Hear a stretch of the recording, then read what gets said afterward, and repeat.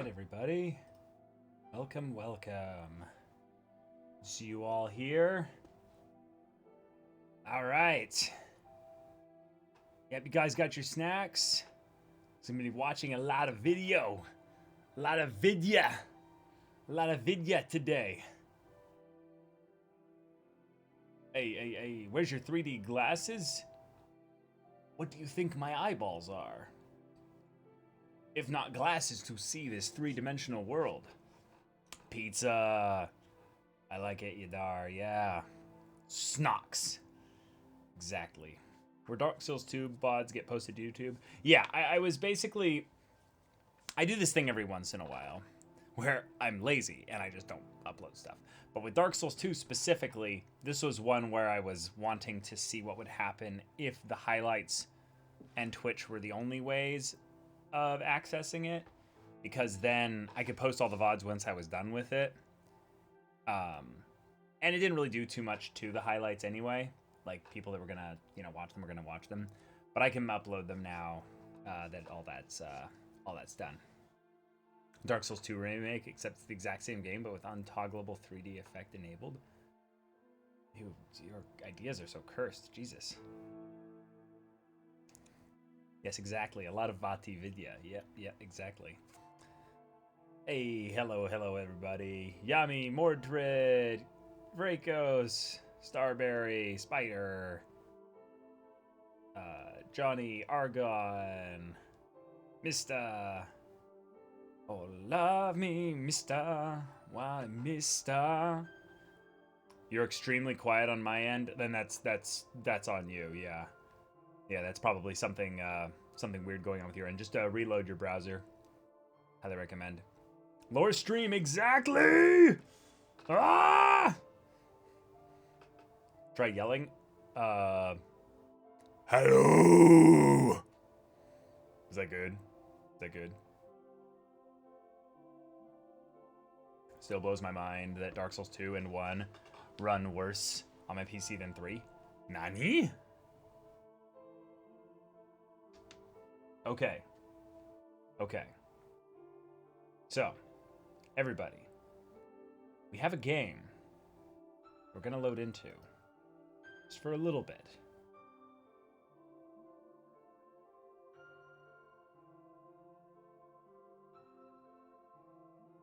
Because there's quite a bit of time we spent on this game.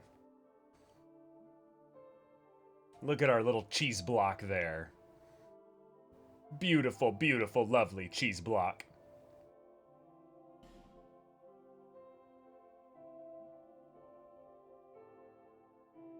Is it time for me to tell you that what was in the chest at the bottom of Maldron's tower? Oh, what could it have been? Zap, thank you so much for the gifted sub. Appreciate it. Also, Hakogami, thank you so much for the tier 1 sub as well. Okay, cool. We are in a unique position for a Souls game. As in, we only have 2 Souls game experiences on this channel. But the point stands that... Wait, did I take it off my... I did.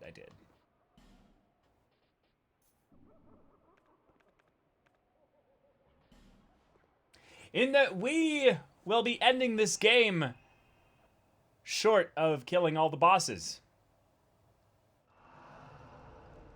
And that is something that I did not believe that I would be doing starting this playthrough. But after encountering some of the bosses that I would very much just not, could not be bothered, especially since they are optional, to actually endure through. Yeah, if we count Gank Squad as a boss. Yeah, exactly. I will be doing a boss tier list, though. So this is going to be weird in that I will have bosses on the tier list that I won't even recognize because I won't even know what they are. But I am excited to get to Dark Souls 3. This is essentially a Dark Souls 3 waiting room. Wednesday. For those of you that are just tuning in, welcome. But I will be starting Dark Souls 3 on Wednesday, and there will be highlights of Dark Souls 3 for the playthrough in its entirety every Wednesday and Friday until that is done. So, what we will do from here on out is we'll wander about the game. We'll have a little bit of an exploration of sorts. Do a little bit of odds and ends. This stuff won't be included in like the highlight or what have you. And then we'll take breaks every once in a while to do lore reactions. Once the lore reactions are about, I don't know, about halfway done in general, I'm going to ask that anyone that is in chat ask the mods if you have like a specific video that's Dark Souls 2 specifically related, and it's short. I mean, really short. And we'll see about passing along potentially some that could be like on the meme side of things or the silly side of things. Ones that aren't necessarily lore videos or just gameplay, let's play footage or something like that, but something silly that I can check out. This is going to be a longer stream. This is going to be a longer stream in general. So, like, we're not going to be, like, running short on time in that regard. So we're going to be taking this very chill, very, very relaxed and slow. I will not be fighting any bosses, though, in-game. I'm just going to be going around to places that you guys could recommend. Be like, hey, go check out this bonfire. There's a thing we want you to see that you skipped. And you can explain it, do what have you. And that'll be cool. Yes. Other than that, though, welcome! I am very happy to be on the other end of at least all the bosses y'all have said are considered to be like the best bosses in Dark Souls 2. Because that DLC like trilogy experience really, really upgraded Dark Souls 2 as a overall game in my mind. Not a lot, but it definitely upgraded.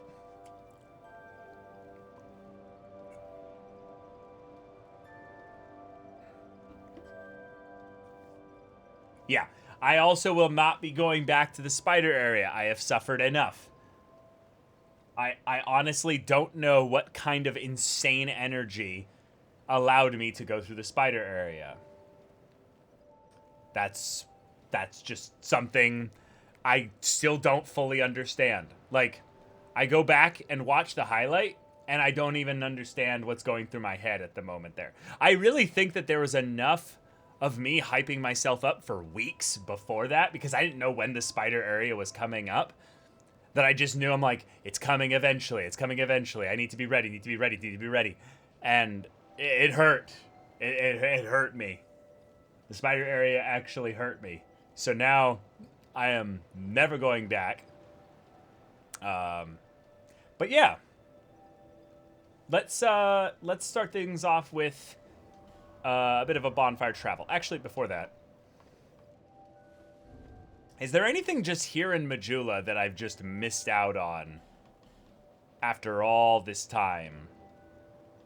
I have all these boss souls as well. I could find the other boss weapon vendor, unless that's literally in the spider area. Then I guess I'm not doing that. I think I need like 55k souls in order to level up. Oh my god, I'm literally like 850 off. That's funny. You missed something in Majula. Talk to the armorer.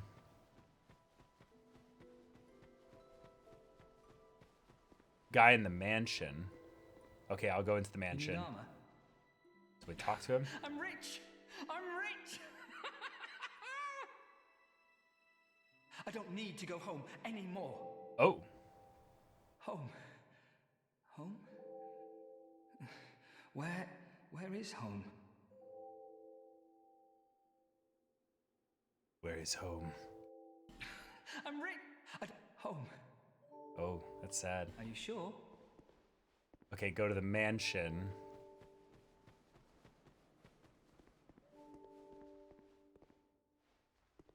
Is this someone that's using the study now? Talk to him with 0 souls. Oh, okay. Hold on. Need to find the stairs.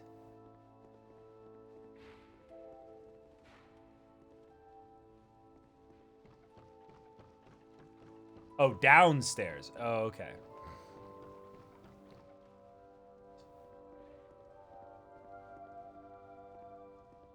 Oh, shit. This is,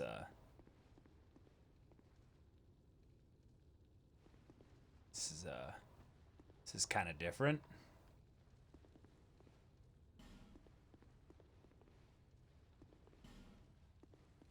Odd. Okay.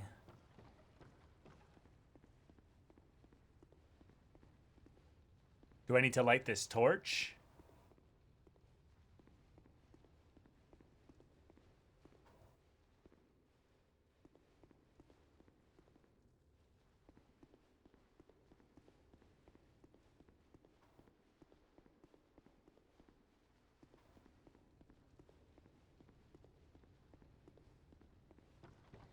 Oh, there was an NPC that would have been down there.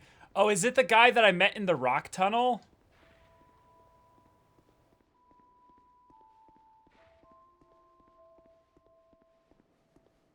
Yeah, that's true. We never saw him again. Where did he go?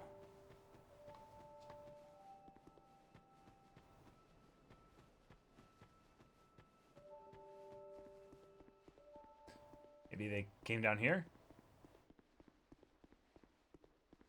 Hey, Zap, thank you so much for the 100 bits. You're pretty cool. You and Jacob are top tier content creators in Dark Souls 3. Oh, that's really sweet. Wait, pray? Pray to this coffin? Why the fuck would I pray to a goddamn cleric?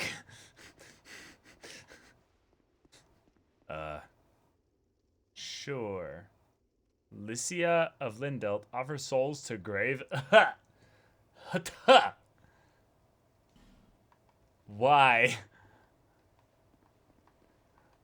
Why would I give souls to a dead? Like, I don't to kill her again, obviously. Wait, would she resurrect if we gave her grave souls? Oh my god. Yeah, I don't want to waste time over here.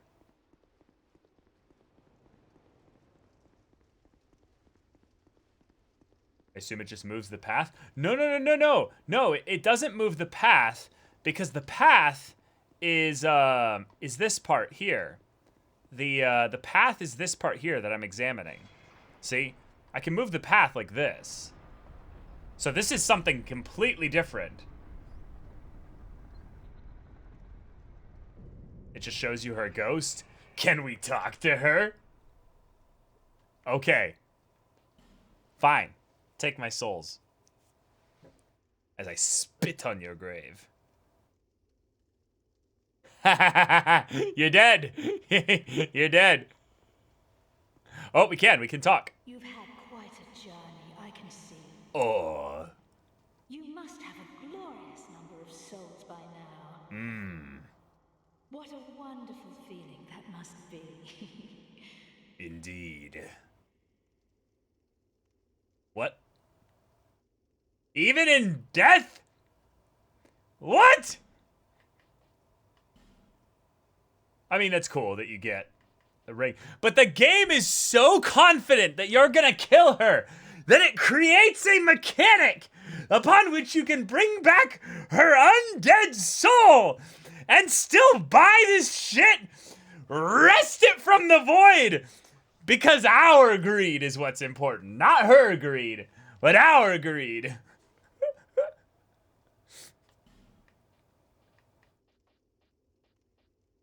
Oh my god.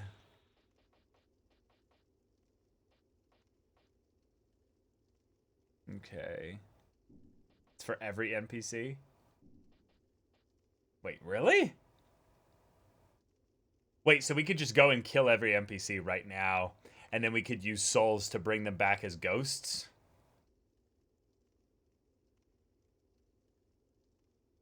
Are you saying what I think you're saying?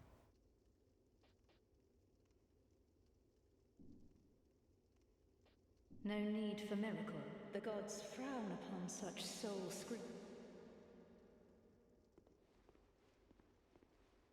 I'm on a mission from God.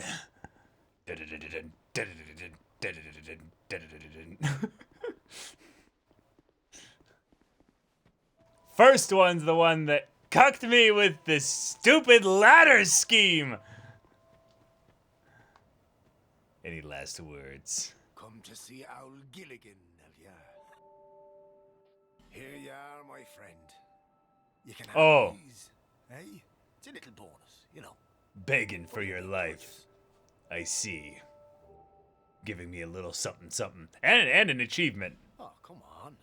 Don't look so glum. I'm trying to be nice here. You're hopeless, I tell you. True. Oh, I should have listened to the warnings. This place is flippin' mental. Huh? No, I wasn't born here. I'm from a wee way. Old Gilligan, I think we'll let him live. I've seen some rough times. I think I'll settle down for a while. You wouldn't believe the shenanigans that He also uses the word shenanigans. He definitely should live. At least here in the middle of nowhere, I could stay clear of, you know, my old pals. Oh, don't ask me what happened. Have you no discretion, me old chum? I will keep asking. Well, search me. I don't swing that way. Around here toss all their rubbish. Corpses or you know what. Or whatever they'd rather be rid of. Oh, and those human statues? Yeah. What are they supposed to be? I don't know. Anybody, I suppose. Probably just some old pagan costume. What's it like at the bottom of the hole?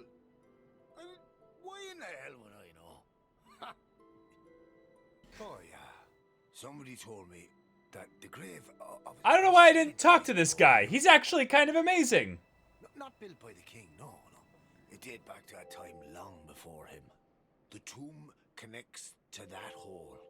And there's something about some rat king down there. Yes. Hell, The Rat King. if the old rat is as rich as they say, maybe I should go and pay him a visit. Oh, I should have listened. Huh? Seems. Okay. Okay, you're not that bad. Alright. Then... I think we're at that point. I think we're at that point to start getting some lore in here. Yeah, what actually, this is a good thing to just immediately clarify. Chat, name the bosses that we did not kill. We have the trio Gank Squad. We have Maldron, I swear to God. Yeah, I saw people mentioning Frosty Boys before. Gank Squad, Lud and Zalin, and the King's Pets. Okay. Okay, gotcha. So that's 3 bosses?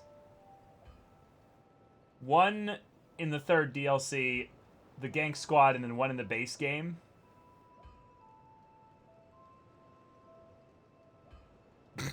You guys at Maldron. Oh my god.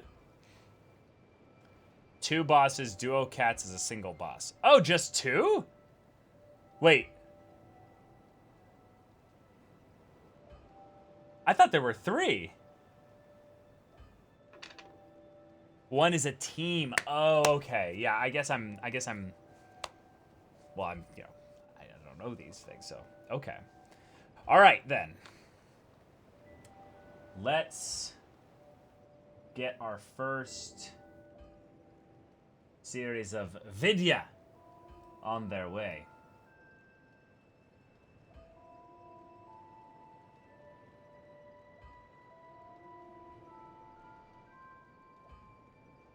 This video... Whoa, loud. Jesus.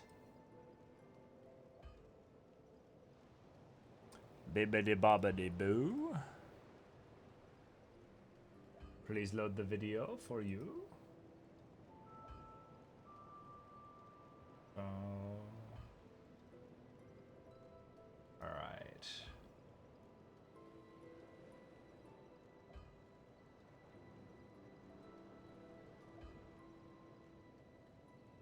Okay. Almost got it set up.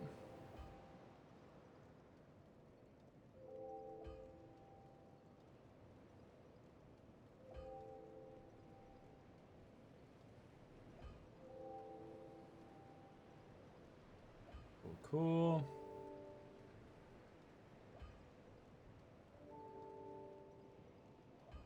Looks good. Okay, so first video is a Vati video called Dark Souls 2 Story Explained.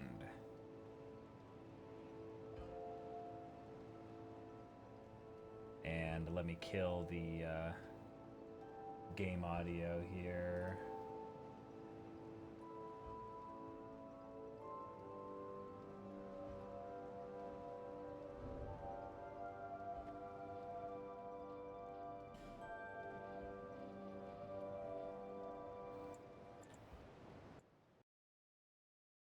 Cool.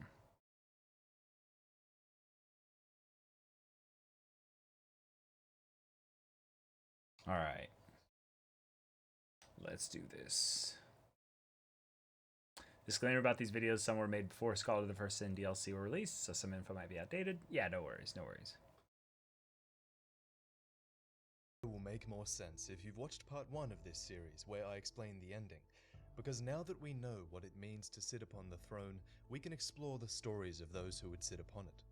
And it turns out, the original king of Drangleic, Vendrick, was supposed to link the flame and sit the throne, but he never did. Okay. And when you acquire his soul, it is a soul of he who would link the flame. Queen Nashandra also makes reference to this when you visit her in the throne room. The last king of this land, King Vendrick, as he was called. There we go. How's that, volume-wise? He was less of a king than you might imagine. Right, so we see He the found broken and strength fallen to king rule his here at the people. bottom. And when the undead were born, cursed, he found more strength to face them. But in the end, he never took the true throne. A true monarch is much more than a ruler of men. A true monarch carries the weight of their souls. If a true monarch must carry a huge weight of souls and incinerate himself in the kiln to link the fire, then perhaps Vendrick wanted none of it. So now we go back before there was a king, a queen, and back before Vendrick's kingdom of Drangleic was even founded. Many kingdoms have risen and fallen on the spot that is now called Drangleic. The kingdoms take different shapes, but the framework is always the same. There's always a king, there's always the undead curse, and there are always 4 powerful souls. Back in Dark Souls 1, there were 4 great ones. It's likely Because video game. these were the first 4 great ones, as they found their souls within the first flame. Many kingdoms have risen and fallen on this very spot, each like a great flame that turns to soot. King Vendrick founded Drangleic. He vanquished the 4 great ones and built this kingdom upon their souls. Vendrick crushed the kingdom and the 4 great ones who existed before him. He then instigated a powerful kingdom named Drangleic, which came about due to those who fought for him. The ring bearing the soldier's seal was granted to warriors who distinguished themselves in the service of King Vendrick. He also commanded the Dragon Riders, elite knights straddling dragons, who helped him crush the kingdom's former inhabitants. Drangleic was built upon the graves of those they defeated, and his kingdom prospered. But Vendrick wasn't just interested in gaining the throne, he also sought to maintain it. And then there was a queen. The king had a dear queen, a woman of unparalleled beauty. Long ago, the queen came to us, alone, from a faraway land. Right, so to clarify, make sure I'm following this correctly. Queen Nashandra came from the realm of the giants. And she was already a thief at that point, having stolen a fragment of the dark, right?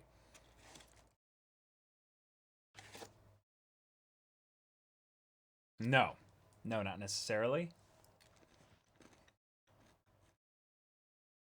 She was a piece of the dark. Right. She's a fragment of Manus. Yeah. Mm-hmm.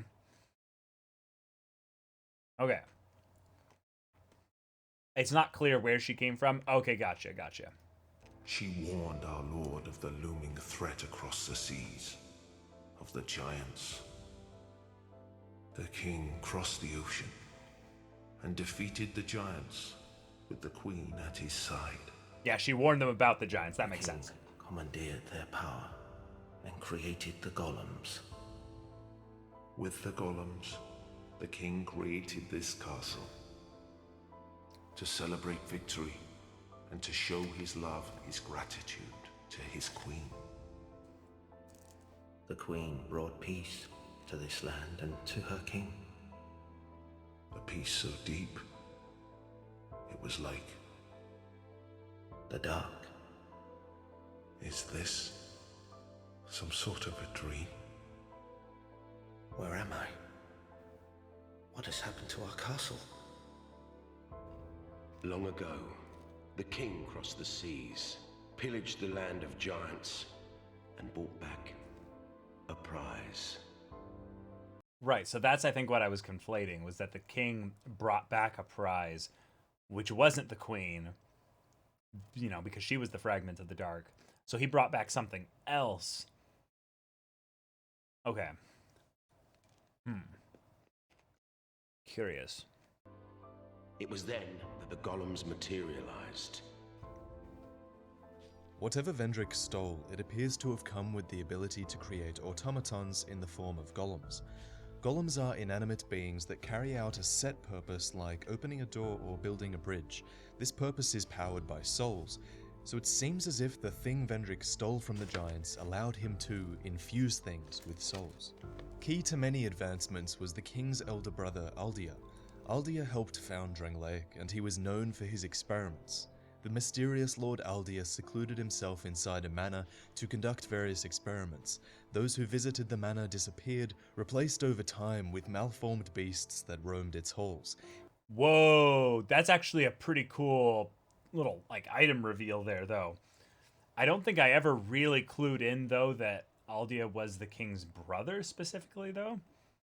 But just the idea that we have something kind of in a weird way similar to Seethe, in that we have a being that locked themselves away,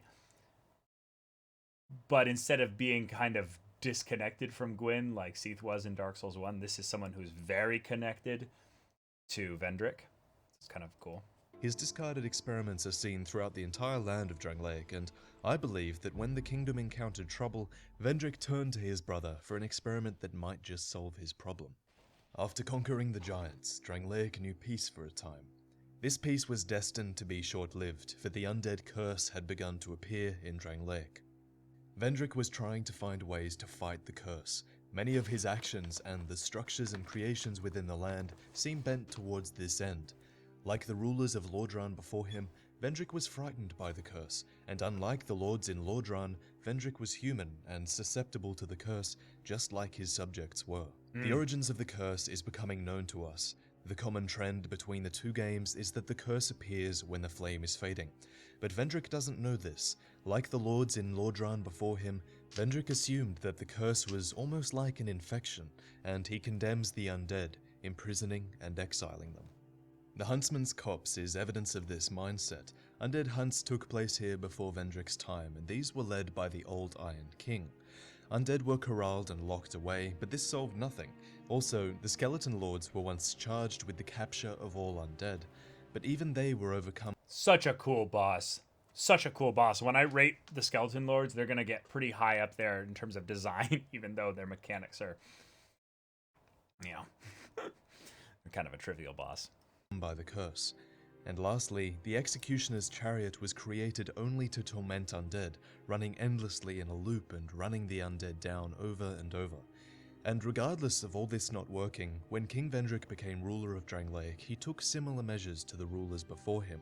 Long ago, the dungeons overflowed with the accursed, and the king commanded a contorted sentry to deliver those with no cells to a faraway land, to make certain that they were never heard from again. We all fought the Flexile sentry, who waits in a boat outside No Man's Wharf. When the bell is rung, it signals that a new shipment has arrived, and the Flexile sentry comes in to take them away. The king also hired Shadowmen to put down the Hollows, but before long, they were hollowed themselves. And we see the Pursuer, which is a being without much backstory, other than his purpose to hunt down bearers of the curse and cut them down. During all this, Vendrick's time was running out. A powerful soul is like a curse, and Vendrick, king of Drangleic, used a powerful soul to keep the curse at bay. Soldan tells us that the curse is— Whoa. That was something that was kind of funny. There's just noise there. But, the king used a single powerful soul to keep the curse at bay? That's kind of nutty, actually. Like, that's really nutty. Is traceable to the soul. If the soul is the essence of life itself, then the real curse must be to walk this very earth. Vendrick is commonly touted as one who peered straight into the essence of the soul, presumably in an attempt to understand this curse. Vendrick and his brother Aldia began trying to discover the secrets of life itself. The malformed claws tell us this, saying that Aldia viewed the undead as key to this mystery. At some point, I think it's likely that they stumbled upon something that we know, but they didn't. That the curse of the undead seems to be tied to the fading flame. That previous kingdoms saw the undead curse appear when the first flame faded, or that a cycle was taking place where kingdoms were rising into an age of fire and falling into an age of dark. That there was almost some sort of fate involved. Sure. From item descriptions and from Aldia's creations, we can see that Vendrick and Aldia were trying to find a way to cheat fate. It looks like they were trying to find a way to preserve their kingdom, so that fate would not recycle their kingdom just like all the others. But how do you cheat fate? The seed of a tree of giants tells us that death is not the end, for anything that has ever once lived remains a part of a great cycle of regeneration. But what of those outside the cycle? The only things outside the cycle of death and rebirth are those that never lived at all. The ancient dragons. Aldia kept giants in his manor and attempted to recreate a dragon, but after some time, he was not heard from again. We find the ancient dragon at the peak of the Dragon Eyrie. It's a really peculiar being, as it drops a giant soul upon death, along with dragon bones. Yeah. It's almost as if Aldia used a giant soul to construct such a being. We know that after Vendrick invaded the giants, he came back with the ability to construct golems. He could also infuse souls into inanimate objects. What if Aldia tried to reanimate an ancient dragon in the same manner? The powerful soul would give life to the inanimate bones, just like regular souls give life to the golems. You'll find a great creature far to the east. A colossal thing with the strength to match its size. Or something playing the part at least. Brave undead, what did that dragon tell you? Okay, thanks, Johnny. Yeah. That's good to know. Just something in the game that I missed. Okay. Thing is a prop, a false deity. Don't be fooled, my undead. It's possible, considering all this, that Aldia thought that by reviving the ancient dragon, he could revive a being that was outside the shackles of fate. The ancient dragons of Dark Souls once were outside the cycle of fire and dark, living in a lifeless age of grey. He went further than this, though, when you consider the dialogue of Shanalot, the Emerald Herald. Yeah, it's kind of interesting, actually, that dragons existed before Disparity, to the point that, in some ways, we kind of fucked it up. Not really the humans specifically, but just Gwyn and everyone kind of fucked it up by going and hunting and destroying the dragons. Because if they still, kind of had some existence that we could, attach onto, maybe at the very least we could, learn things from them. It's just like everything was in a state of perpetuity and, eternal, solidity. But then, we bring chaos now. Okay, well, here we go. My name is Shanalot. The dragon gave me this name, for I was born with none. I was born of dragons, contrived by men. Born of dragons, contrived by men. It looks as if Aldia attempted to birth another Firekeeper, a melding of human and dragon in the form of Shanalot, the Emerald Herald, one who could break the shackles of fate itself and maintain the fires indefinitely. Okay. They say that she is the last Firekeeper. Yeah. But they say a lot of things. But they failed. I did not come out as intended. Yeah, that guy was Fate interesting. rested, and men were cursed once again. At some point during all this, the giants must have rallied and invaded Drangleic with a vengeance. This battle spans multiple generations, bringing Drangleic to ruin. My father and his father both fought the giants on this very land. Soon, the giants will descend upon this fort. It is revenge for the kingdom's misguided barbarism. My blade may break, my arrows fall wide, but my will shall never be broken. In the midst of this invasion, I think that King Vendrick had a chilling realization. Vendrick's attempt to create the Emerald Herald tells us that he understands a cycle is taking place, a cycle where kingdoms are born into an age of light and eventually descend into darkness. When the darkness comes, undead appear. So when he considers this, everything must have become clear. When someone like Vendrick considered where the darkness must have come from in his kingdom, he would have realized that it came to him long ago. This queen made him invade the giants. This queen got his kingdom into the state it was in, and this queen came before a darkening kingdom. When he considers this, everything makes sense.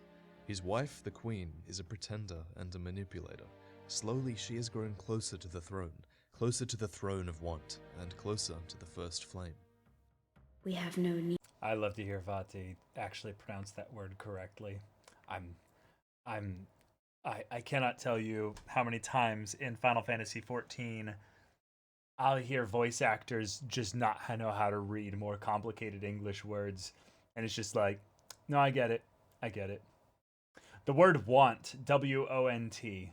It's a word that you'd never hear in like anyone in the U.S. or I don't know anyone really say nowadays, but it's a really cool word. But yeah, yeah, exactly. Ethan, we did have this conversation last night. Oh my gosh, it's funny.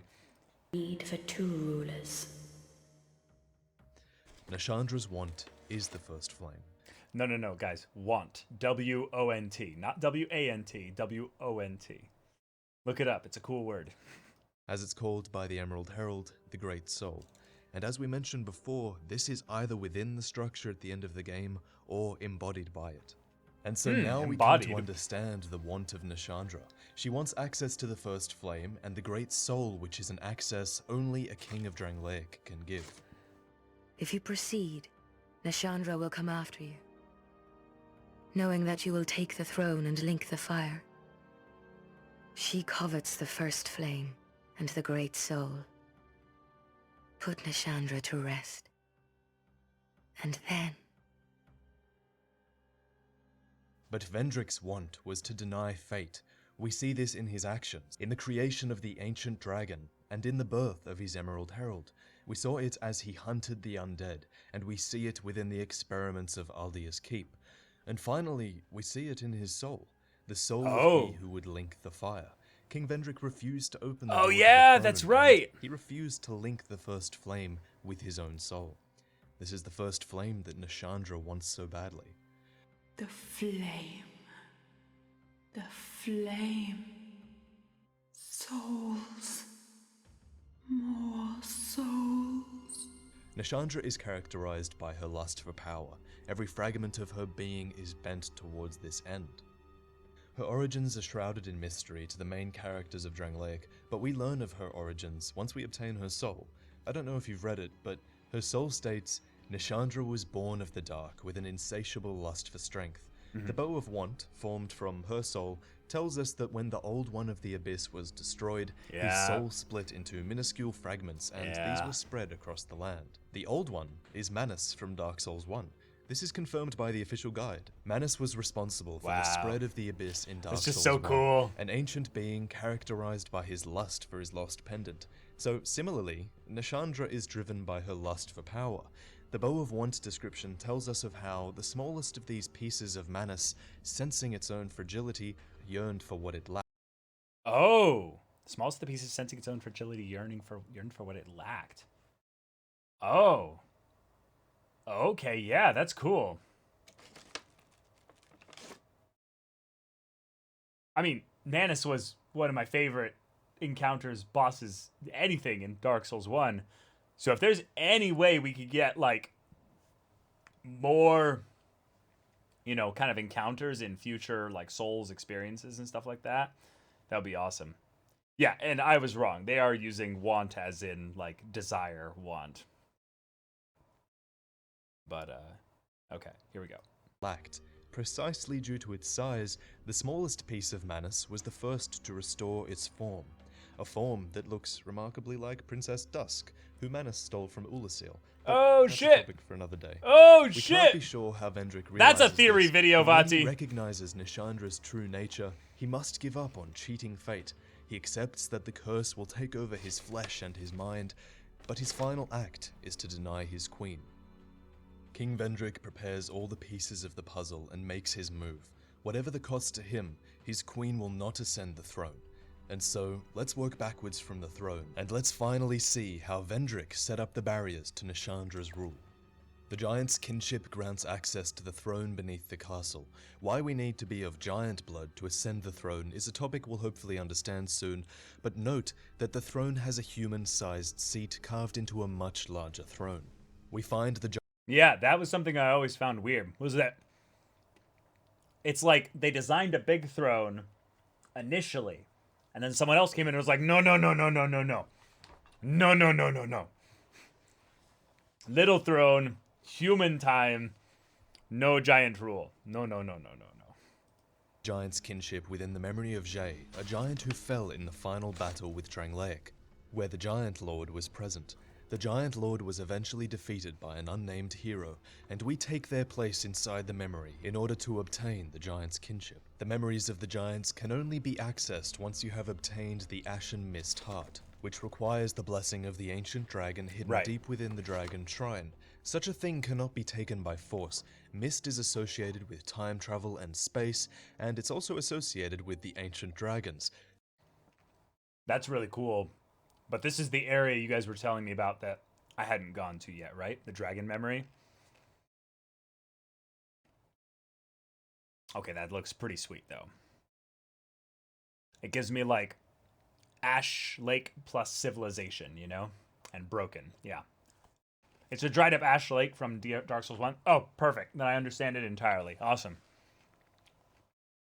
Yeah, it looks freaking awesome. So it makes a degree of sense then that the false ancient dragon should have the ability to give you something like this. Something to access the memory of giants, something to get the giant's kinship, and something to let you access the throne. The doors to all of these things only open when one wears the king's ring. The king resided in Drangleic Castle with his queen, but eventually retreated deeper within it with his ring.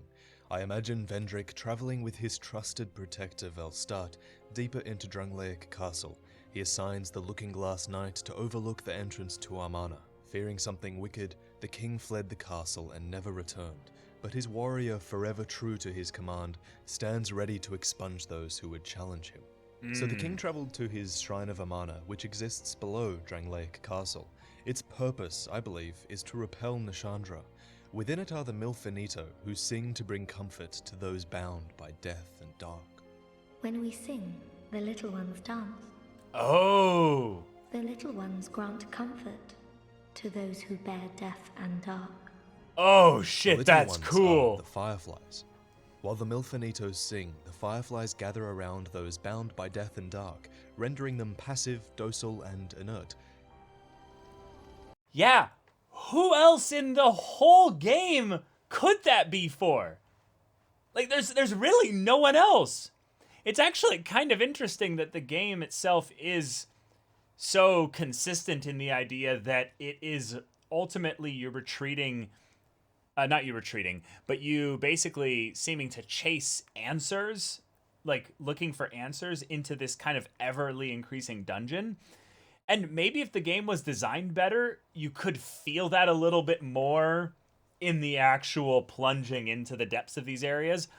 But a lot of the areas felt so, like, stitched together in terms of how it all makes sense that you can tell even then that Vati Vidya needs to kind of cherry pick out the very important things that are tied directly to the king, because there's so much other game stuff out there that just must be, well, kind of irrelevant in that regard. If we stop them singing, then the creatures of death and dark become aggressive and revert to their natural selves. Nashandra's very being is death and dark, and she would be bound by this calming force if she attempted to travel through here. Within Drangleic Castle, we also see a captured Milfanito, which presumably was taken by the queen as she attempted to penetrate. Wait, that's one of those creepy crawlies? In the Shrine of Amana? What? I didn't know that. Penetrate the shrine after Vendrick went through it. So at one point when Vendrick is traveling through the shrine... Oh, I'm dumb. The girl that was singing inside. Yeah. The one that was caged up. I'm dumb. Never mind. He splits himself apart from his soul and places it behind a door only openable by a human. Maybe one day the chosen undead will pass through here, unable to be broken down by the undead curse. Hence, they will be human and able to open this door and obtain the king's soul. And okay, that's funny. I must have just walked in here and I was human enough as is. I don't think I ever really needed to do anything like that. Maybe then they'll understand.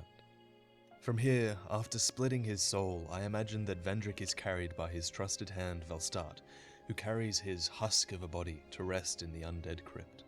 Velstart, known as the Royal Aegis, gave himself to the king, both in life and death. Vendrick's armor is placed in a neat pile, with the king's ring ready to be taken by a worthy undead. Perhaps his gear is put aside by Velstart in the hopes that the chosen undead will take the ring and what he needs, but not harm the king he has been charged with protecting.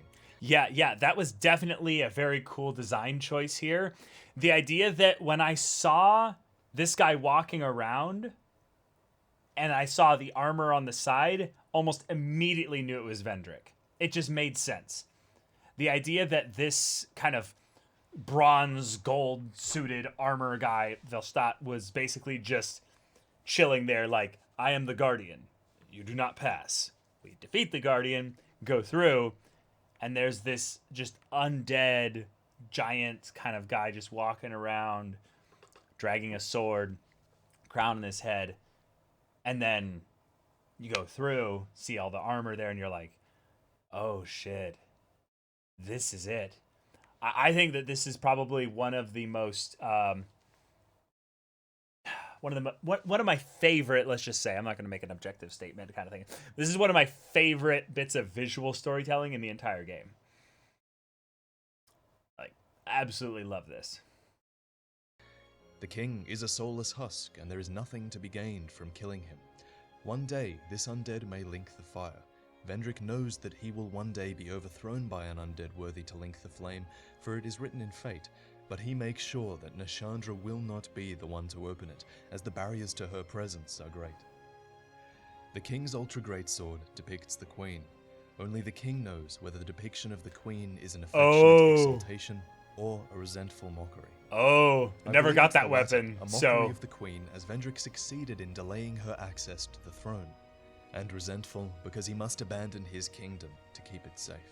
Nashandra waits. During all this, she guides the undead, knowing she can't hope to ascend the throne without you. If you go back to her at different points in the game, she'll tell you about the dragon in the shrine and the king in the crypt. She encourages you to descend upon the throne of want, and waits until you take out the throne watcher and the throne defender before finally presenting herself. Wow. Brave undead. That's cool. You have proven yourself to me.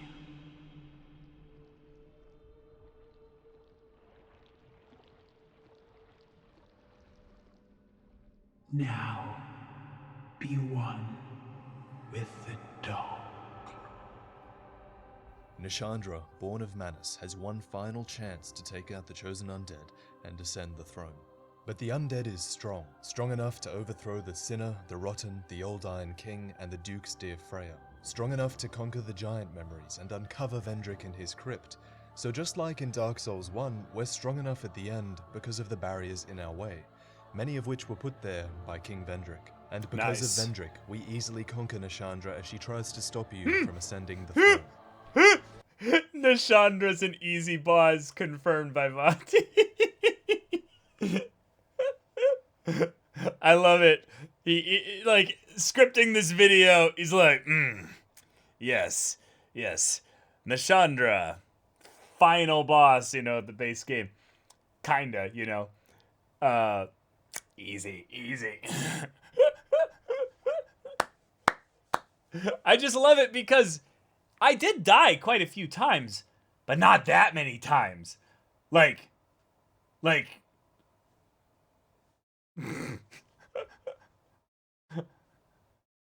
Yeah, Dark Souls 2 bosses have bad get off me tools. It's a problem. Yeah, I agree. Yeah. Hope you enjoyed these two videos, guys. These two took a long time to research and make, and even then, I'm nowhere near answering all the questions in this game. There's so much left to uncover, so many things that I left out of this video, just for simplicity's sake. I have a bunch of these questions listed in the description, and I'll probably make a video talking about them at some point. But if you wanted to try and answer some of them with your own theories in the comments down below that like button, then I think that would this is what was submitted to me, guys. Anyway, click on the bonfire if you enjoy my content. And there's a reason why I guess the first video was skipped. I'll see you over on Patreon with the small community I have over there. But regardless of that, I'll see you in the next video. Later, guys. Cool. Great Sovereign, take your throne. What lies ahead, only you can see. Awesome.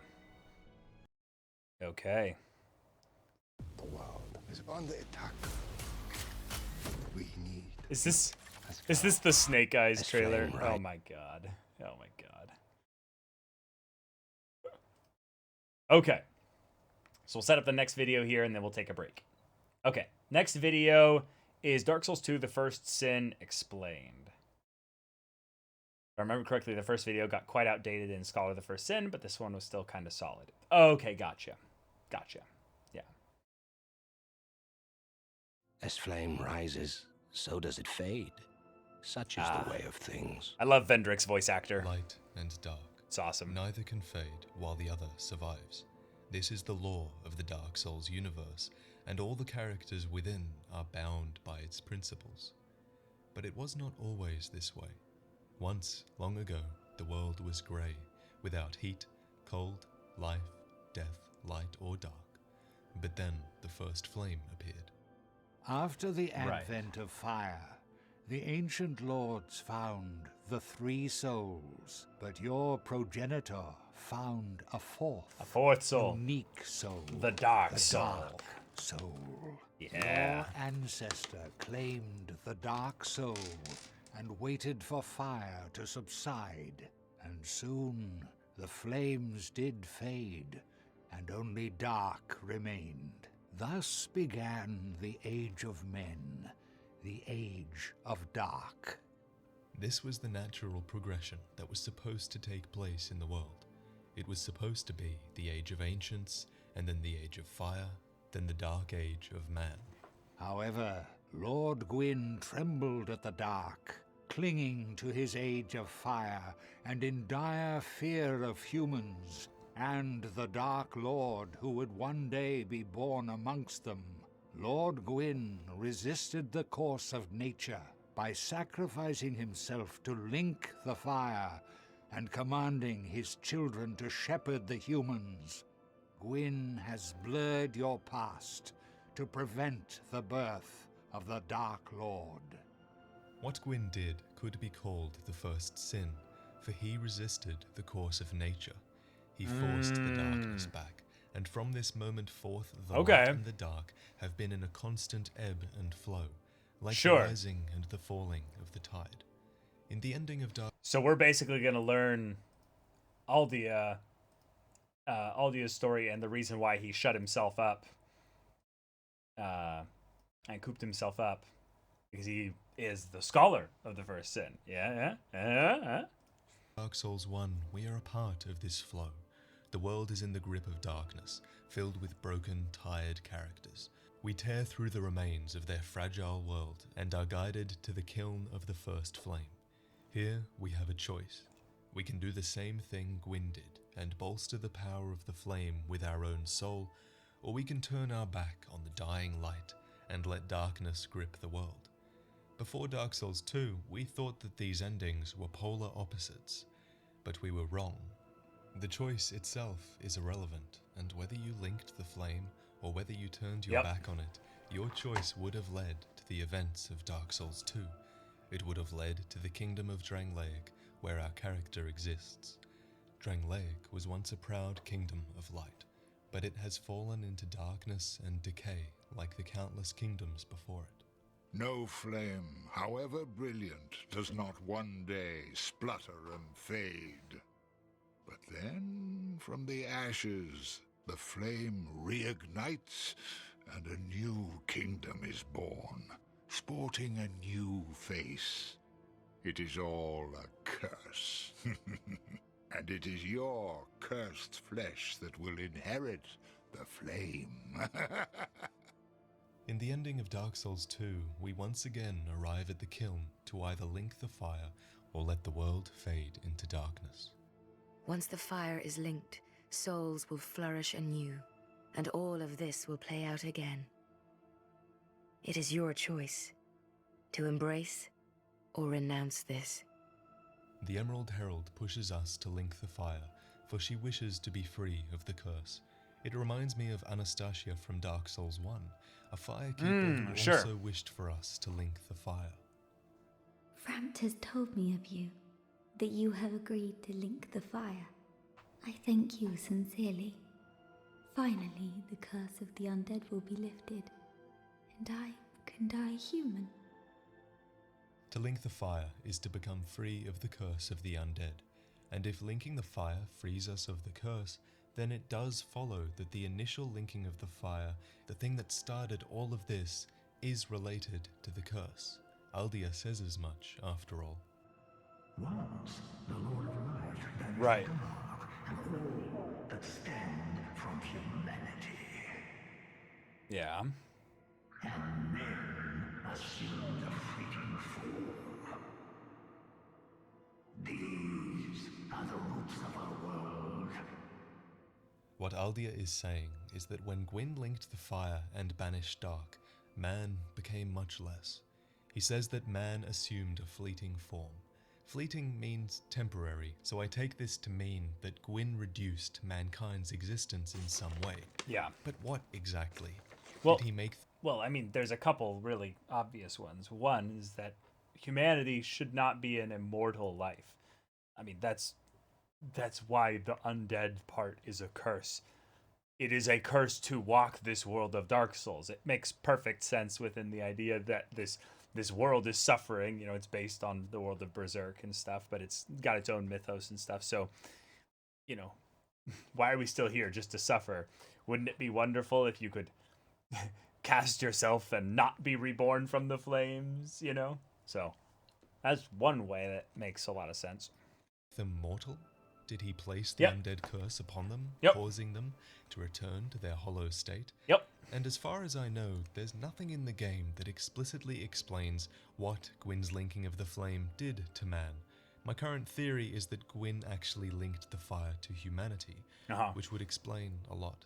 By doing this, he could feed the flame with humanity's souls, plus it would explain why we respawn at the bonfire, why we kindle the bonfire, and why we're drawn to it even though our nature is inherently dark. Dark, yep. Agdane says. In the past, ooh, this guy. Humans were one with the dark. And we are one with it no longer. Men are props in states of life, and no matter how tender, how explicit, the lie will remain alive. Men became something to be used. You can hear the fury in his voice when he says this, because Aldia realizes that men were supposed to inherit the world, but they can't, because the world seems stuck in a cycle of light and dark. Men had everything taken from them, but this defines them. They are fateless, but they still want for more. And so they loved, they lost, and they achieved, all within the bounds of their desire. Yeah, but if you don't have death, if you don't have, disparity, then what's the point? That's basically going hollow. Yeah. And the idea that, fire is, you could talk about that like the soul or something, but even nowadays we know like our soul or what have you, our primal essence isn't anything that's inherently good or evil, light or dark or anything like that. It's just a little fount of chaos. So maybe the point is that by being linked to one specifically instead of the other, the course of humanity needs to revert back eventually, otherwise things lose disparity. I don't know. Peace grants men the illusion of life. While the flame is at its height and the world is peaceful, mankind seems able to die.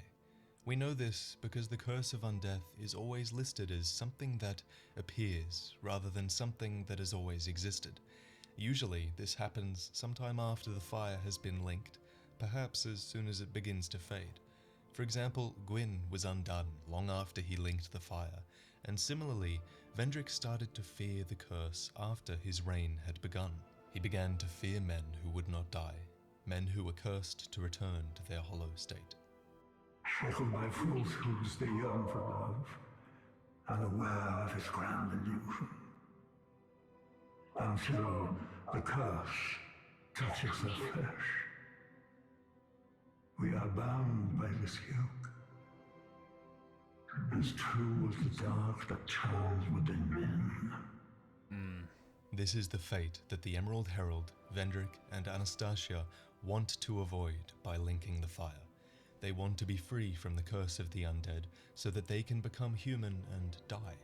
Better to die than to become a soulless husk like you see in the trailer. So in the original ending of Dark Souls 2, you could choose to link the fire, or you could choose to let it fade. Both are irrelevant, because the world of Dark Souls 2 is defined by the countless civilizations that have risen and fallen.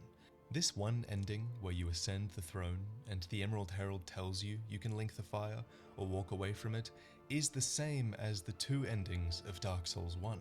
Oh, because sure. whether you link the fire or extend the Age of Dark, you become part of the cycle. So Yeah. Dark Souls 2 gives you no in-game choice to be made, because in this game, you are supposed to have learned that there is no significant choice to be made.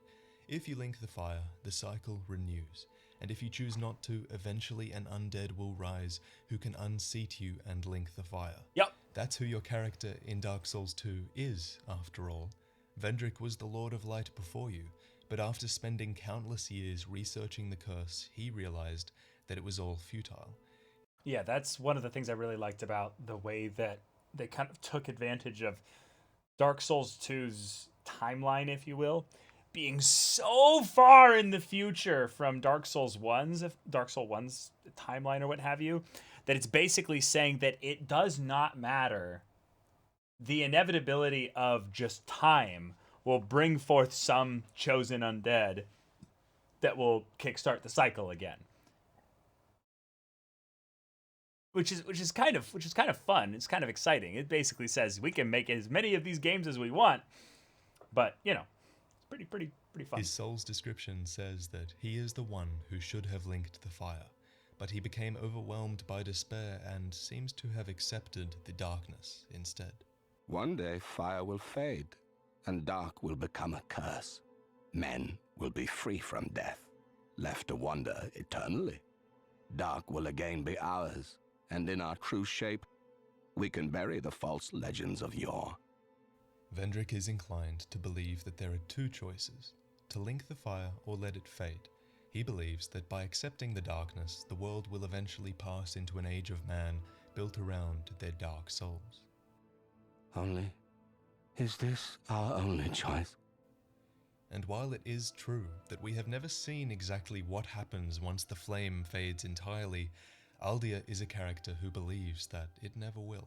Young Arlo, there are but two paths. Inherit the order of this world, or destroy it. But only a true monarch can make such a choice. To link the fire or to let it fade. These aren't two choices, they're one. This is what Aldia calls inheriting the order of the world. It's the order Gwyn began long ago when he linked the flame, forcing the darkness and the light into a constant ebb and flow, a cycle that would repeat itself throughout the centuries. But Aldia tells us of a second choice, not to inherit the order of the world, but to destroy the cycle entirely.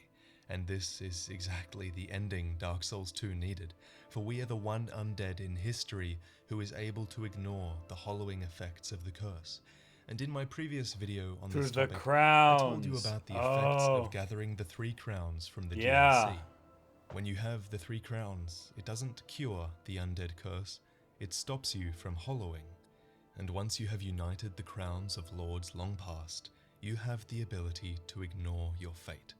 You can now exist outside of the cycle, for while every other undead is immortal, you are the only one who will never be broken by the curse, and you are the one who will never hollow. Many monarchs have come and gone. One drowned in poison, another succumbed to flame.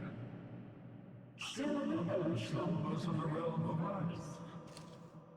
Not one of them stood here. As you do now. That's cool. You, conqueror of adversities. Give us your answer. Throughout the entire game, we've been told that we do what we do without really knowing why. But that is exactly what it means to be man. It's exactly what is required of you in the end.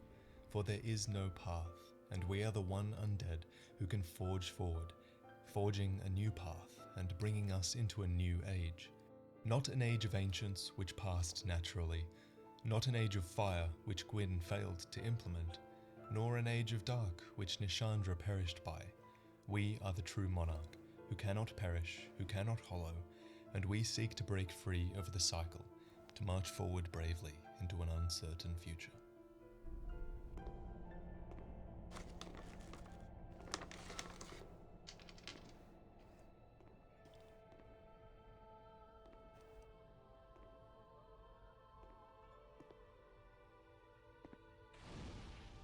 Oh, this is the other ending?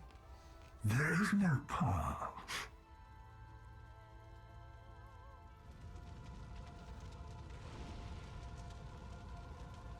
Beyond the scope of light, beyond the reach of dark.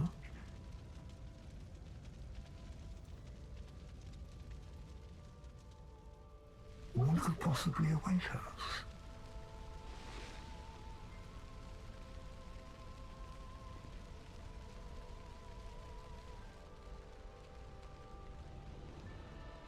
Oh, cool. And yet we seek it insatiably. Such is our fate.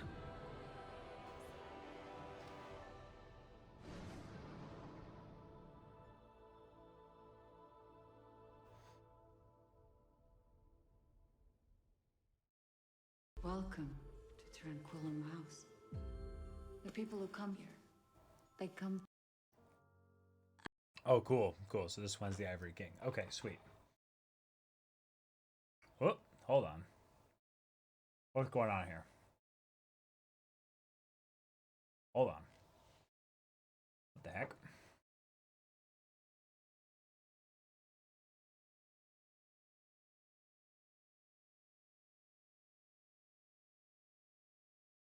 Maybe we just pop this down.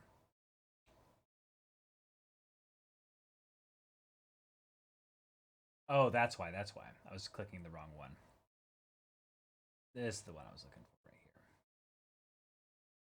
Cool. Okay. Okay. Well, that's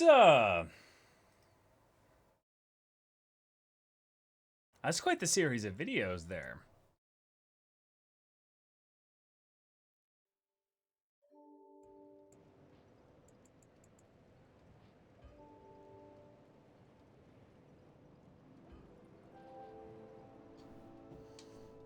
Okay. Pretty unpopular opinion, but Ivory King is my favorite Dark Souls 2 boss fight. Oh, that's cool. Time for Zero Souls armor, perhaps?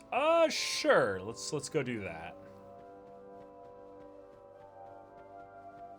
Aye! Cool.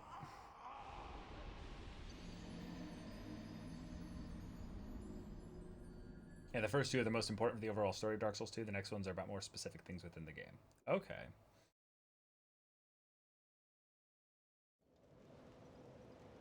Okay. So no souls. We'll go over to the armorer and see what's there. All right. What are some other locations you guys would like me to visit in game too? You need armor? Go ahead.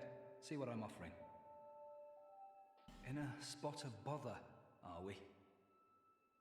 Here, take this. My compliments. Okay. Full armor set. Are you sure? Aris.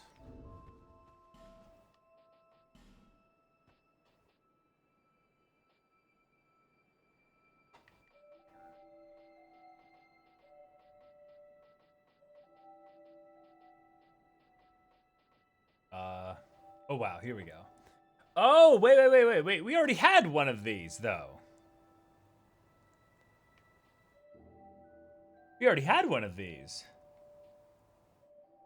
But this one is like lower res or something? One is invisible. Okay. And it raises equipment load. Oh, by like nothing, though.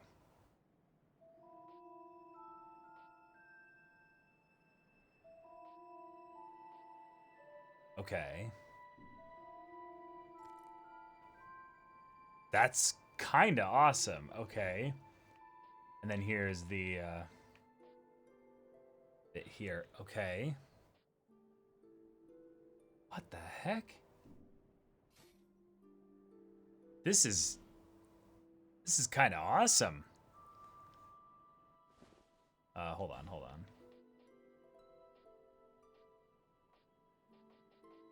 Wait. Oh, here we go.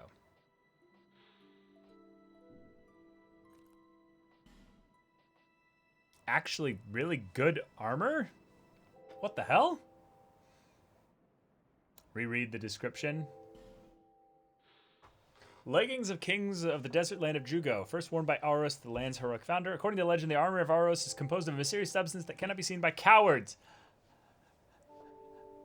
What do your eyes tell you?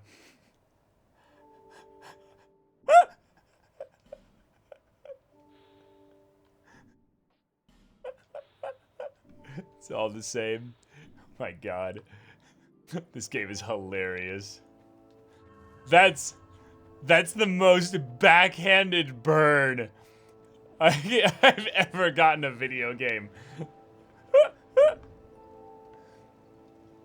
Okay. So let's make ourselves look pretty here in a second. Ah. Clearly.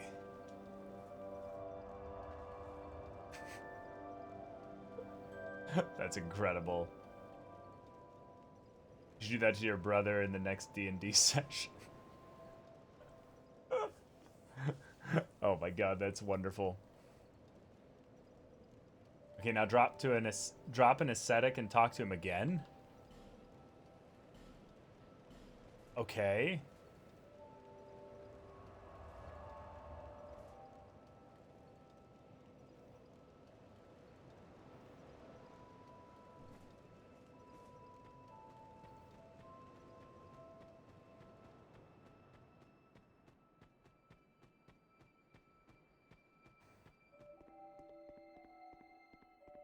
You need armor? Go ahead. I'm rich! I don't need to go home. Home. Okay, buy item.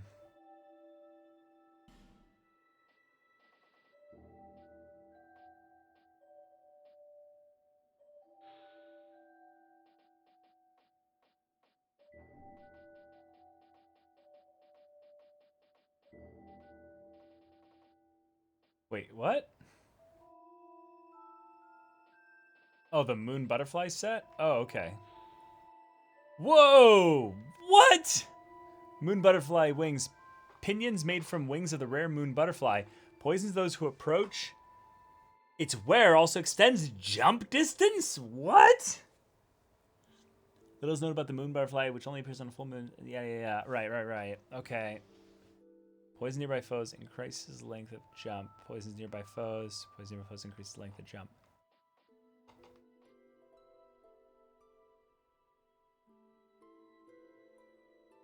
Well, I mean, we have to buy those. We have to buy those. Thanks for the purchase. What the hell? That's crazy. Yeah. Don't worry. I won't wear them. I won't wear them near important people. Okay. How about... Actually, hold on. We went here.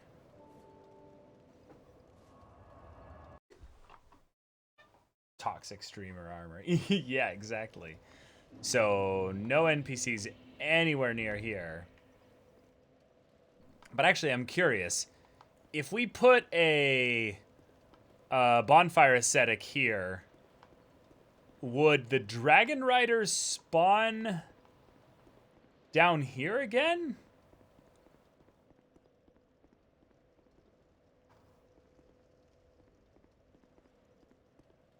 It has to be on the first bonfire, not this one. Oh, okay. Yeah, the one down there. Yeah. Huh. Then okay, let me put on this this armor here though. Oh my god, we're a beautiful butterfly. And we're going to be nude, aren't we? Oh my god. Oh yeah, it does. We do float. Okay. I fly!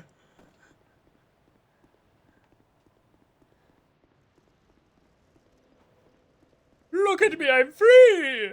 Now, the question is, can you float until you hit... Like, if I jumped off of here, would I float down the whole way, or does it eventually make you drop? Try it.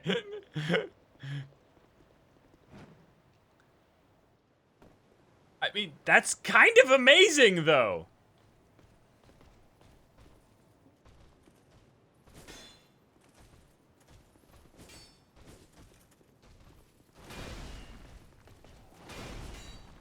Poison you.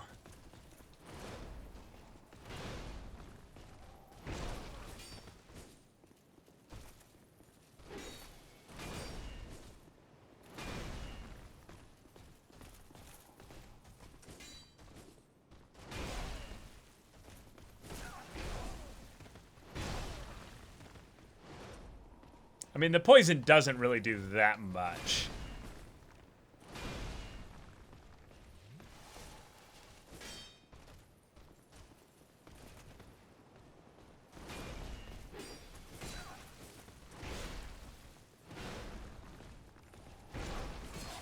Like, look, he's got, like, no health and still not taking any damage.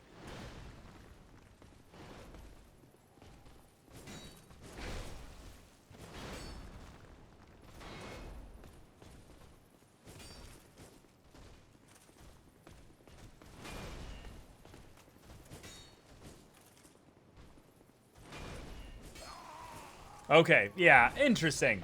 Interesting. As far as, like, oh, the poison has to build up first? Oh, okay. Gotcha. Alright, well, I mean, that's kind of cool, I guess. It's probably better against bosses, you know? And specifically the bosses that actually are, you know, vulnerable to poison in a way. Okay.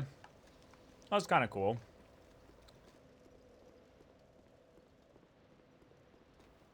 Okay. I love the jumping, though. Where's a place that's got a lot of verticality?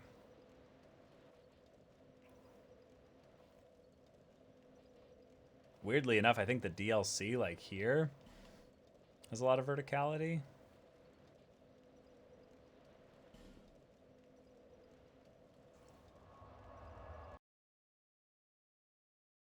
Boss run to Ilana? I don't think so. Actually, this area has a bunch of little ridges that make it so we can't get up there, though.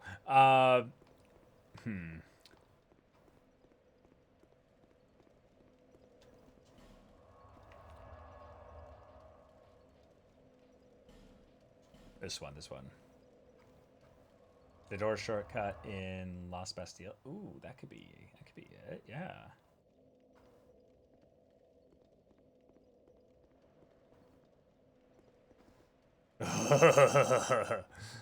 We gotta try this. Okay. Bruh. I gotta see this.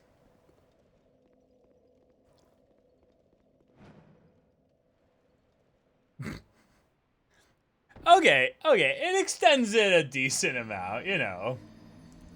As, you know, it's a little bit. The limits have been tested, indeed.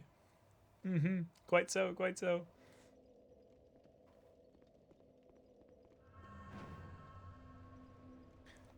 Perfect. A masterclass.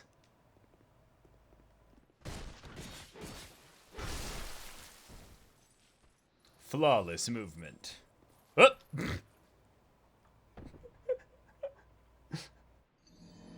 And you don't roll when you land. That's true.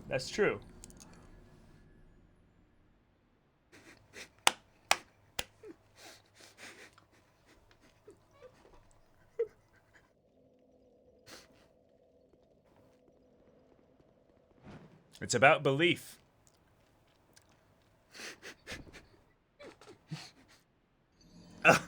Sorry, I meant being the leaf, not belief, you know. Being the leaf. Right. See? When you flew too far. Yes.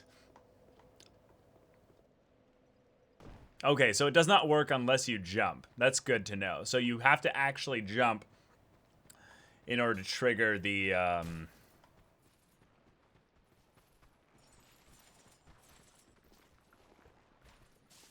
I forgot. Was the ladder?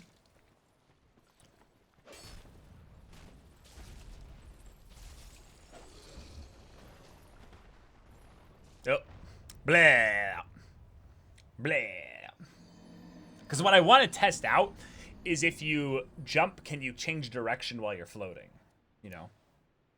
I'm guessing not. What happens if you plunge while floating? Ooh. That's a good question. Okay. Ah! That could have been so cool, but no.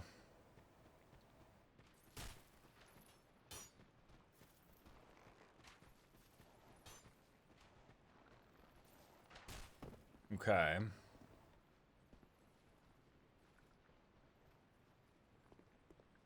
So how...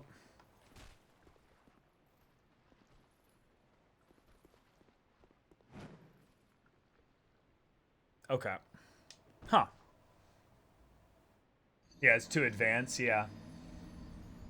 Air control and souls sounds busted. Imagine they put the Chosen Undead in Smash, but it has the worst air acceleration stat of the cast. That's awesome. Okay. Where should we go? What's a place you guys have always wanted me to go, but you couldn't tell me because of spoilers, you know? Where should we go? There's some bonfires we should find. Shaded Woods NPC. I heard a lot of people mentioning that, yeah. Which bonfire?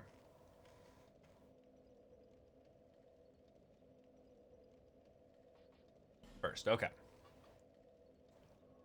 Oh my god, everyone said third immediately after that Black Hamada.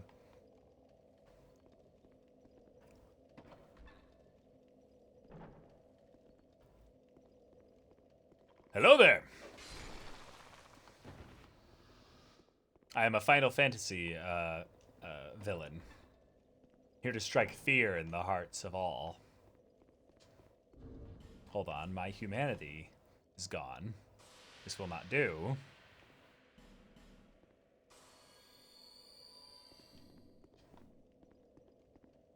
Am I in the wrong place? If I'm in the wrong place, my bad, my bad. I thought you guys said Shaded Ruins. Oh, that's Shaded Woods. Oh my god, I'm sorry, guys. Blah. Here we go.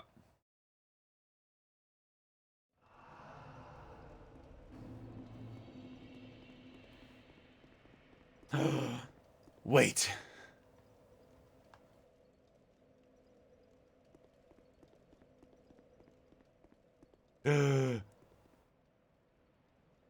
Okay, which way do we go? There's a petrified warrior, line warrior to the right of the bonfire. Impetrify him. So, you're not talking down here, right? You're talking right there, right?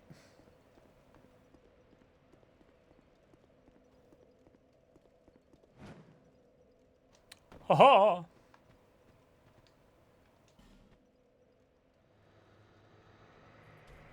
Ah, hello there. My best of friendo. Never mind.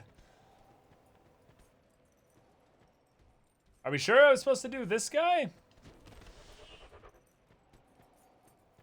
My friend.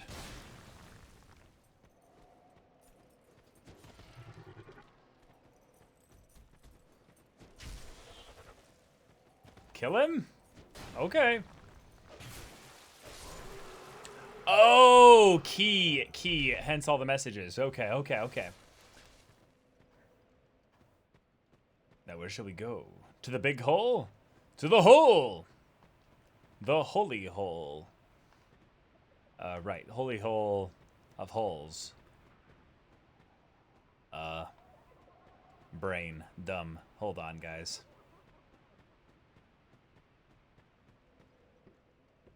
Do-do-do.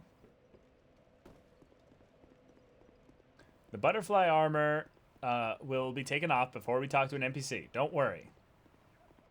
Don't worry. I'm just having fun wearing it here. So this is the big hole, right? Oh, and the door we could never open. Oh, okay. Hello there.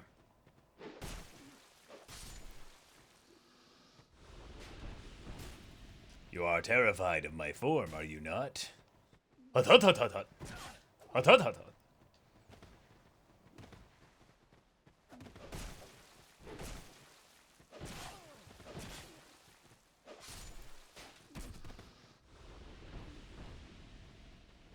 We shall dance.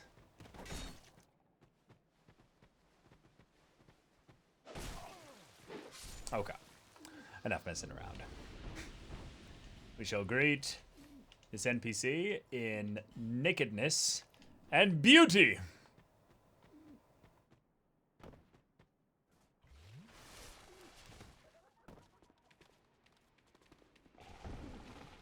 What the hell?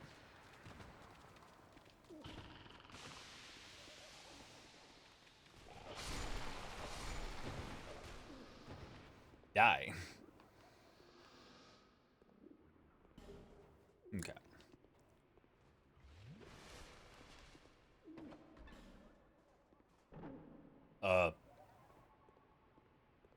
Oh my god. I can talk to one of these? Oh, and a branch. You like to sit on branches, don't you?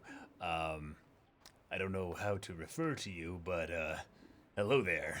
Thank you for helping me. Oh, what a nice voice. Ornifex. Ornifex. I owe you some form of thanks, but have nothing for you at the moment. If it would not trouble you, could you visit my abode just down the way? Thank you, kind traveler. I believe that I can be of assistance if you would visit me at my home. All right. Where is your home? Thank you, kind traveler.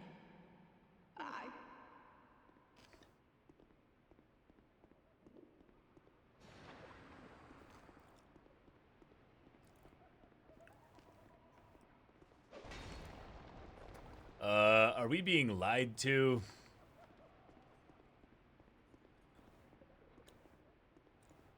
Her home is in the spider land. No! No! Why? No! You lied to me. And for that, she dies. That's just... She's just, yeah. This is the point where she dies. She lied. She lied. It's just the way things go. I was just saying. It's just, you know, that's just the way this is gonna go. Yeah.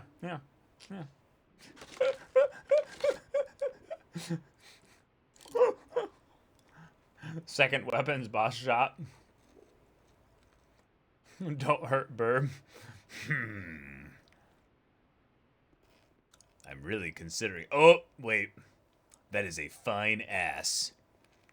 That ass has been sculpted through time and hard work.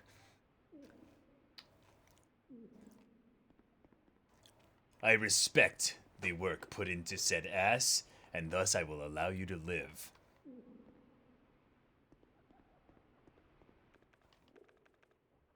Well, why can't I land specifically on there? There we go. I'm not going to the spider area. This was an agreement made before we started anything else this stream. We are not going to Spiderville. That is not happening.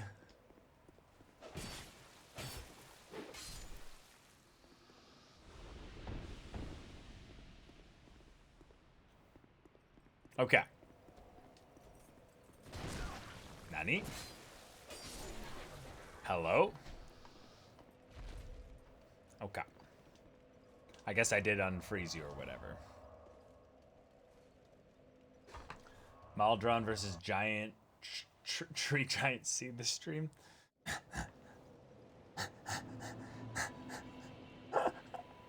Good one, good one. Let's actually do the next set of videos now.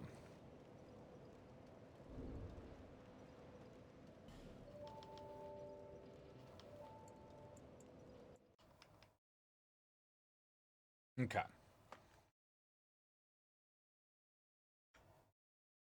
More videos.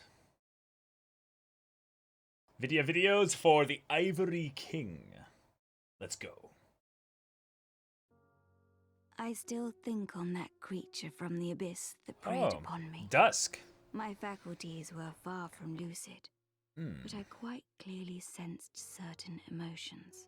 A wrenching nostalgia, a lost joy, an object of obsession, and a sincere hope to reclaim it. Could these thoughts belong to the beast from the abyss? But if that were true... These had to be data mined, then right? perhaps it is no beast after all. These 4 queens remain in empty kingdoms. All of I don't remember those lines from the first this game. Creature that was vanquished long ago. We have seen examples of their evil in what remains. One stands alone in the ruins of her home. Another rose from the ashes of a lost kingdom, and yet another gained the love of her king and used it to force him into a dark corner where he would forever think on his mistakes. But you will hear the tale of a 4th queen before the end of this story, and she will make you question everything that you have previously held true. Alsana, Queen of the Ivory King, also stands alone in an empty kingdom. How'd you get that camera shot? Approaching the Leonlois. Turn back. This dead city has nothing to offer. Go back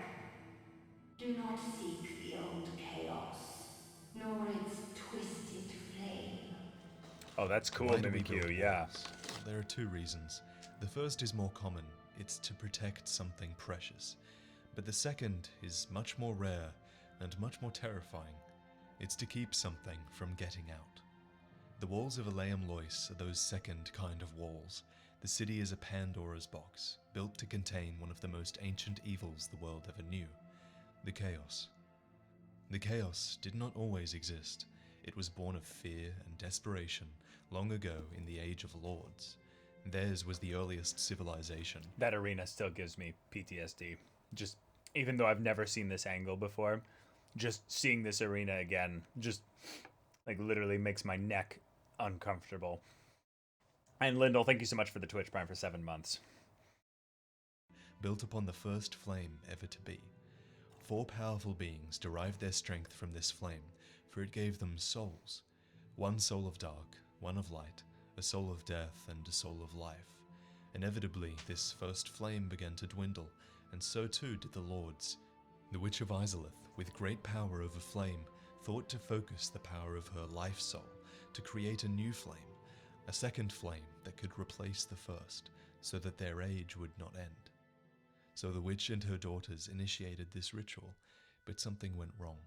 The flame she created was too powerful, and she failed to control it. This was the birth of chaos. Well, yeah, that's the thing that kind of was perfectly just encapsulated in the idea that if you tried to mix humanity into a fire in order to create a new flame, well, you introduced the dark into that flame, so therefore you make a flame built of chaos, aka humanity, so yeah. The witch and her sisters were either killed or malformed, and the witch herself became the bed of all chaos. The witch wasn't human, though?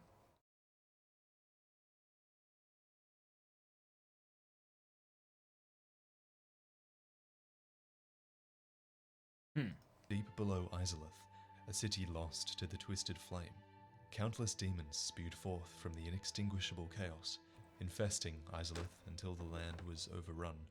Lifetimes later, the bed of chaos would be defeated, but not destroyed, and after the rise and fall of many civilizations, the chaos rose again, in the country of Ferossa, on a barren plain where Aleum Lois was to be built. The Ferossans were the ones who dealt with the chaos, for it had erupted on their land. Ferossans are famed for their god of war, valuing valor and combat prowess. Notable men of Ferossa were shieldless Lathian, who grew tired of the frailty of human foes and set off to slay dragons. There What was a badass! the mad beast of the battlefield, who claimed the heads of countless enemies, and there were the Ferocin Lion Knights, feared for their nimble two-handed swordplay. But the highest-ranking knight, and the most famed of them all, was the Ivory King of Ferossa. After taking his crown, they say he was the first to swing his sword in times of need, be it for his homeland or for his people. And his sword was required far to the north, for the old chaos had resurfaced there once more. This land is barren, cursed by the old chaos. It gave birth to atrocities, and the people fled in fear. Until our Lord, the Ivory King, came.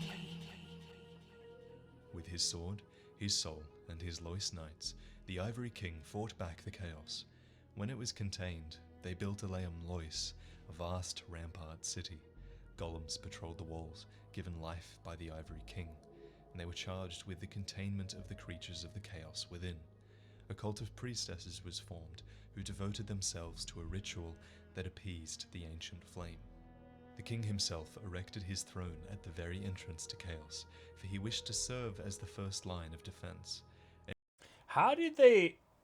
This has to be mods, right? How do they get it so the ice and stuff isn't on the steps and everything, and people can get up and things like that? That looks really cool. I was like, I want to do that. How do you do that? You can do it in game. You can move the ice on the steps.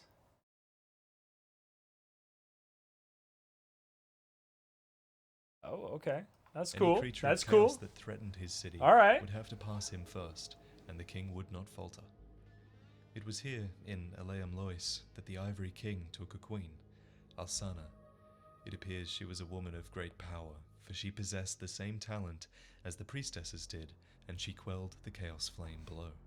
Together, in a city Cool cut hair. off from the rest of the world, and facing constant peril, they were wed, and they stood together despite the hardship. Like the other queens before her, Alsana was born of dark.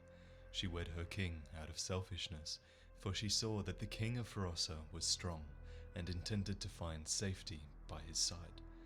Nevertheless, the Ivory King loved her, and supported this child of the abyss even as he fought against the flames of chaos. Two ancient evils weighed upon the king, one in front of him and one at his side, but even so he weathered them both, for himself and for his people. There is evidence that having a child of dark by his side weighed upon the king. He had 7 pets, and 2 are found in Oh, the this is the boss outskirts you of guys were Eleum saying I Lois, hadn't done yet. tasked with the mercy killings of those who were exiled from the city. Lud and Zalan are great cats, brothers of Ava, a tiger that remains in the city itself. The 2 outside are cursed with a dark aura, and one has to wonder whether they became this way due to the presence of Alsana, for they are kept out of sight where none would report on their true nature or what the child of dark was doing to those who stood beside her. Inevitably, there came a moment where the Ivory King sensed the degradation of his own soul. In this moment, he made a decision. He would not run from chaos, rather, he would give himself to chaos in order to appease the flame. Without a word, he left his home, he left his wife, and he left his country, but not without one final act. For before he set off to strike at the heart of chaos, he entrusted everything to Alsana. Upon his parting, he handed her Eleum Lois, the city, and a ceremonial blade by its namesake.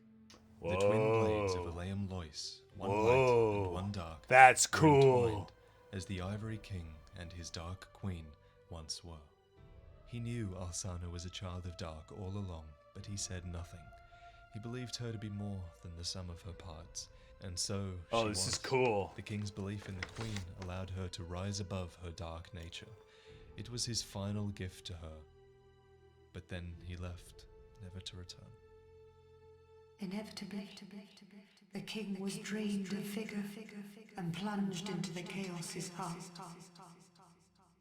Eleum Lois was frozen in time, its leader lost. I remain here to contain the chaos, honoring my lord's wishes. Though I am yet to know your name, stranger, will you lend me your strength? I have but one wish. That my dear lord might be freed from that unspeakable chaos. And we went and killed that chaos. Many of Eleum Lois's faithful knights followed their lord into the chaos. The king's dutiful subjects waited patiently. Harold. But it was too long a wait. And Gerald. The knights reborn will follow your word. And Keith. Oh, that's The Keith. path to chaos is now open. Keith and Arnold. And please, do all you can. Chaos claimed the Ivory King, and many knights of Lois. Many were burned along with their lord, and to this day they burn in agony alongside their once proud king, lacking all sense of self, and driven only to expunge those who might disturb the flame, even former compatriots. But those who survived fight with us now, commanded to strike down their former comrades and their own king. Their sacrifice is total, and they freeze the portals so that we may face Chaos's new champion. What This makes was a king? such a cool Some area. say that it is birthright, while others call it destiny. Perhaps it is not important, as long as the king's name serves to unite his people. Easily. The Ivory King was the greatest king we have seen so far. Yeah, and easily top 3 of Dark Souls 2 bosses.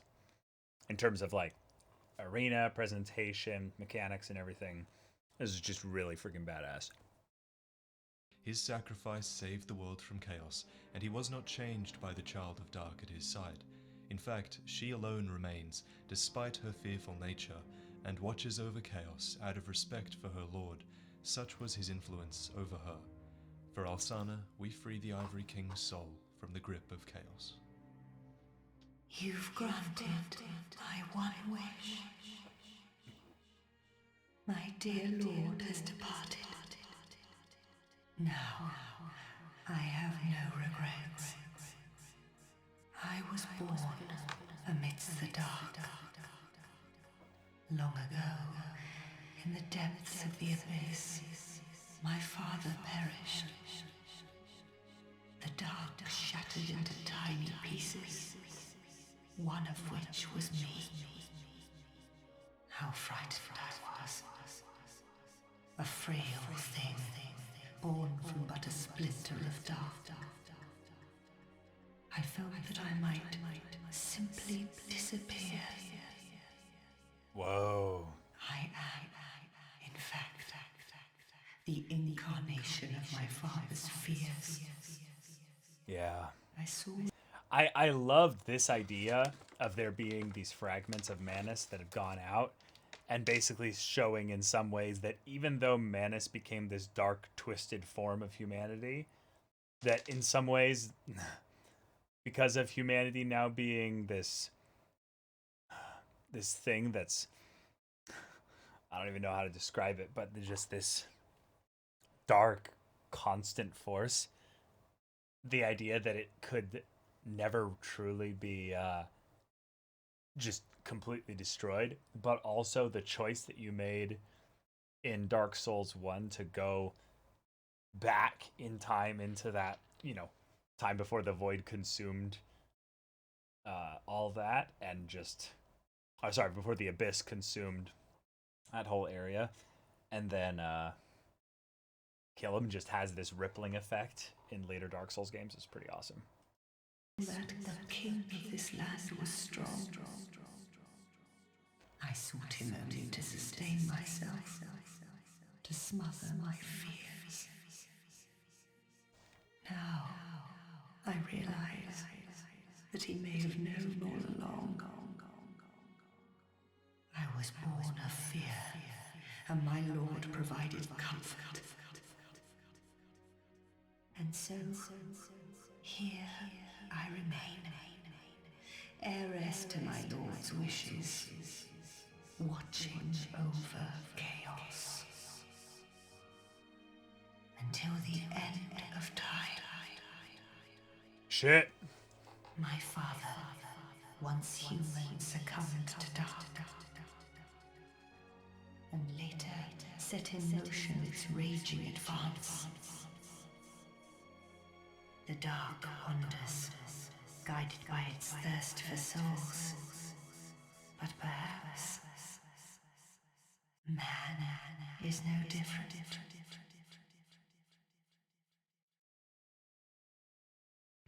A man is defined. Cool. Oh, that was really awesome. And I would love to see stuff like this in Dark Souls 3. The kind of thing where you have the kind of the after effects of events in either Dark Souls 1 or 2 carry forth into the next game, since we're probably not getting a Dark Souls 4, given that Elden Ring is not, like expressly like a lore, Dark Souls game, Chat, y'all are hilarious. It's for the best that we're not getting Dark Souls 4? Okay, cool. All right, next one is for Alone and the Iron King. Let's go. A man is defined by his ambitions. Before the Iron Crown, all the young lord had was an iron More will. amazing bosses. Little known and unestablished, the lord held some power, but he wanted a kingdom to match his pride. So with ambition alone, he raised an army and threw his entire might against the kingdom of Ven. Ven was not a desirable region, but even so, the lord lost much to acquire it. He wrested this small throne from its previous ruler and became a king. This act left him enfeebled. He had sacrificed everything for this kingdom, and was discovering that ambition without wisdom is like a bird without wings. How could he hope to hold this kingdom? Ambition had inspired his subjects to action, yes, but ambition alone cannot run a country. It cannot substitute the qualities a ruler needs. The king was short-sighted, he knew little, and his story likely would have ended here. But then, from the east, a powerful warrior came, a man wielding a bewitched sword so powerful it was unknown whether he controlled the blade or whether the blade controlled him. This man was Alon. Alon. Sir Alon stands apart from the other characters in our story. The others are defined by their wants and ambitions, but Alon has none to speak of. Thus, it's impossible to say why he came to this land, or what he saw in the king. He was the foreshadowing for Sekiro all along. I have it already pretty high up there. I can make it a little bit louder, but not much more. Perhaps he thought he was destined for great things, or perhaps they became like brothers.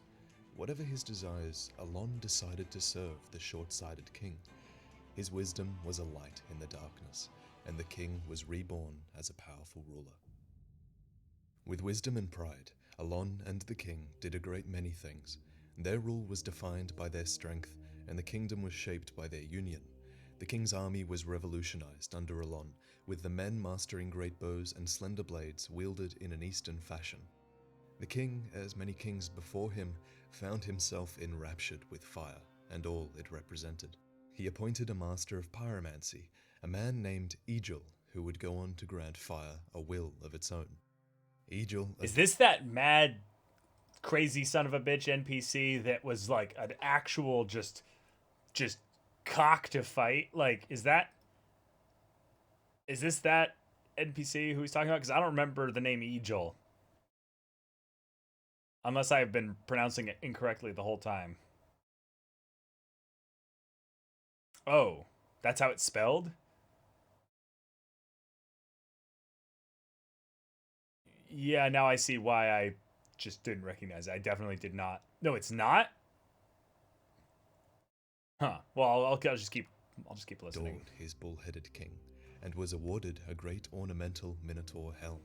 The minotaur, half man, half bull, would come to symbolize the stubbornness and bestial strength of the king and his kingdom. For even with Alon's counsel, the king remained short-sighted and reckless. So like a bull, he charged ahead, savoring his momentum.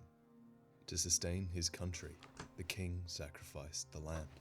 Oh, finally Past tying the in hunting this grounds and area. copse lay a place called Harvest Valley. The king exploited the land here so thoroughly that poison seeped from the earth, but it mattered not. The stubborn king persisted, adapting his workers and driving the slaves ever harder. The bounty of ore found here was high, so the king but we're gonna skip right on through it as fast as possible. Became wealthy and well supplied. Within the valley, great relics of times long past were uncovered, kingdoms from long ago, sunken and forgotten to time. That's interesting. A warning existed here, but the king was blind to it. He did not seek to learn from past kingdoms buried beneath the earth. Rather, he intended to profit from their passing. And so, when the scorching iron scepter was found, everything changed. With heat, you can fuel, create, destroy. It's one of the simplest forms of energy, and thus it's one of the most useful. With this artifact, the king of Ven revolutionized his kingdom.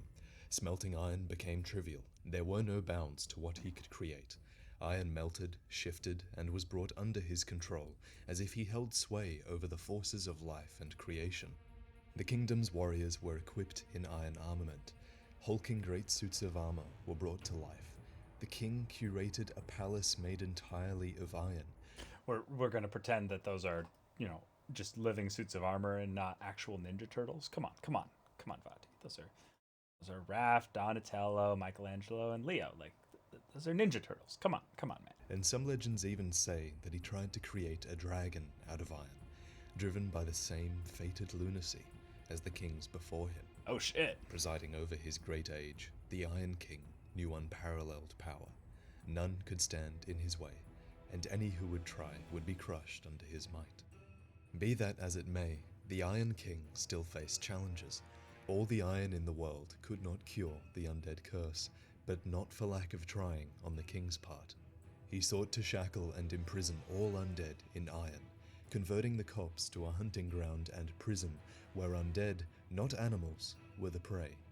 It seemed fruitless, however, and the hollowed undead continued to multiply even within... Wait, this is the lore reason as to why there's the running undead going about just like, no, please, don't get me. They're running around just being like, no, the chains, no, I don't want to be in chains forever. It reminds me of that one NPC in Divinity Original Sin 2, like, the flames, douse the flames. It's amazing. Within the ranks of those hunting them. In his rage, the Iron King built a great circular colosseum to torture the undead. They were literally let out of their cells to be run down by the executioner chariot. The chariot, yeah. Unable to escape and unable to die. The punishment for offending the Iron King's might was harsh, even if undeserved. These things became reflections of the king's conceit, hallmarks of his reign. At this moment, a terrible woman who would be his ruinous queen set course for the kingdom. And then, at the peak of the Iron King's rule, his friend walked away. Alon was gone, his distaste left unspoken. Alon was gone. Should have seen it coming. Yep. The king was alone. How had Alon dared to leave him? The king's might resigned. He left the king alone. He left the king alone. Crawling in my skin. His right to rule unchallenged. He could not suffer the indignity, would not. So he tracked his old friend to a far-off keep. He saw that Alon had brought some of the king's own men with him and had posted them as guards, knowing the king would come after him. But the Iron King had grown powerful, and Alon's knights were no match for his might. At the top of the tower, Alon waited for his king to meet him. Oh, Once, the shit. question the king might have asked was why. Why had Alon left him? But he had been king for a long time, and his arrogance had grown, so when the two men clashed, their ties were forgotten. They had come far together. That's cool. Ever since the days when the Iron King was just a small lord on a small throne. Alon had helped him become the man he was today, and he paid dearly for it. For once, Alon would have avoided every blow, but now it was the king who overwhelmed the teacher. Alon took his own life in the end, dying with honor instead of to the king's hand. And that's the thing you guys were telling me about. That's awesome. The memory we experience doesn't end with Alon's death, as you would expect. When we step inside a memory, we see it through to the end. Yeah. The king walked into the adjacent room after Alon departed, and what he saw there would steal this memory in his mind forever. Okay. In this room, Alon had kept the king's old throne, a reminder of the king's humble origins.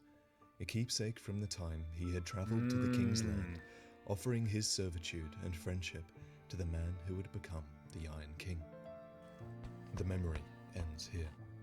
Wow. Nurtured That's properly, sad. Man's ambition allows us to take flight. On ambition's back, we reach greater heights, and kingdoms are elevated alongside the man. But if man looks back and sees not where he has been, then on which path does he travel? The Iron King had lost his way, and now he had lost a friend and mentor as well. From this point onwards, we see evidence that this event had broken the man. After Alon departed, the Iron King named his knights after Sir Alon, for they were loyal to him more than the Iron King. He took Alon's armor back to his home, enshrining it and locking it below his current, towering iron throne. This bonfire below the throne came to be known as Smelter Throne Bonfire. His pyromancer Egil had experimented with giving fire a will of its own, and the king had become adept at infusing suits of iron with souls. Now, towards the end of his rule, he crafted one more, a terrifying suit of black iron that would come to represent the demons he now held. It's implied he infused it with Alon's soul, for the demon he created took on the combat style of his old friend, battling with inhuman leaps into the air, and the ability to infuse its sword with fire by plunging it into its belly, just like Alon had done. The lore is unclear that's on cool. what happens next. That's a cool Some of it says that the little earth assumption. spouted fire, with a smelter demon arising from the flames. It says that the short-sighted king was incinerated by the creature in one swing, and his castle devoured in a sea of flames. The other side of the lore says that the king hurled himself into the magma, perhaps in agony over what he had done to his friend. Though, in the end, the Queen of Ruin arrives at the kingdom and finds no king or country. The short-sighted king had sunk below the scorching iron, and his iron rule sunk with him. If this video added a bit of depth to the experience you had with the game, then let me know. That's my goal here on YouTube. Alon's boss weapon has the exact same power. You can empower the weapon by seppukuing yourself. Oh, that's so cool. Screen, it'll take you to a page where you can pledge a small amount of money per month to be part of a small, engaged community of direct supporters. This means less ads for everyone. Yeah, as well as a few Patreon. awesome perks for donators. I hope he's getting a lot of getting support to through see videos Patreon. early or being able to share. That's the kind of thing that a creator like VatiVidya definitely can make like a really good living through, because there's a lot of passionate like fans and big community that's that focuses around the discussion of a topic that, you know, a lot of people are passionate about. So very, very cool. Very, very cool video. Okay, we only have one more lore video. So let's do that one now. Then we'll do a little bit more game stuff. We'll do the tier list. And then while I'm doing the tier list, if there are any ideas of like videos that you want to submit that are short ones, that are, you know, either like meme videos or something kind of silly and stuff like that. Oh, you created a meme playlist? You'll DM it to me? Okay, perfect. Yeah, send it my way. Awesome. Sweet.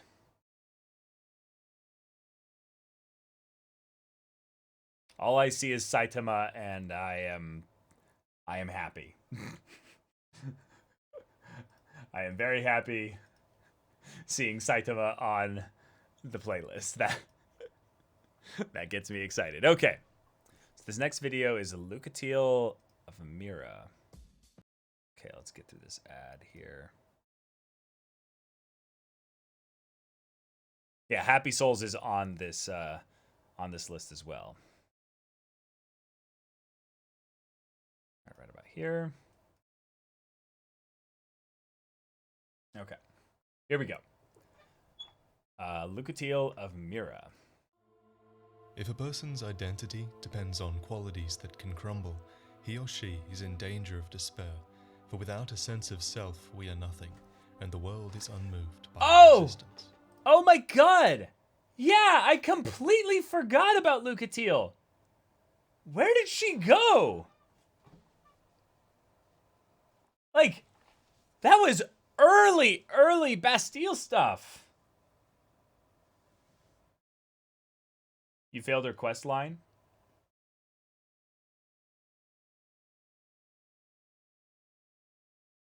Oh, well, we don't do summoning. I summoned one time in Dark Souls 1, and it was just like, no, why'd you do that? You made the game so much easier. The boss is too easy. And to be fair, it was on one of the worst bosses in Dark Souls. But even still, yeah. You need to summon her to every boss where she's available. Oh my god. Okay. Well, yeah, then I'll definitely try another playthrough of Dark Souls 2 at some point. But okay. Huh. Interesting. Okay, guys, let's go here, though.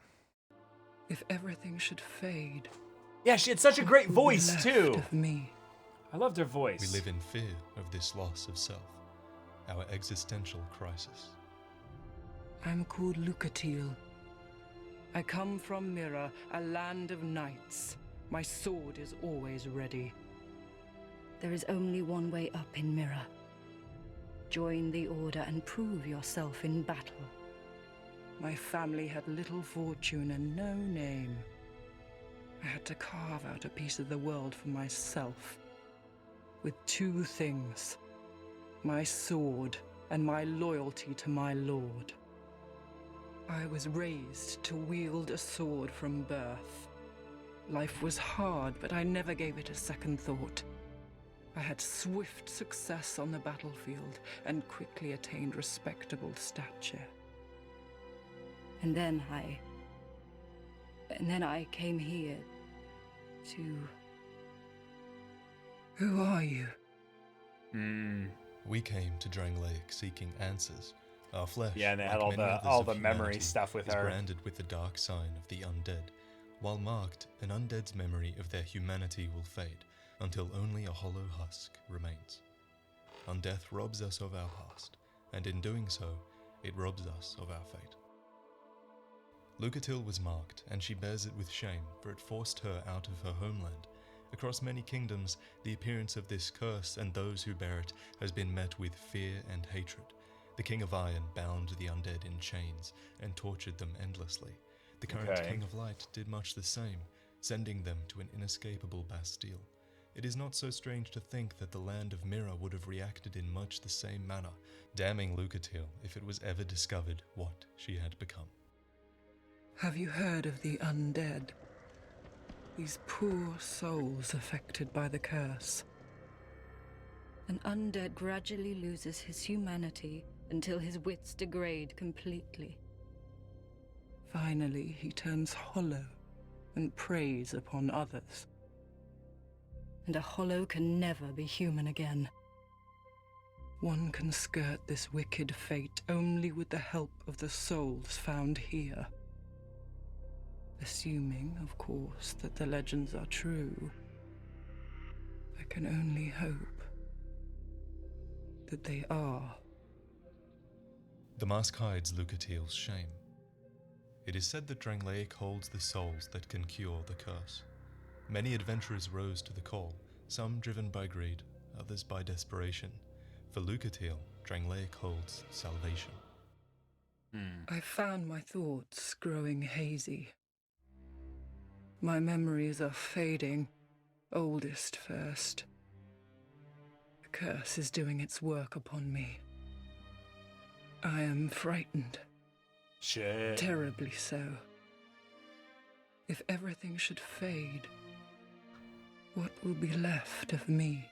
Yeah, that's the kind of thing that I really wish that this game had, like a, I don't know, more pressing kind of aspect of it, because I loved the idea of needing to like having, well, I didn't love it, but I thought it was fine having the idea that you lose that max bit of HP as you really felt like you were hollowing. Because Dark Souls 1, they tell you about like hollowing, and there's almost like no feeling of actually having a threat of hollowing.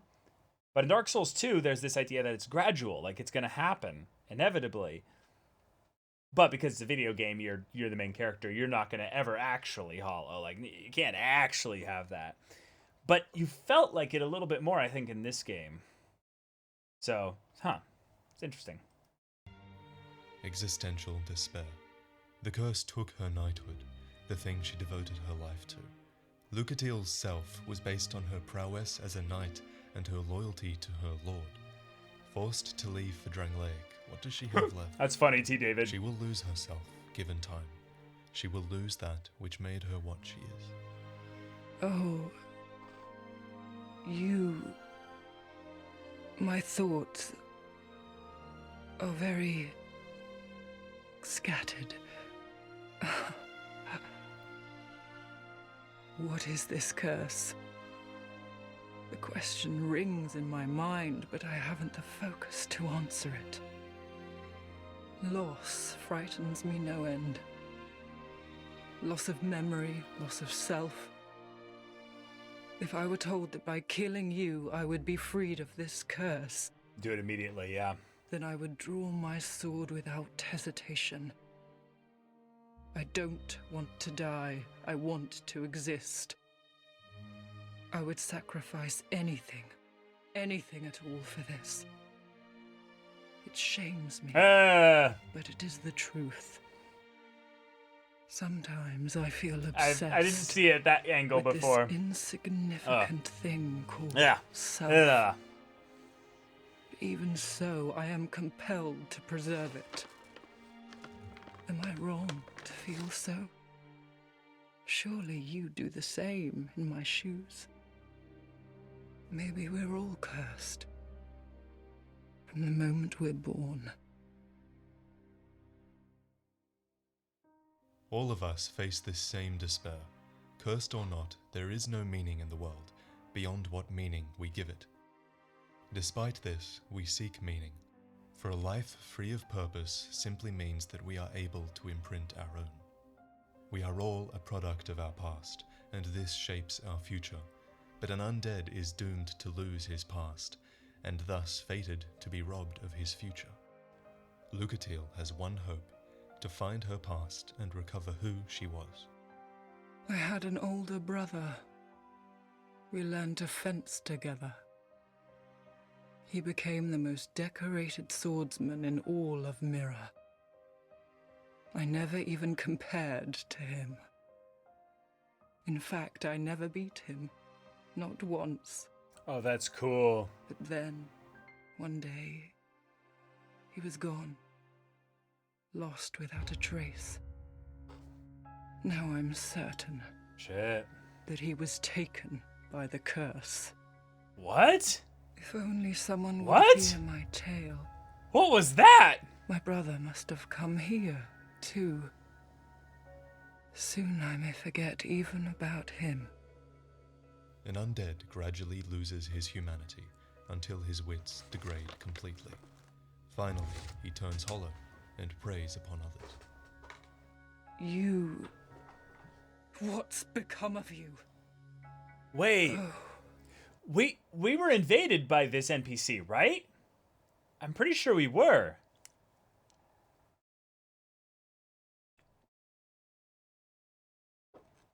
Yeah. That's so cool. That's her brother. It'd been so long since we had seen Lucatiel that I didn't even recognize the name. My dear brother. I won't die in this foul place.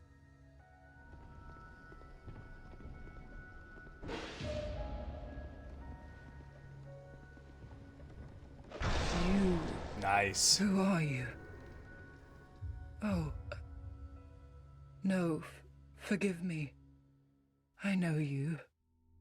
Yes, of course. How goes your journey? Yep, exactly one gamer. I was definitely making the connection as well. Her help in countless battles, and right before her finding her brother. It is assumed that they have fought, but it is not known. Perhaps she never met him. Perhaps it's better that way, for he has lost himself and attacks others to rob them of their humanity. Regardless, Lucatiel never progresses further, so it is here, outside of Aldia's keep, that her journey ends. I know not what you seek in this faraway land, but I pray for your safety. My name is Lucatiel. I beg of you, remember my name, for I may not myself. Oof. Existential despair is a universal human condition. There is no meaning in the world, and yet we seek it insatiably. Hey guys, if you liked that video, then you can click the bonfire and become a part of the small group. Nice video. That's the kind of thing that I'm really glad that we got to see. Well, once the game is over, because I never really would have done her quest. And, you know, there's no Siegmeyer of Katarina, you know. It's, you know, there's definitely a specific Onion Knight that this character reminds me of, and yet I prefer his quest line and story immensely. But still, that's a really cool thing to have in the game. Yes, best, like one of the best NPCs in Dark Souls for sure. I know, and we forgot about her. It's the sad inevitability of an NPC that had a quest that was you know, a bit tricky to figure out if you're not someone that summons with regularity. Onion Knight is not a fair comparison. He has the best quest line in all of Dark Souls. No, I actually think the Onion Knight is a great comparison because of the nature of the story with this NPC. But in terms of like what I think Lucatiel could have been, I think Lucatiel absolutely could have been a lesser Onion Knight. That's all.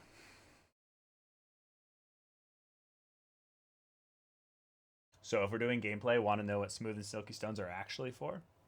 Sure, yeah. All right, so we are done with the lore videos. We have one video on here that is a very long one that has been passed along to me by Vray. This is a very, very long video, though. I am not sure whether or not to do it. Let me know what you guys think. It is a video from YMFAH. It is how to consumable only Dark Souls 2. The problem is that it's an hour and 1 minute long, and I just honestly don't have the strength for it unless I'm watching it like 1.5 speed. But something tells me that it's going to be already really fast in general. We could skip it a bunch, skip a bunch of stuff. Yeah. If you remember the pacifist run Jacob watched after his Dark Souls 1 stream, it's the same person who made this video. Okay, cool. How about, actually, I have to go to the bathroom real quick. So how about you guys chill with my boy here in Majula. Oh, hold on. Let's turn on the audio here for a second.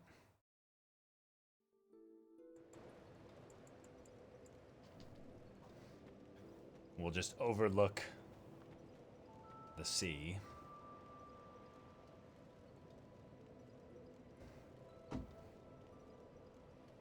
And I will be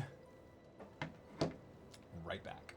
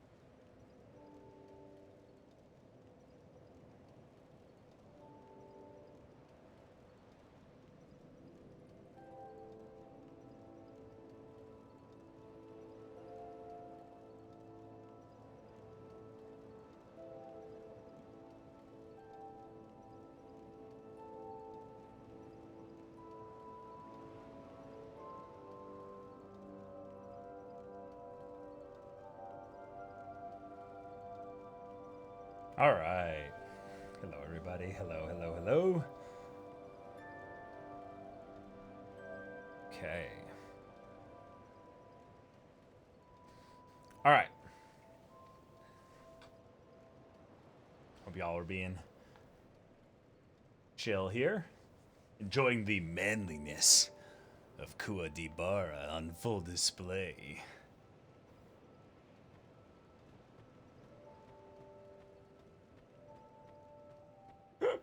Were you guys reciting like song or lyrics in here? Okay. Are there any specific other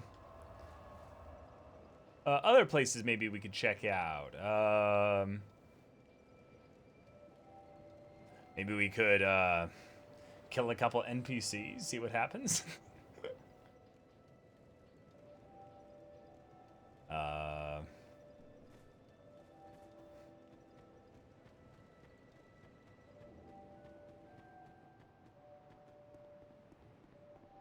We could kill this guy.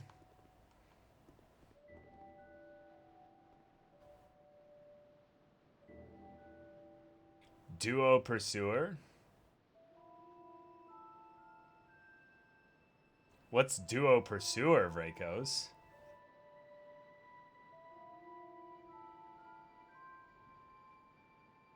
Aldia Museum.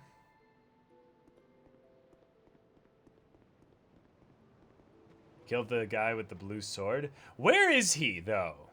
He moved, though. I'm pretty sure he moved. In the throne room in Drangleic Castle, you can fight 2 pursuers at once. Wait. Really?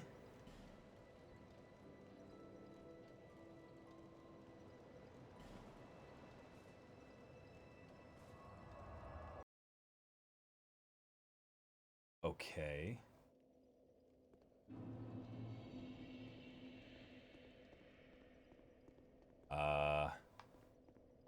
Wait. Throne room. Hold on. Am I going the wrong way?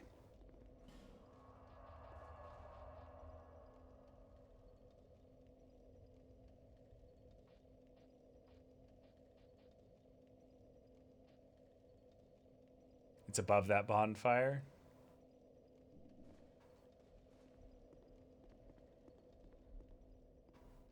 So, wait. Just at this bonfire, okay, we'll use a bonfire ascetic, okay.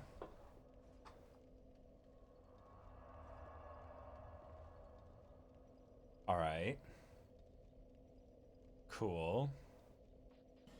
Might as well do this while we're at it.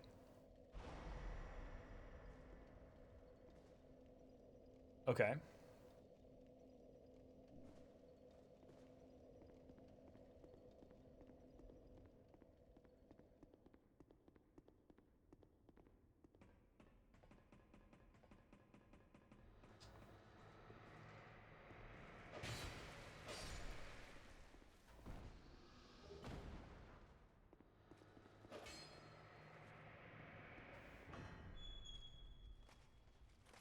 Hello there.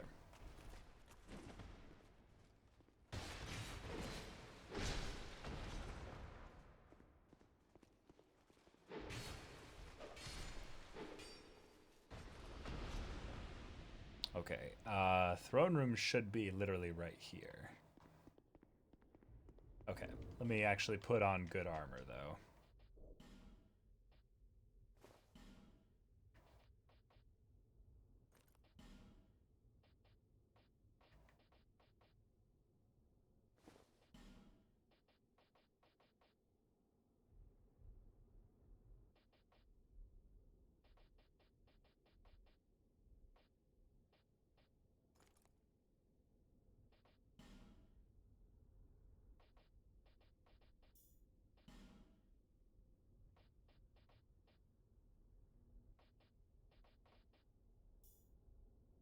Sure.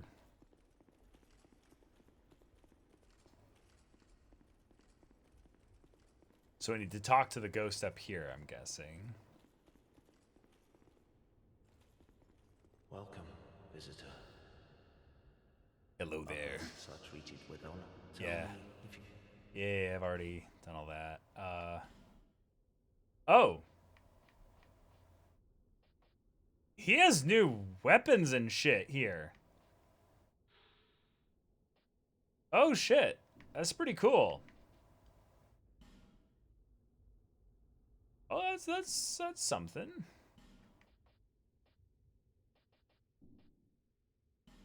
Oh my god, that's right. He sells these.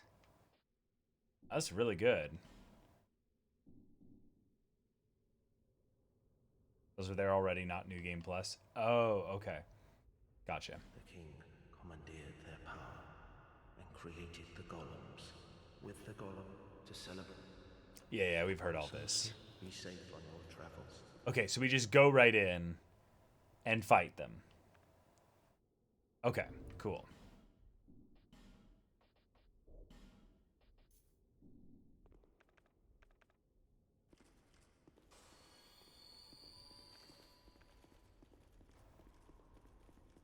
Sweet. All right.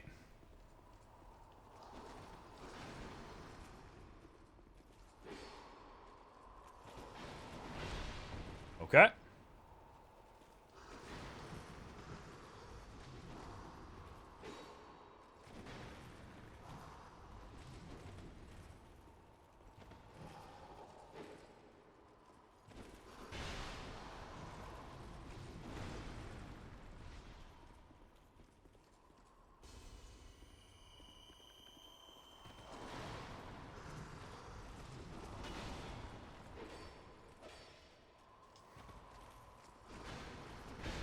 Okay.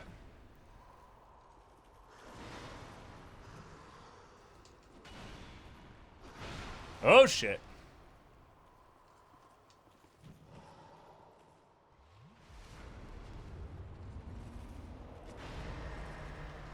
Oh my god. Oh my god. This is actually whoa, this is actually a fight. That's pretty sweet.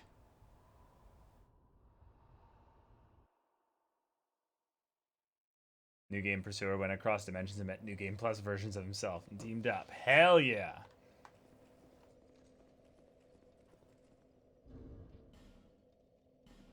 Might as well.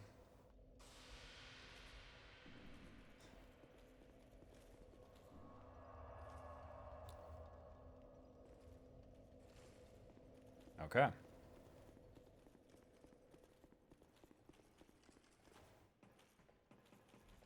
Equip a crown, maybe? The crowns... maybe it's just me, but the crowns aren't that good. This is a plus 10 Jester's cap. Like, all the crowns...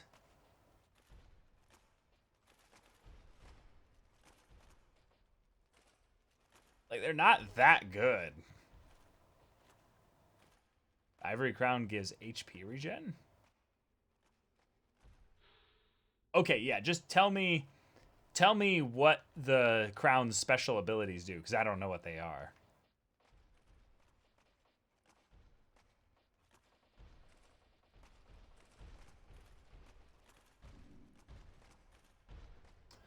$40 HP a second? Oh, okay. Yeah, I was gonna say, per second would be insane. There's no way they would allow that.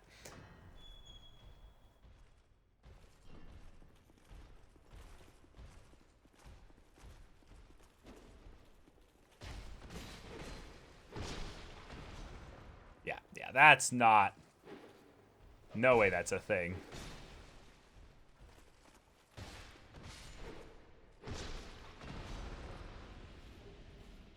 Cyan's armor.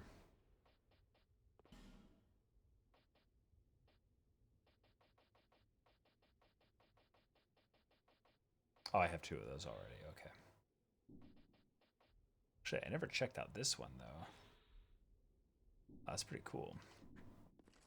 In terms of look at it, at least. Oh, nope. Damn it! I awoke them. Damn it. Let's see if they'll follow all the way.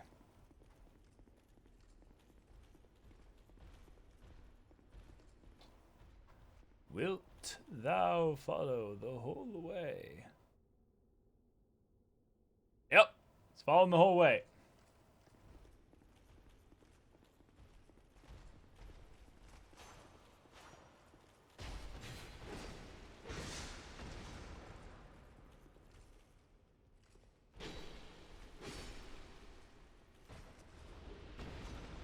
Cool.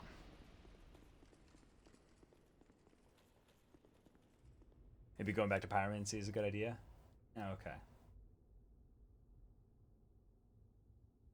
It's a ring. Okay.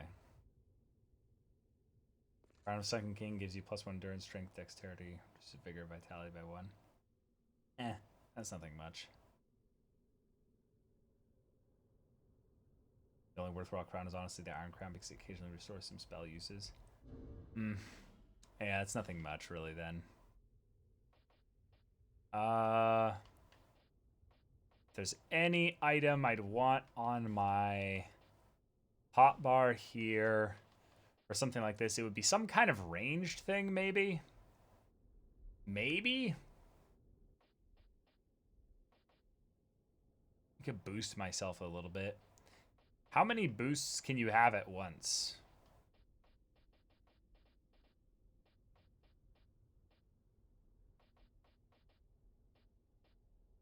One boost? Okay. Makes sense.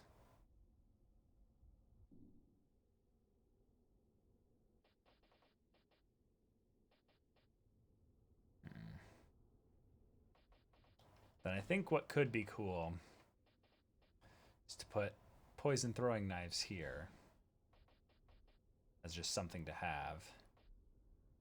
And then I'll do boosted dexterity. Oops, hold on. That's not what I meant.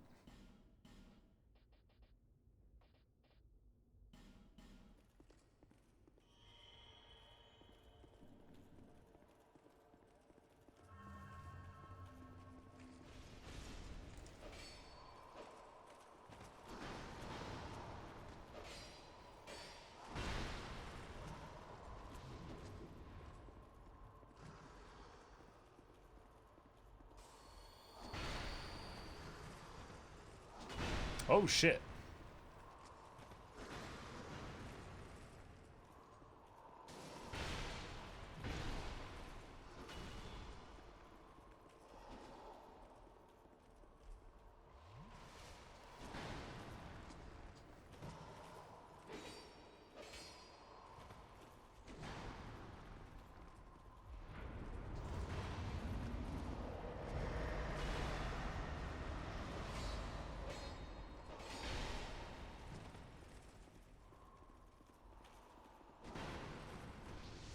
Whoa!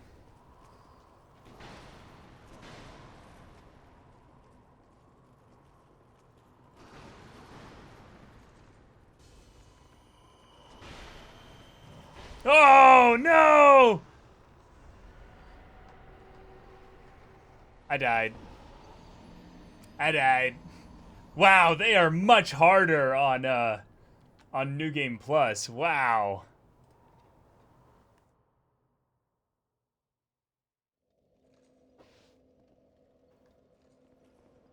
All right. Yeah, we'll just keep going. This is fun, yeah.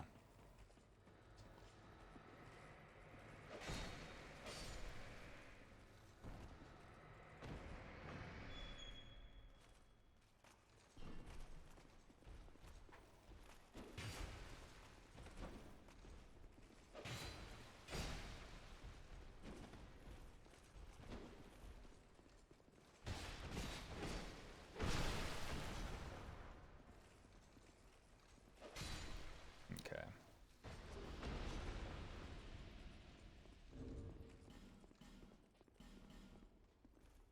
Come on, keep moving.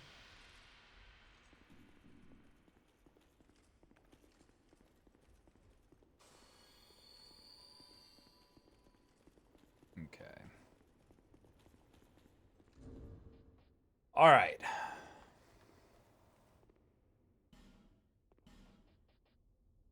I think this might be the actual like last encounter we do. We could even use one of these. Don't worry, I won't spend too much time on it.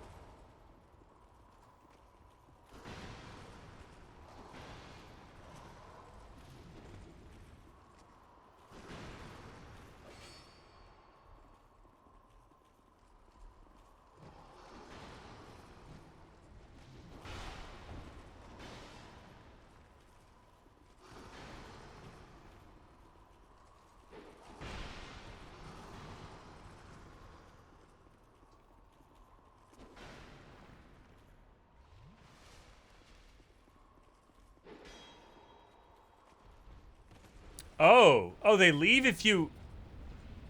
Oh, I'm dumb. Oh, no, I'm really dumb. Oh, I just wasted that whole attempt, didn't I? Oh. That really sucks. I shouldn't have done that. Oh. That kind of sucks.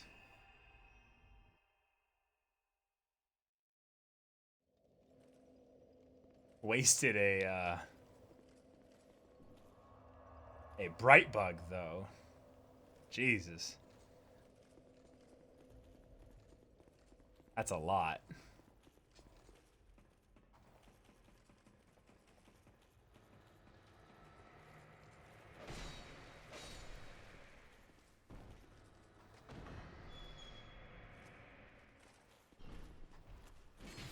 Okay. Alright, take up the space, that's fine. See if you actually follow the whole way.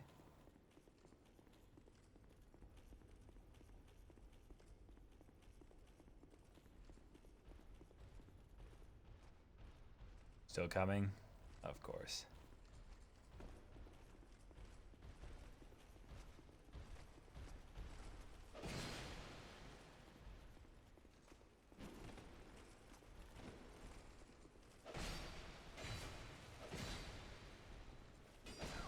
Come on. Okay.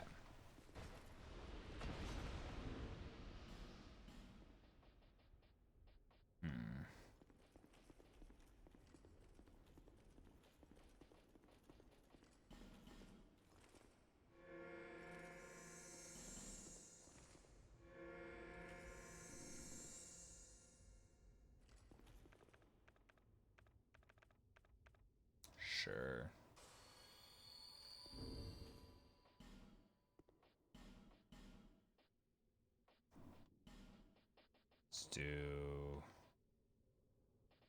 Let's use another bright bug, why not?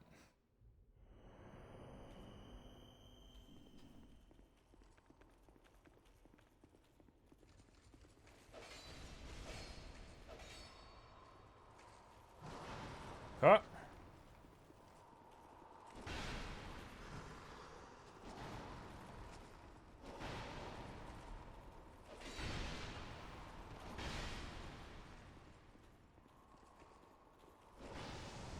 Whoa, shit.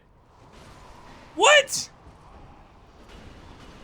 I keep forgetting that these ones have spell casting that is not... Like, they have new abilities and stuff. That's really cool that they have it, though, but... I might just not do this thing, because I hadn't intended on doing, like, a full-on, like... You know... No, but when I fought them, they never used that spell, specifically. The white one.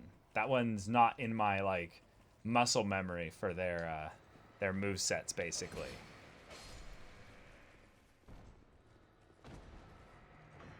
Like, you go back and look at my playthrough, I don't think I ever encountered that specific thing there. What? Classic Dark Souls 2.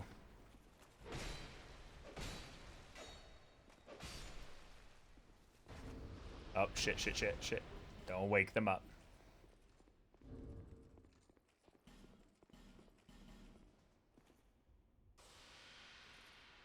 Did you do any battle be old Iron King, New Game Plus?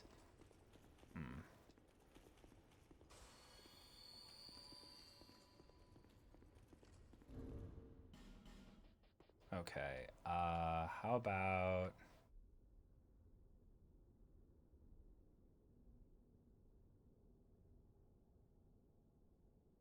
How about...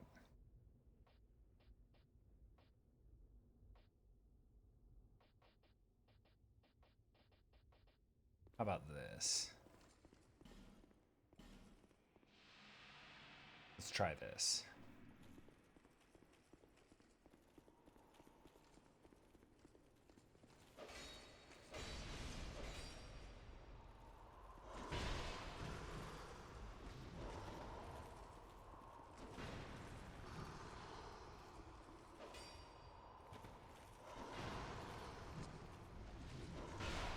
Oh.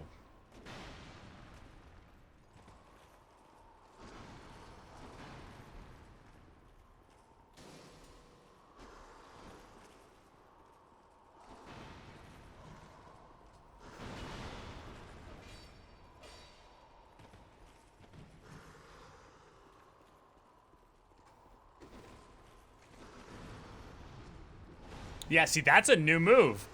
I've never seen that one before. Oh my god. Getting combo womboed here.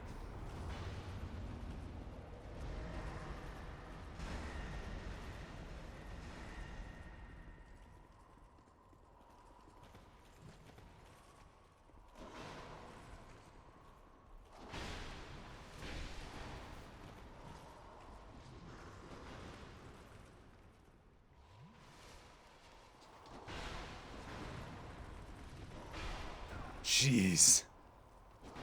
Oh my god.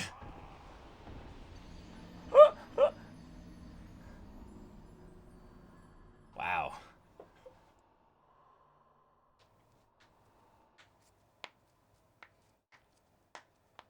Alright, well, I'll concede defeat here. This wasn't the intent of the stream, but okay, New Game Plus has some cool stuff for me to check out, and that's pretty awesome. Pursuer going up a tier in the tier list portion of this. Yeah, get wrecked, chosen undead.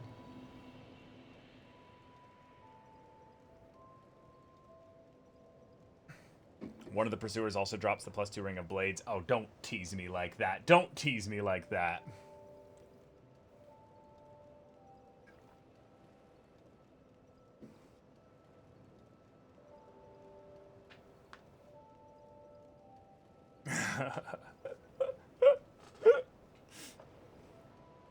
All right. So, next thing we're going to do is our tier list video portion of the stream. Let me actually hold on, turn off the sound here.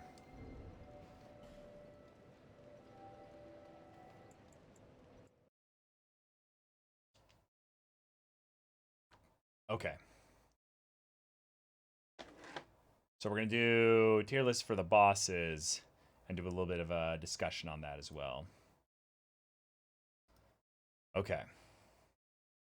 So let's make sure we got this all squared away here.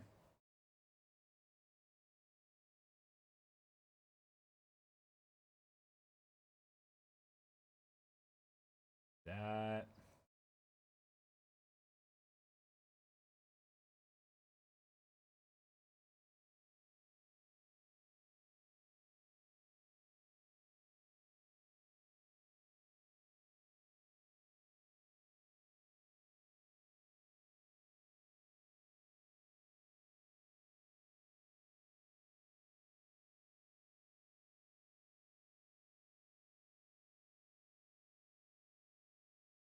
Okay, and I think this is about perfect. We can maybe zoom in a little bit more.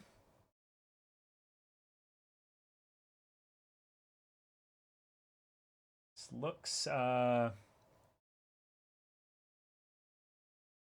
looks pretty good. We can maybe make it even a little bit.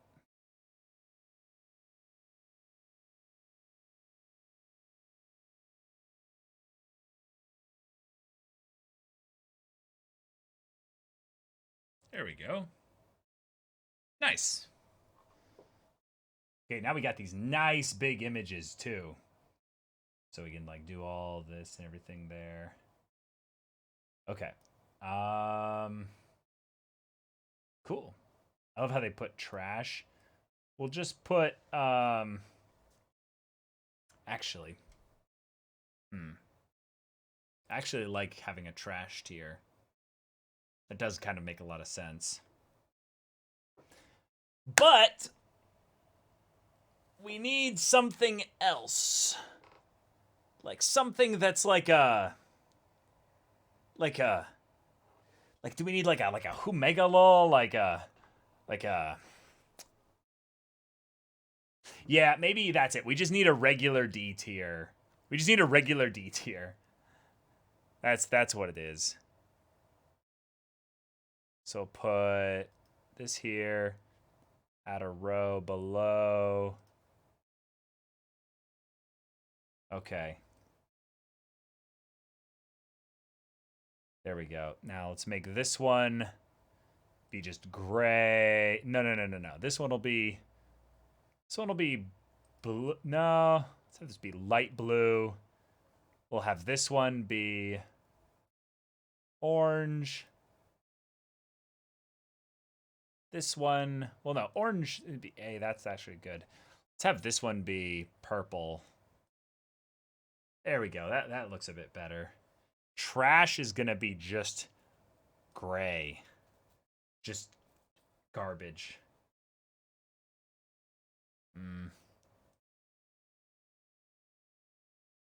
The idea of B being green. Okay. This looks a little bit more colorful. Okay. Trash equals half of the boss's Omega Low. I'm a longtime fan, and I'm trying to make a 3D portrait sculpture of both you and Jacob wearing anime character costumes. Do you have a character's costume you'd like to have for your sculpture? Your best bet is to go into the Discord and try to contact me there. I have no idea how to answer that question. I'm going to zoom this out a little bit more so you guys can see the images. Okay. Okay, cool. Wow, are we literally starting off with Aldia? I'm pretty sure this is us starting off with Aldia. Like, immediately. That feels like... It feels kind of like... Oh. Okay. So, Aldia... Yeah, this is in alphabetical order. Yeah, so that should actually make it kind of easier to remember here. Okay, Aldia. Aldia is definitely not a trash boss. We actually need to reveal how we're scoring this. We're scoring this the same way we did in Dark Souls. In Dark Souls 1. In Dark Souls 1, we had 3 criteria that were positive that we're measuring for. If a boss had all 3 of these criteria, it could be an S tier boss.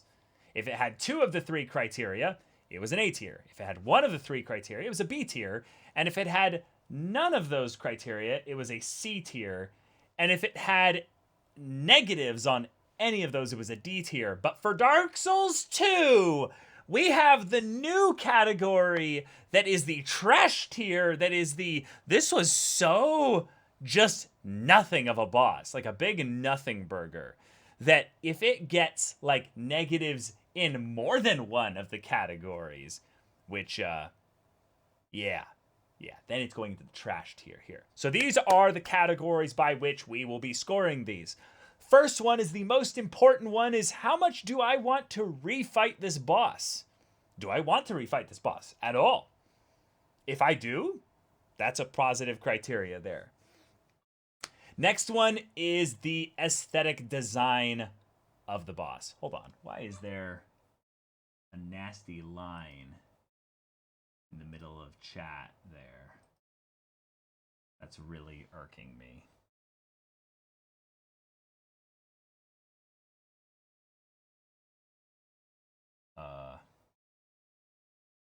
Oh, I think I see.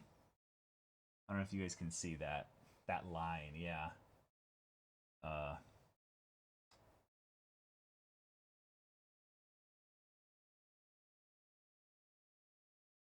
think I need to move.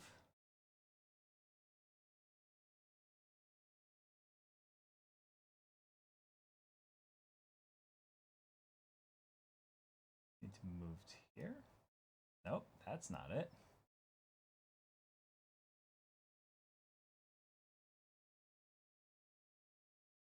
Huh.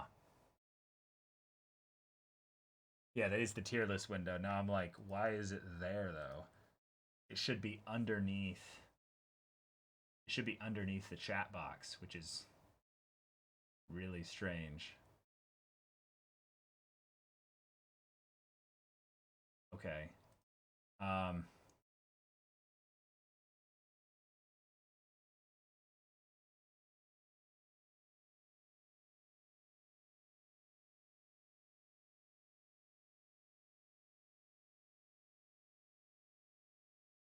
There we go. That works. There we go. I guess it also kind of attaches things to the left there. Cool. Okay. Second criteria. First criteria is, do I want to replay the boss? Second criteria is the visual design of the boss something that I like?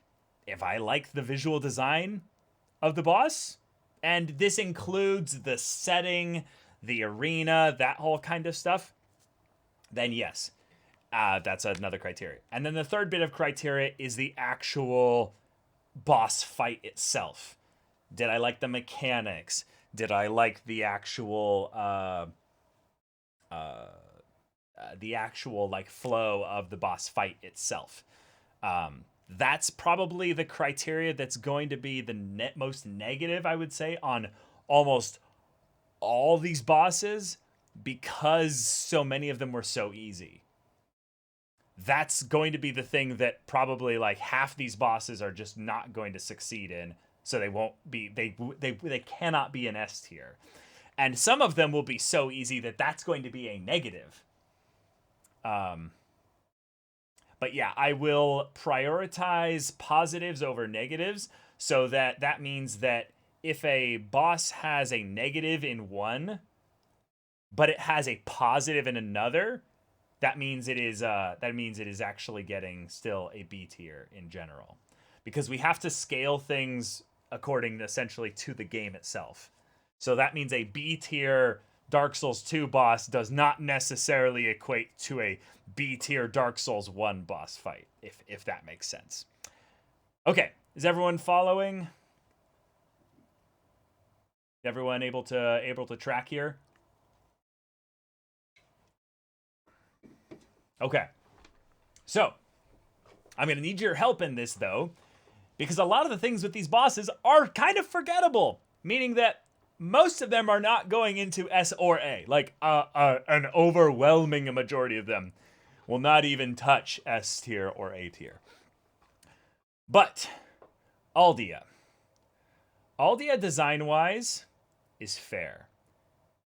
I would say Aldia, at the very least, is a B. The problem with Aldia, though, is that in terms of actually being able to go any higher than that is such that the boss fight itself, in terms of the, oh, you have this like ring of fire around him, it's kind of difficult to actually attack him by going into that.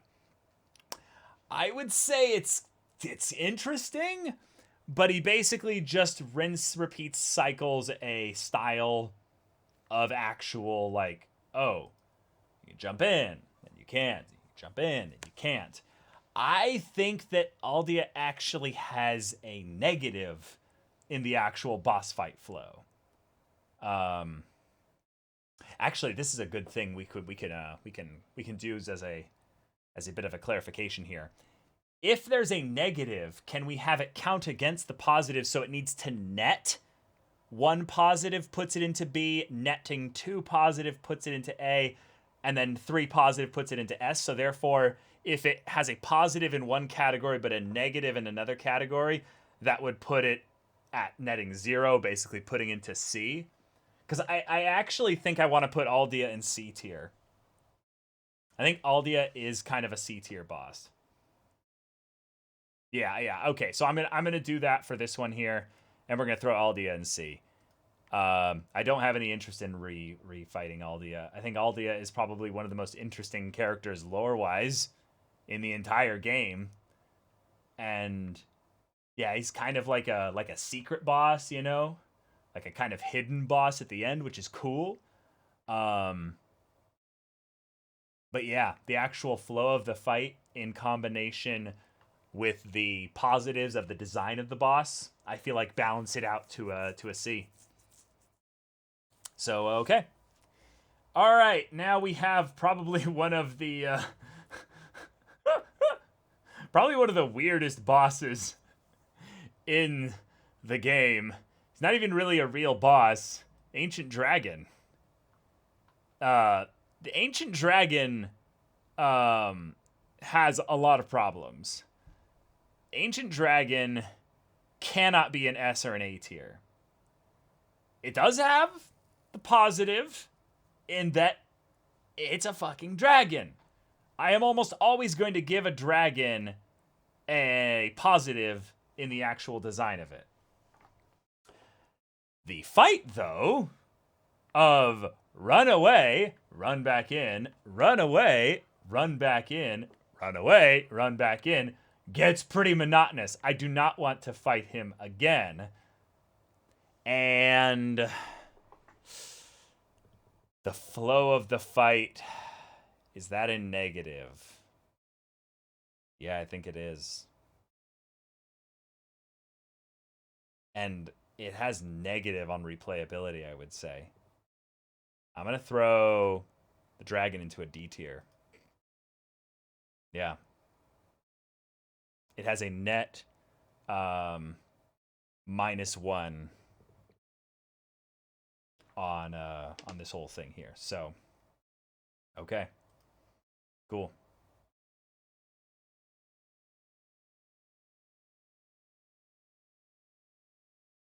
Okay.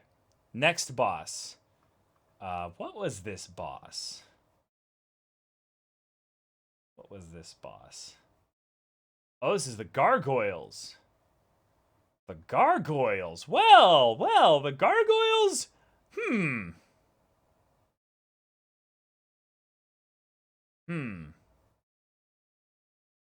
Gargoyles are interesting. So, I would say that nothing special about the design.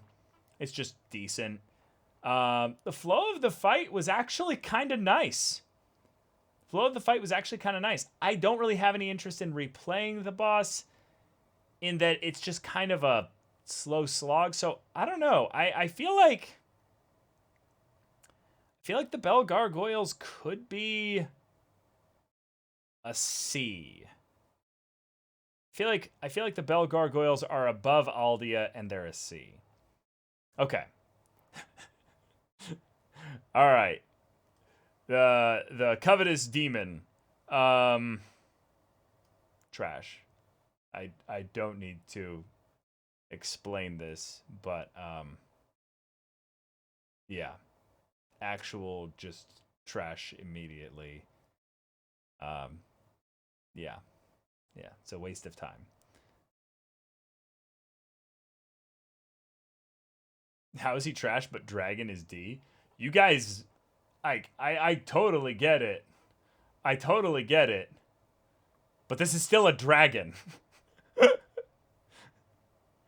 This is still a dragon, y'all. All right. Yeah, it's pretty simple. It's pretty straightforward. Okay, probably one of the coolest design bosses in that this character feels straight out of Diablo, but we have the Dark Lurker. The Dark Lurker is probably one of the coolest bosses in the entire game.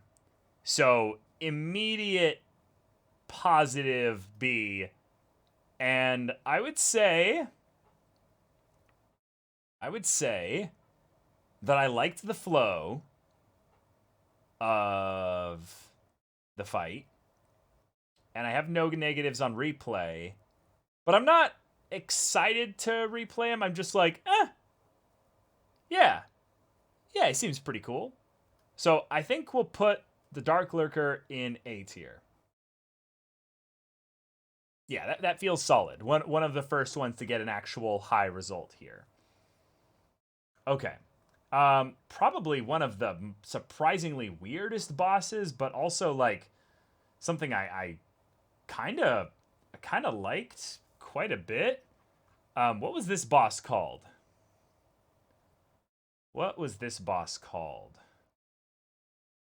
The Demon of Song. Okay. This boss had a really cool design in general. I loved the whole it closes up. I felt kind of bad killing this thing. The arena it was in was nice. I feel like the replay value is not there. I would say in general. It's pretty straightforward. I think that this one is our first B tier, though. Yeah, I feel like this was just a good, decent, like, above average boss. Yeah, I feel fair with that. Dragon Rider.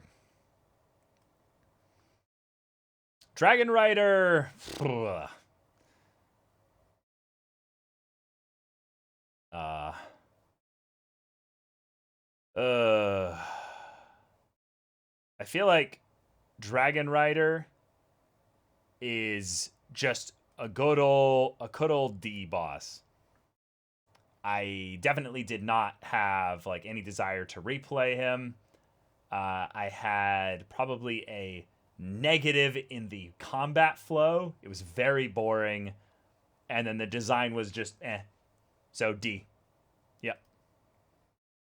Let's do our spider. Okay, spider time. All right. I beat this boss in one try. I'm very proud of myself that that's something that I did. But I have to acknowledge that as far as the design for this boss, I actually have to say that this boss had things that make it be a B. The problem is that personally, the design in general was great, but I have a negative on replayability. And thus, the flow of the fight might cancel that out. The flow of the fight was actually kind of fair, so I'm going to put it at a low B. Otherwise, it's going in a top C. But yeah. Yeah, I know that the spiders have to be considered part of the boss fight, even though I had the torch, so yeah. All right. We're putting the spider at the bottom of B. Oh, one of my favorite bosses. Here. This is Alana. Oh, I loved Alana as a boss fight. Okay. Let's start at C and work our way up here. So, Alana, summoner, magic caster, brings Velstadt. I very much like the design of this boss. It's not great, so I would say it's okay. But what I really loved was the flow of combat with this boss. Teleporting, magic casting, summoning. The arena was big enough for me to actually use it. I really loved how I'd feel safe and then in danger and then safe and in danger and this constant flow. Very strong, so that immediately puts it up to B. Would I want to replay this boss again with different style? Yeah. Yeah, I would say this is one of the few bosses in the game that I very much want to replay. So I put like high A. High A tier. I feel like S tier is going to be very very few people in there. So, yeah, we're going to go with A tier here. Hey, the chariot. Chariot. Okay. Chariot. Design, it was fun. Yeah. I don't really want to replay necessarily. I have no negatives to say about this boss, but I would say that the combat flow might be a negative. No, let's put it at a B. Let's put it at a B. And yeah, we'll put it as a B. Yeah. This was actually a cool gimmicky boss. Yeah, exactly. Yeah. All right. The Flexile Sentries, I believe. Okay, Flexile Sentries. The water was cool. Actually, I feel like this one gets a positive for the boss fight flow. Not for the design, and not for the replayability. So yeah, this is a... I feel like this is actually another B.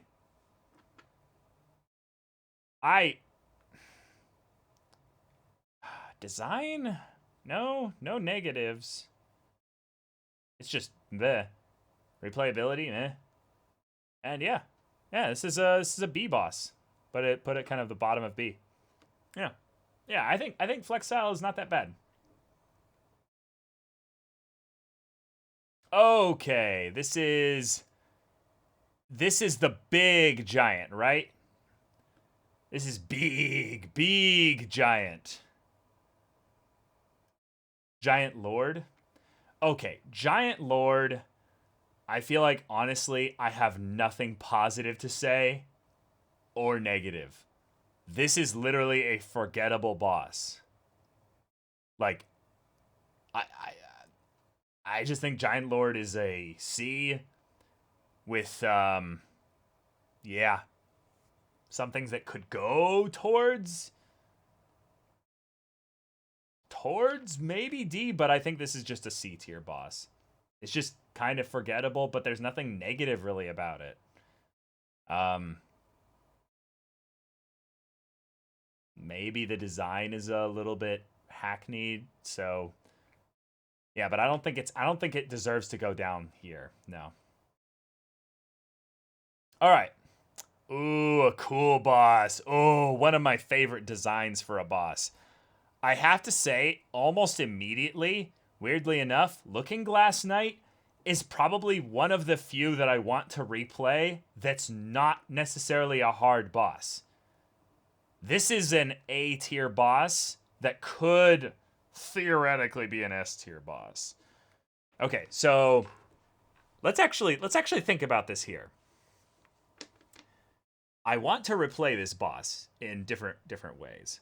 I really liked the combat. Nah, is this an S tier boss? Wait, I think it meets all the criteria. Holy shit, wait. Yeah, the design is really cool. It's really simple.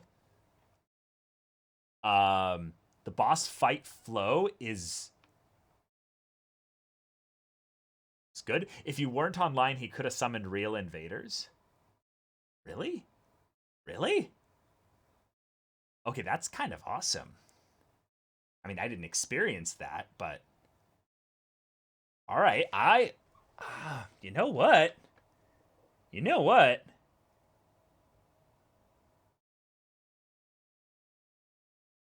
This is a bottom S tier. This is a bottom S tier boss. Yeah. Yeah, this is... Yeah, there it is. It's a bottom S tier boss. I think it's just really good. Okay. Who's next here? This is an early game boss, right? Someone forgettable. This is Lost Sinner. Oh, Lost Sinner. Okay. It's weird because in the beginning of the game, Lost Sinner seemed way cooler. But now that I've faced better bosses and also seen, you know, what Lost Sinner is, I feel like Lost Sinner got kind of lost in the the whole thing here. Lost Sinner had a really good flow to the fight. I don't care about fighting again. And I think the design wasn't that great looking back on it. So I'm going to drop Lost Sinner up here in B tier. I think Lost Sinner maybe could even jump up here. I feel like there's things that are holding it back from being one that I would truly give a positive in either the replayability or the design category. But the boss fight flow was really fun. Nashandra. Okay. Design. I think it's this is weird, but like I feel like Nashandra is probably one of those ones where I want to give Nashandra A, but I actually have to give Nashandra B. Nashandra is like is so close, but like, nah. I feel like there might even be a case for C because of some negatives within the boss fight flow. She's a shit villain, a shit boss fight. See? Okay, so let me break this down.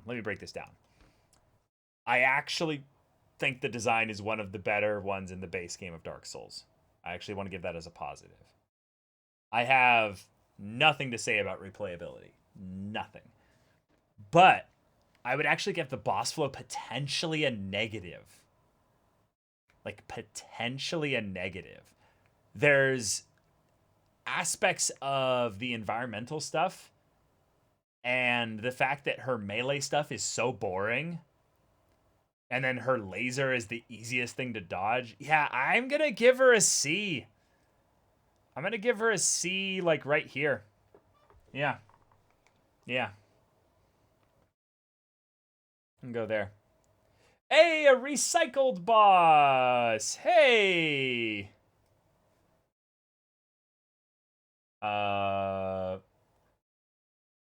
Didn't you get a different name though, Mr. Recycled Boss? Oh, the Dragon Rider. Okay. Well, when you bring in a boss from Dark Souls 1, but leave his better half on the other side, I gotta give a negative on replayability. Like, actually a negative on that. Design, it's a reskin. I can't give it a positive or a negative. It's just meh. And the boss fight flow. Yeah. This is like a...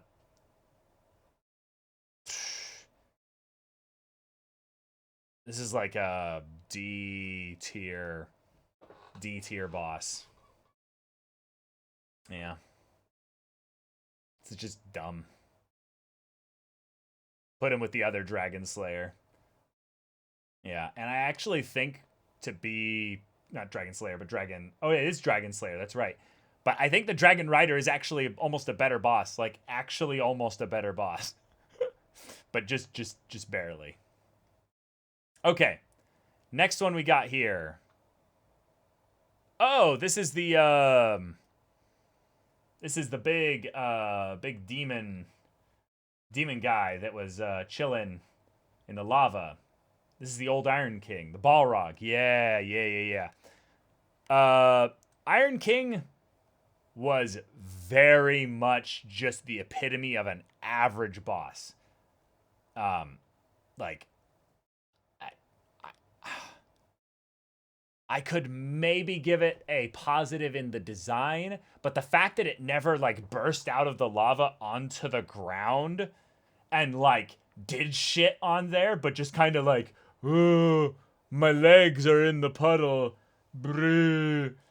I give this one actually like a negative in replay and a positive in design to balance out in the C category here. I would put it right here. Yeah. The hole is the boss. Exactly. There you go. That's the whole thing right there. Oh, are these the cult people that were in Seldora? Are these the cult people that were like chilling in Spiderland? Yeah, they were. Actual trash. Covetous Demon was better. Covetous Demon was actually better. Oh, the Pursuer! The Pursuer! Pursuer is actually like one of the best bosses in the game. Like, actually has a good like boss fight flow. Very good boss fight flow. Very much feels like if Guts got like armor and came into the the world here and floated around as a spectral like enemy. And I would say yeah. I'm fine with playing him again. I actually think that the Pursuer, unironically, well, hold on. Actually, hold on. Which of these are actually like I'm kind of just positive on, but I'm not like actually wanting.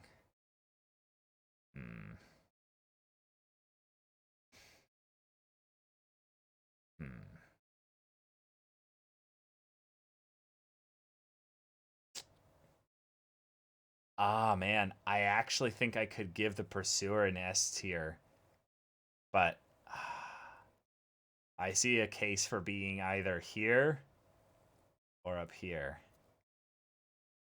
So, oh, here's actually, I can use the Looking Glass Knight as an example. Which do I want to fight more, the Looking Glass Knight or the Pursuer? I definitely want to fight the Looking Glass Knight again more than the Pursuer. Design-wise, they're both about equal in my mind. Maybe the Looking Glass a little bit more. Boss fight flow. Maybe even give it to the Pursuer, actually, for boss fight flow. Yeah, I think the Pursuer is still an S, though. Looking Glass Knight is better, but Pursuer is an S. Okay. Ah! The Rat King! The Rat King! Probably one of the funniest bosses in this game. Such a dingus. Oh, this isn't the Rat King. This is the Royal Rat Vanguard. Okay, so this is not the one that was like Sif, right? That's the Royal Rat Authority. I think that the boss fight flow for this one was kind of eh.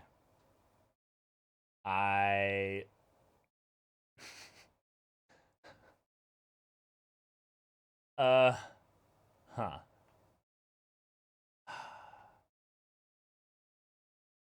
Yeah. I feel like I can't put this anywhere more than like a C. Like, man.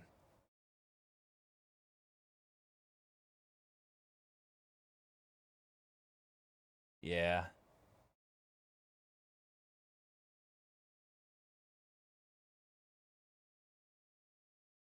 Maybe actually here. Yeah. I have nothing really negative to say about it, though. It's a fun encounter. All right. Ah, these guys. What are they called? The Royal Sentinels? Ruin Sentinels. Ruin Sentinels.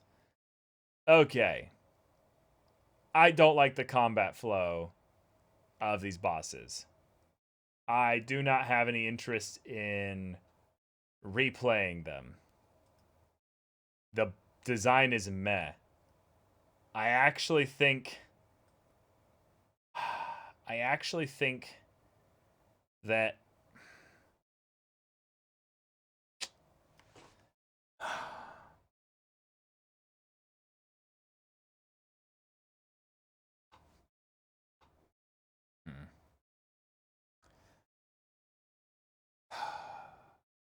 yeah, I do not like the flow for this fight. I would put that as a negative. I'm going to put them as a C. I'm going to put them at the top of C.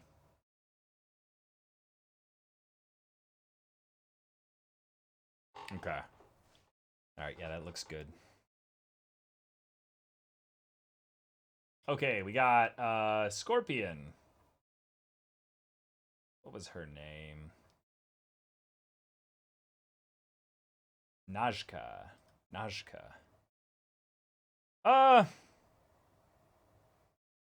Not interested in replaying. Forgettable boss. Yeah, it was Quelaag 2.0. I don't even remember. That's the thing. I barely even remember this boss. Like, and maybe that's because I did some things out of order. But, like, this boss was actually forgettable. Like, I want to put her at the top of D tier here. Yeah, that looks right. Oh, Smelter Demon. Okay, Smelter Demon. All right. Smelter Demon felt like the Balrog fight that finally like got, that was like kind of just like a good old smashdown fight. I'm not necessarily going to put any like positives on the boss fight flow because the move set was really simple, but I loved the actually the thing is that I actually do like the boss fight flow because of the scaling up of the tiers with it. I don't have any interest in replaying the Smelter Demon. I think the design is okay. Oh, no, actually, I kind of like the design, yeah.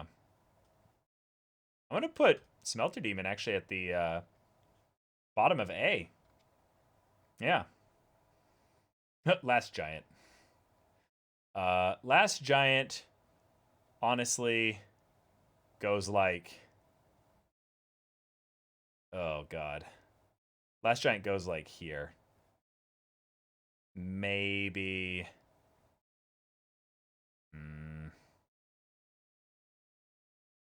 Yeah, Last Giant goes here. Ah, no, actually, Last Giant might actually be trash. Like the top of trash. Okay, let me break this down. Replaying? No. Oh, but it's not a negative, though. So, actually, that's actually the best spot, yeah. I would say it's about right there, yeah. Okay. What about this here? Oh, this is the Rotten. The Rotten was weird. This is a boss that I don't know, y'all. But like this boss is kinda dumb. Like this boss, I did not like the move flow at all. It felt very just kind of boring. And then the design just felt kind of confusing. Like I'm gonna put this one at a D. I'm gonna put this one down here. Like, yeah. Rotten was just kind of... Ugh. Yeah. Oh! One of my favorite designed boss fights in the whole thing. Okay. This boss, these were the skeleton lords, right? I love the design of the skeleton lords. Loved them. But the thing is that they were really easy. I have no interest in replaying them, really. But I don't have any really negatives to say about them, other than they were really easy. But that's just basically the thing of saying, would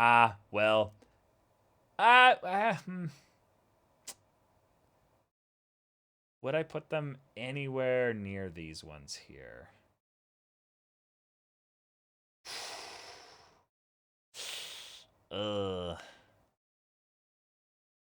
Yeah, I kind of cheesed them by catching 6 skeletons in a single lingering flame. No, that's good design. I feel like that's... Yeah, like, I'm gonna put them at the bottom of B. Yeah, I feel like that's where they deserve. These are the protectors, right? These are the throne protector guardians, right? Before you fight Nashandra. I believe that's right. Yeah, okay, it is. Okay, cool. What even was their deal? Okay.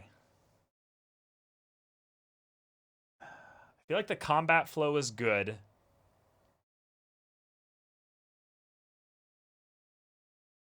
Design was kind of... Yeah, these were a bad Ornstein and Smough, yeah. I actually think they go really high B. I think they go here. Yeah. Okay.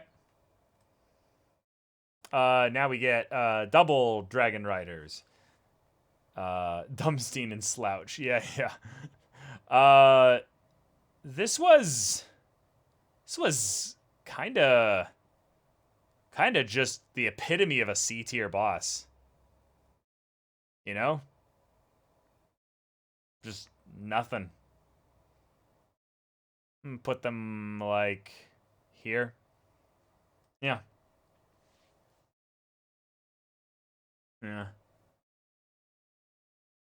You put double Dragon Riders even below OG Dragon Rider? Why?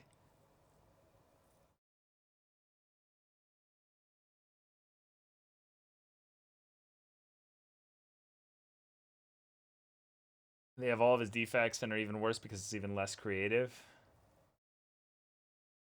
Yeah, but my criteria are whether I want to refight them, whether I want to, whether I like the design, and whether I like the boss flow. So all those are just, like, no, but there's no negatives attached to them. It's just not there.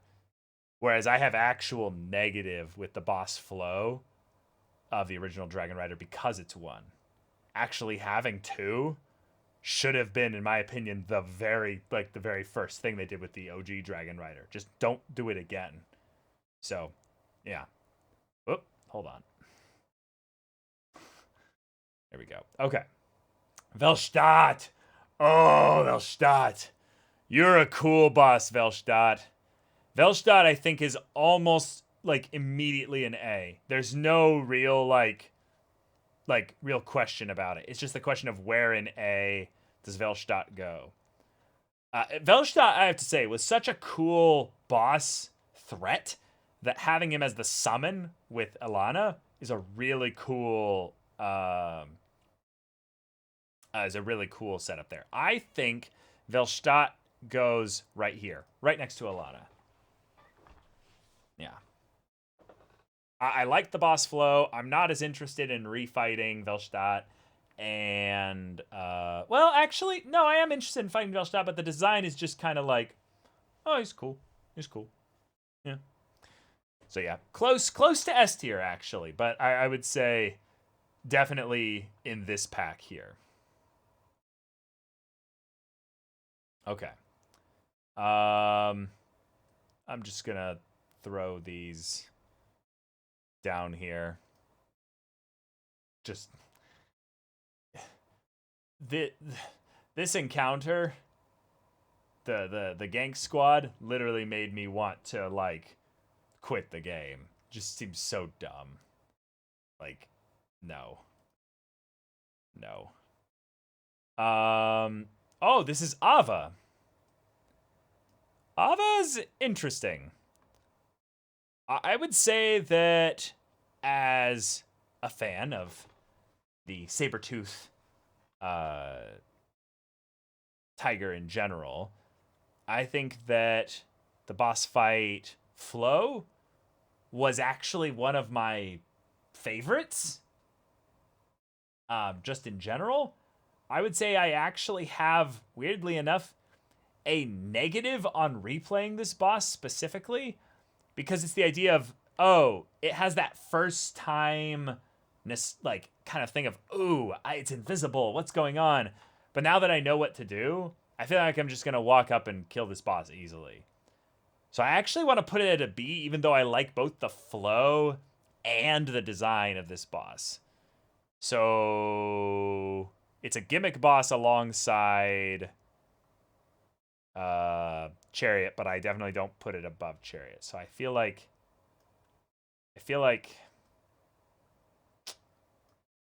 I'm sorry, but I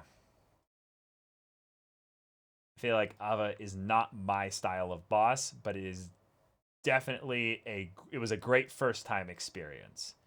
And I can already tell that I don't care about fighting Ava a second time, really.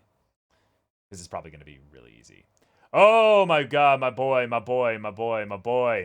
Alon. One of the best boss flows in the game. I think he could have been harder, though. I think there were times that Alon should have followed up and done like a little bit more to scare you. I think that the design-wise is not like my favorite, but is just good. And I definitely want to replay this boss with like caster builds and all kinds of other stuff. Like this is the epitome of a great boss in Dark Souls 2. Like a great boss. The design of the arena, though? The design of the arena was good. Yeah, I liked the lighting coming in. That was really nice. Smelter Demon Blue.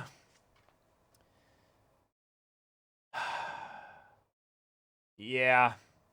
I'll put you next to your partner here. Red one was better. No real difference in boss fight arena. The damage type being different didn't really change much, but meh. It was still a cool fight. Oh my god. This is the Burnt Ivory Knight, right? Or Burnt Ivory King. Yeah, also immediate like S tier boss. Probably one of the coolest setups for how to go fight the boss. The real question is just like whether anything comes even close to him. Like the arena, the boss fight flow, he didn't feel too hard. Like that's the other crazy thing, is that this boss fight gave me, weirdly enough, for the first time in the entire game, I forgot how to play the game in the fight. I was so sucked in. I 100% want to play him probably again more than maybe any other boss on this like entire list. Like I think yeah. Yep. More than any other boss on this list. Yep. Yep. Fuminite. Okay. So Fuminite,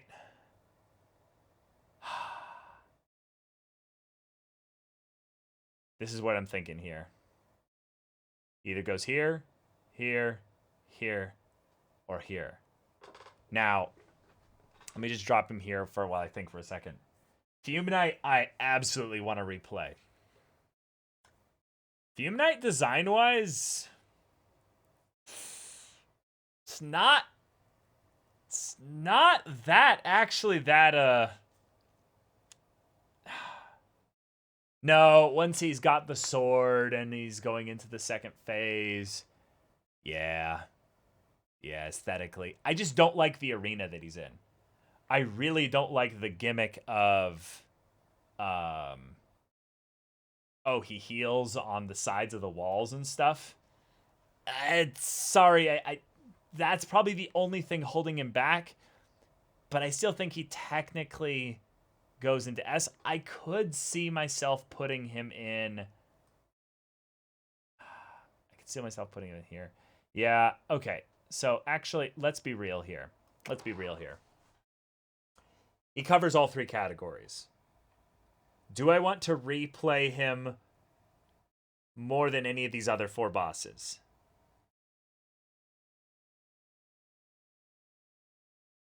Yeah, I think you're right. I think the problem is the design of this boss, I think, puts him here in terms of design. I think the Looking Glass Knight is a better design, just aesthetically and stuff like that. I think that the replay value puts him up here, and then the boss fight flow, yeah, he's just going to be somewhere around here. Yeah, he's here. He's here. Yep. Mm-hmm. Yep.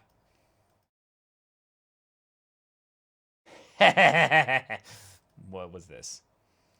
I did not play this boss.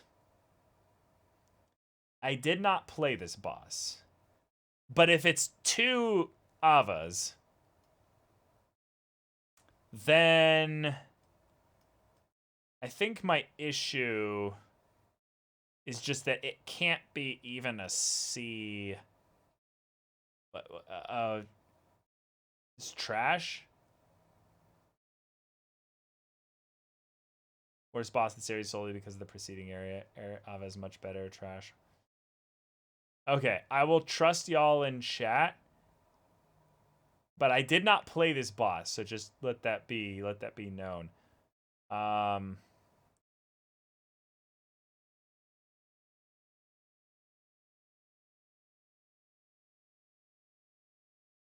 Here.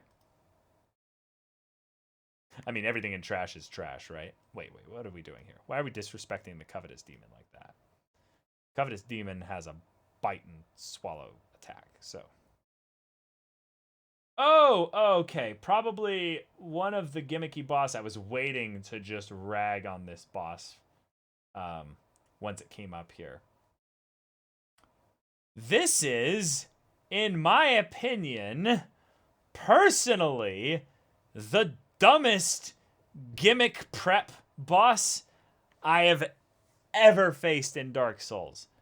I do not like the actual, like you need to wiki this shit, like, in order to find out how to get rid of the poison. This boss, okay. Let me be rational here. Let me be rational. Like, okay. No. There's no way any of y'all in chat are going to convince me that the design of burning the metal wheel thing is actually a good thing. Now that I know how to do that, though, do I want to refight the boss? No?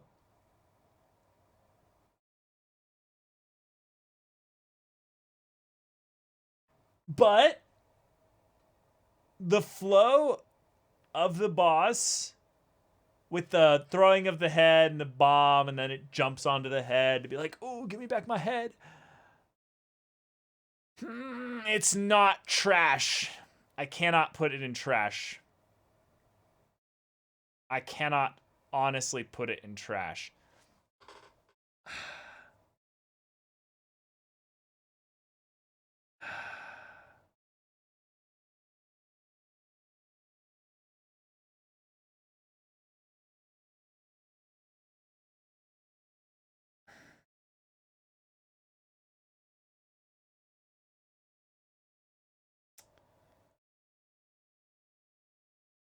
Here. There we go. Because once I actually fought the boss, I thought the actual fight was not bad. It was actually kind of cool. But it's just all that other bullshit. Yeah. Okay. What else we got here? Ah, Royal Rat Authority. This is Scuffed Sif, basically. And I thought Sif was one of my favorite fights in OG Dark Souls. This was not that.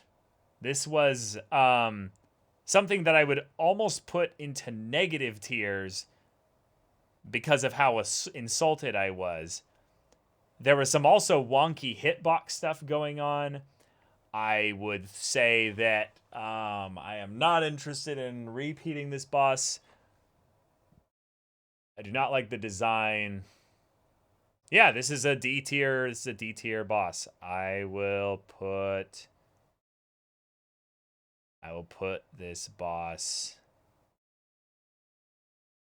I'll put this boss here. Yeah.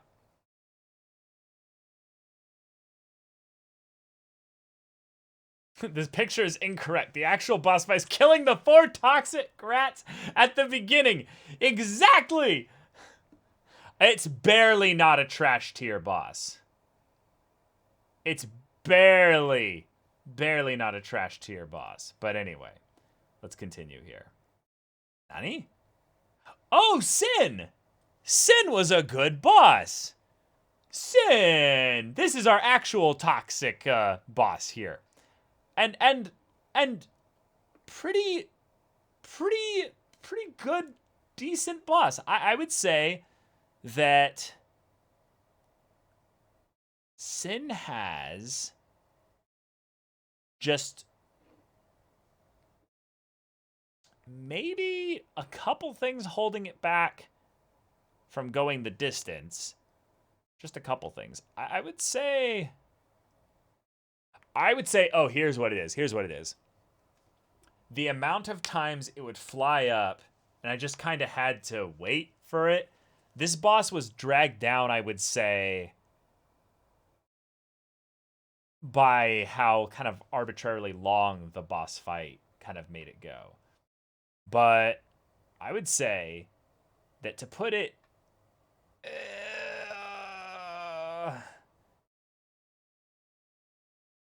I feel like I need to adjust a couple things here. I can already see that this list is kind of fucked. Because a couple things don't match up with each other. Do I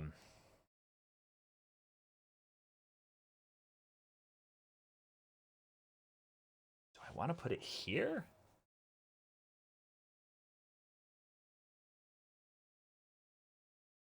Remember, he was the only boss who actually caused you real life physical harm.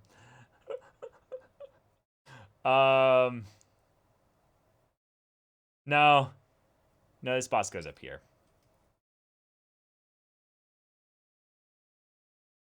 Okay.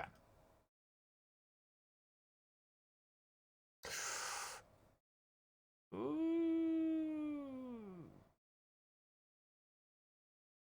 Oh, we're gonna put it there.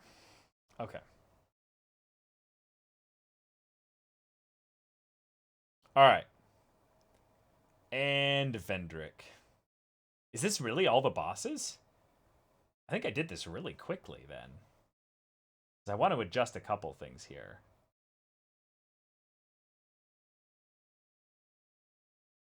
Yeah, this is Vendrick. Okay, Vendrick,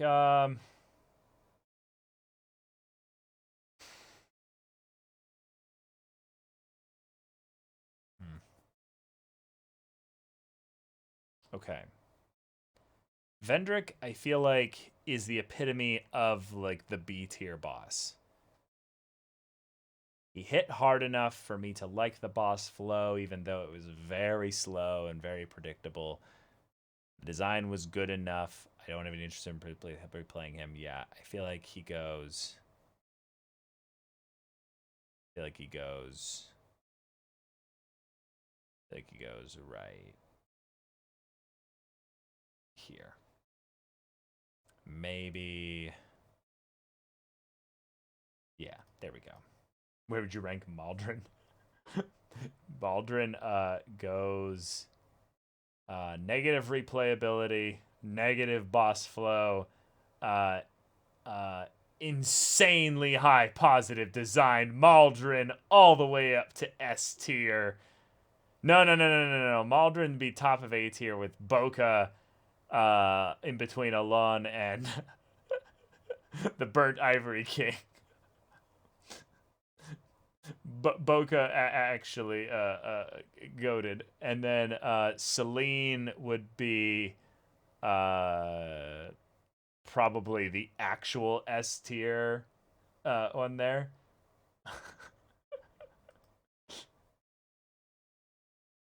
Did I say Celine? I meant to say Serene. Why did I say Celine? What the hell? Okay. This is my initial look at the tier list here, but I can already see some immediate problems. Like, just already can see some immediate problems. Some of these bosses are too dang high. Some of these bosses are too dang high.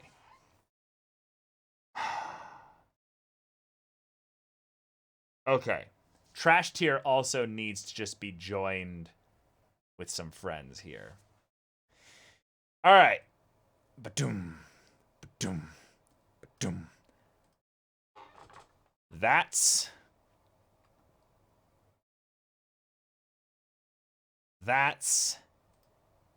the first bit. I would say that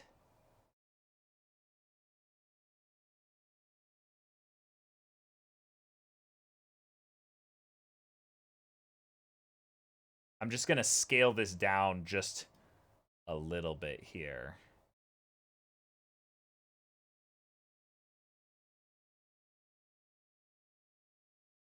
This might be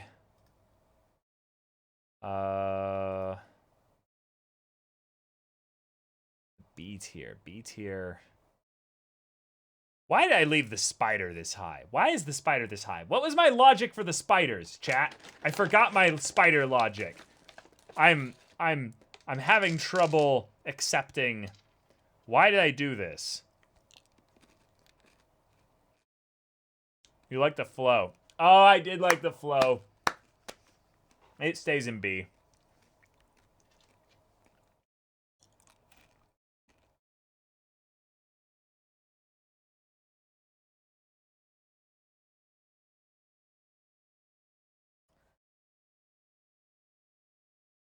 Okay. I think that's actually it.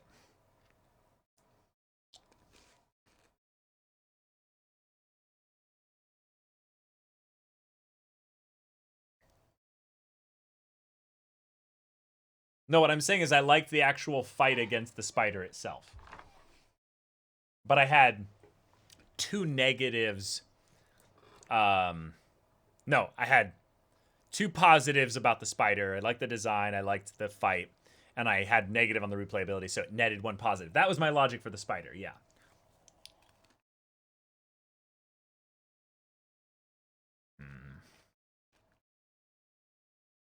Only thing I could see is maybe dropping more from B into C. I could drop Vendrick into C, sure. Makes sense.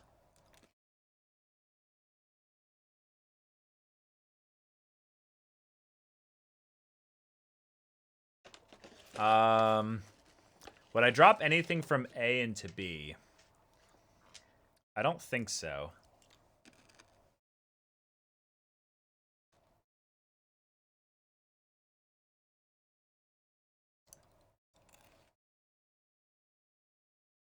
I think A and S are perfect. B looks a little wonky. Live letter in 5 if you're interested. Thanks for the heads up.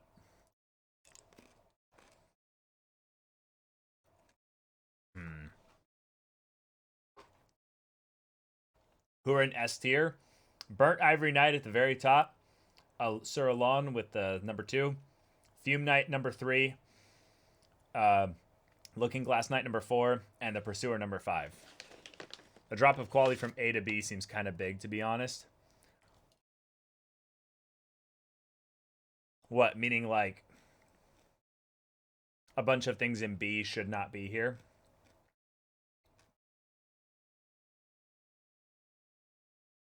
Chariot could go to C, but then I would have to put Ava in C. That's actually fair. That's actually very fair. There we go. Song Demon's great. Demon's song is great. I don't know what you're talking about, Johnny.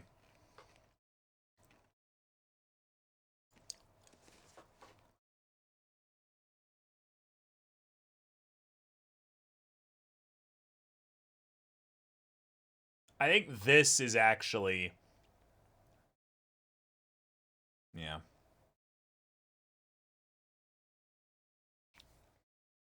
I think Poison Dragon is high B.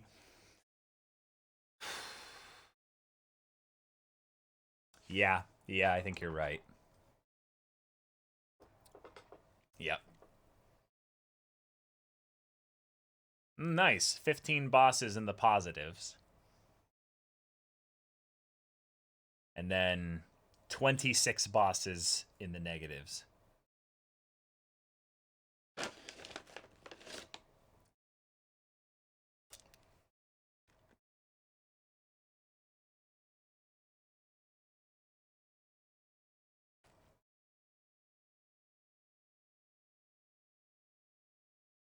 What makes the frog place so high?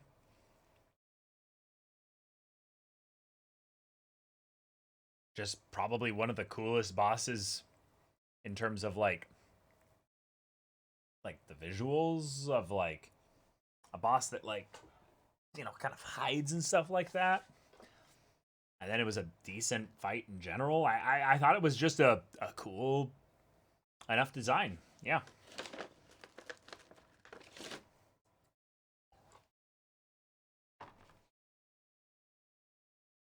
Honestly, the seeing this list makes me so excited seeing his reaction to Dark Souls 3 bosses. On average, they're great. Oh, okay. I'm excited about that.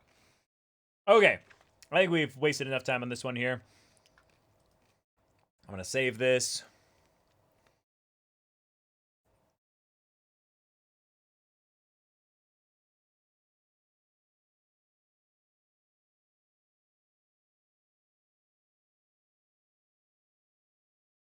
And then I'll post it on Twitter, of course.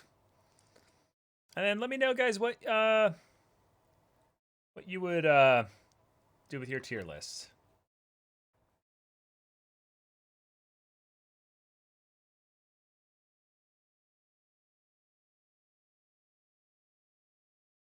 Now we're going to do some meme videos, yeah.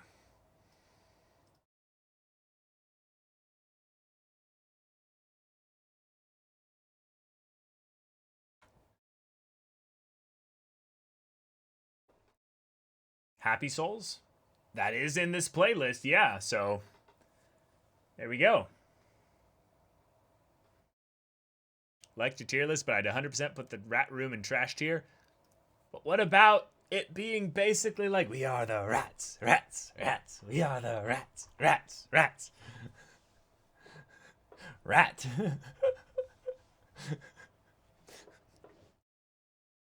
Come on, chat, it's rat, yeah? You guys are too excited about memes. Okay. All right. First thing we're going to be reacting to, though, is Dark Souls 2 in one hit. This looks really funky.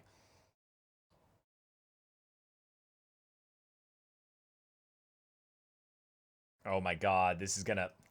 I hope this doesn't get any copyright with the music and stuff. This could be a problem. Although it is JoJo's music. Oh, wait. Update 12/5/2020. Had to mute some of the audio in this video due to copyright claims. Not much I can do about it. Sorry. Oh, okay. So, actually, the music will already be muted by the time I get to that part. Okay, cool. Well, all right. Here we go.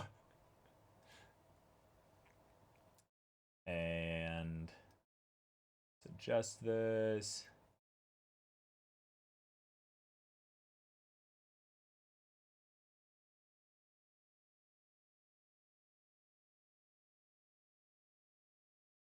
Looks good.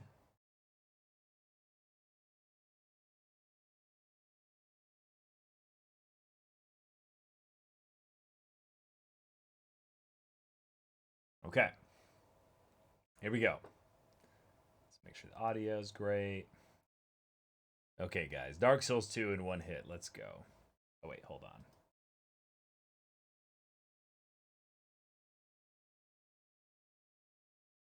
Why is that stupid thing in the way?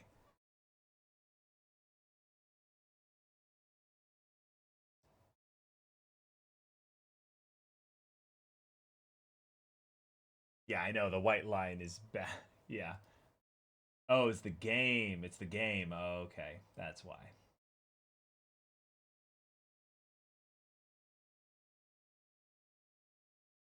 Okay, there we go. All right, cool.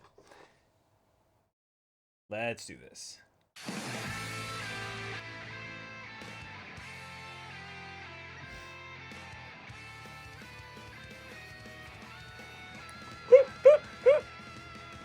All right, let's go. That's the best you What? can come up with. What? Dodo's Extinct Adventure. Hey there, my Janine Garofalo's. Today, we are doing Dark Souls 2, Scooble of the Frugal Soup. Before we get started, we first need to skip half of the game and open a portal directly to Comcast customer support, so that we may face our first true adversary in the depths below. Okay. Watch out, watch out, watch out, watch out! Power up the breast cannon.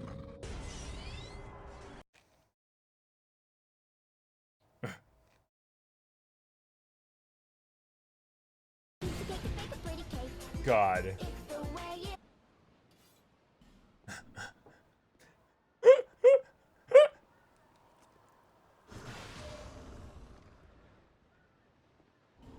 What happened? No! God! Ah! No!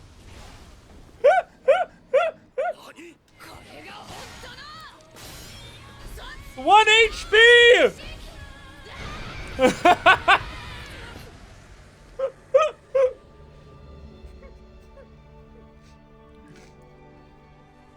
Oh my god.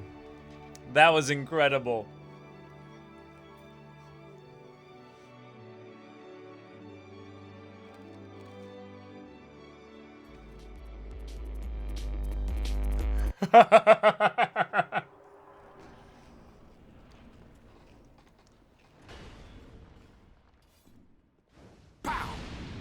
Jesus.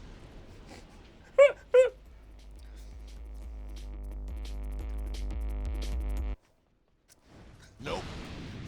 How'd that plan turn out for you? 2,300 damage. You just ain't doing it right. Bam!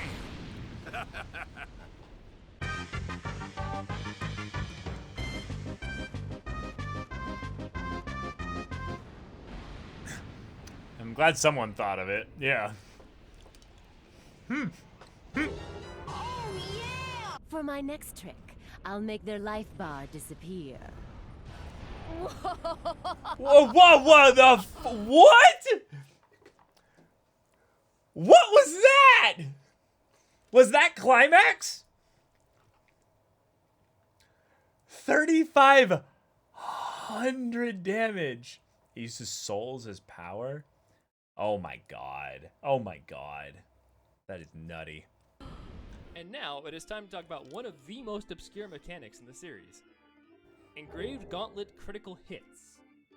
These gauntlets give you a tiny chance to critically hit any form of damage. This includes fire bombs, throwing knives, and all forms of magic. Okay. So, you could probably guess that the highest possible hit with Climax requires me to get a critical hit, which means I have to repeat certain fights hundreds of times in an attempt to get a single critical hit for the one-shot. As you can imagine, this nearly drove me insane. Yep.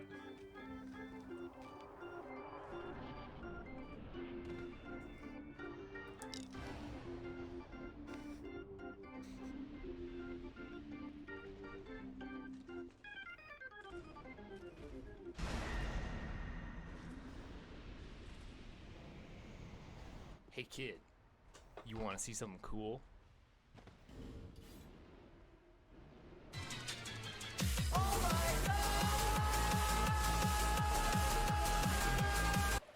$6,400 damage. Get out!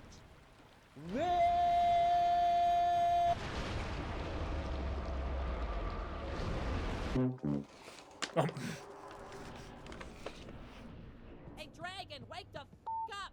It's already past noon! Get your life together! There's actually a really interesting piece of lore about the Giant Lord that most people don't know. He was originally an adventurer, just like the player, but then...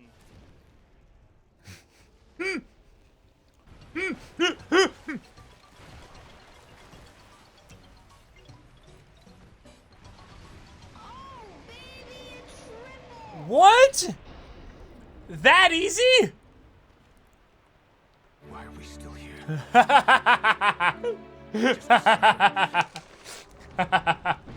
I'm very hungry. No, I don't want.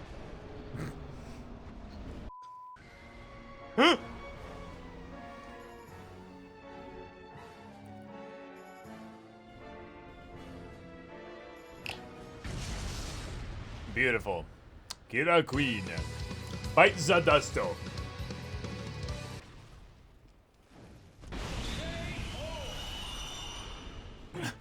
Where the rats? Yes! I'm the giant rat. Exactly! It is the age of gargoyles. See? The rats are amazing.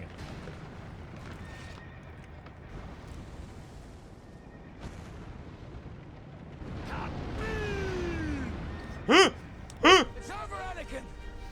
I have the high ground! I was 2 hits. Heckin' ad? Really? Oh my god. Beautiful. Beautiful. Come hither and experience death. Hey! I didn't really die.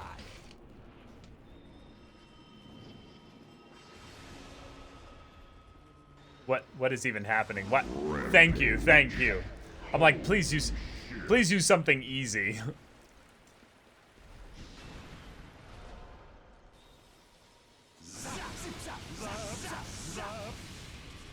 That's a cool miracle. That's really cool.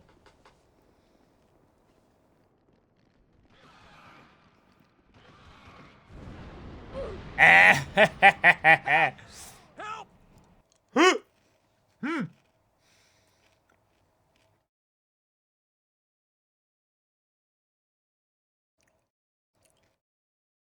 This is the music that was muted. Alright, that was 2 hits though. Oh boy. 2 hits. Yeah.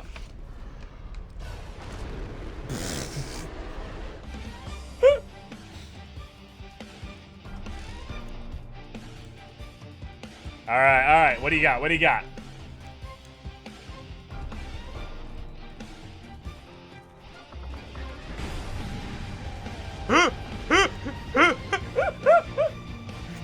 One damage.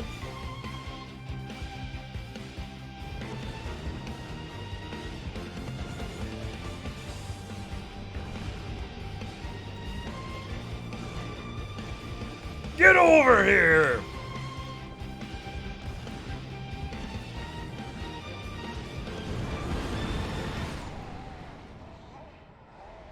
Why are we still here?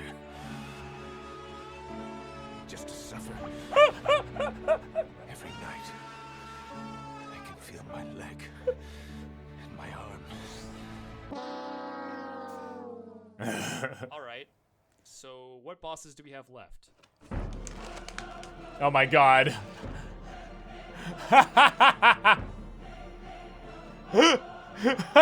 Yeah, good luck. Good luck. Oh god. Whoa! My disappointment is immeasurable. Beautiful. Good meme, good meme. Hey there, boyos. Thanks for watching, and I hope you enjoyed this. We've got quite a few more episodes of this series planned out. Okay. So let me know in the comments if you'd like to see me do Dragon's Dogma or Dark Souls 3 next. I'd also like to mention just how ridiculous this project has been. The first recording was done over a month ago. Okay, well that was a good video. Good video. I'm gonna like this one, yeah. That was really sweet. Alright. But now, get to the video you guys have been waiting for. Yeah!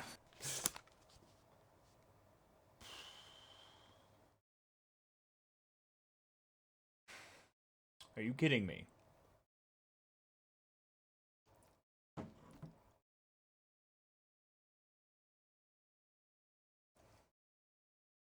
Are you kidding me? Alright, I'm going to turn it off for you guys so you guys don't have to experience this. Let me figure this out. Okay.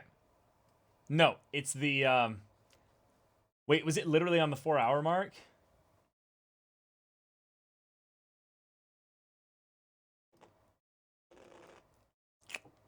Okay. All right. Might have a solution here. Let's see. Let's see if this works.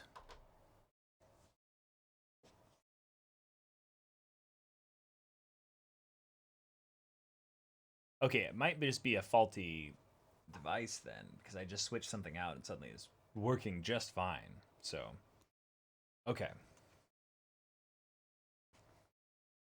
Nah, I don't trust myself. Hold on. To do this actually properly, let's quit out of Dark Souls 2. Make sure this is not what's causing the issue here.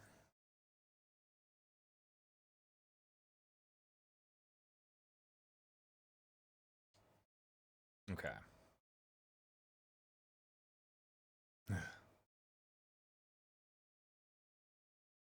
See, now the game just crashed.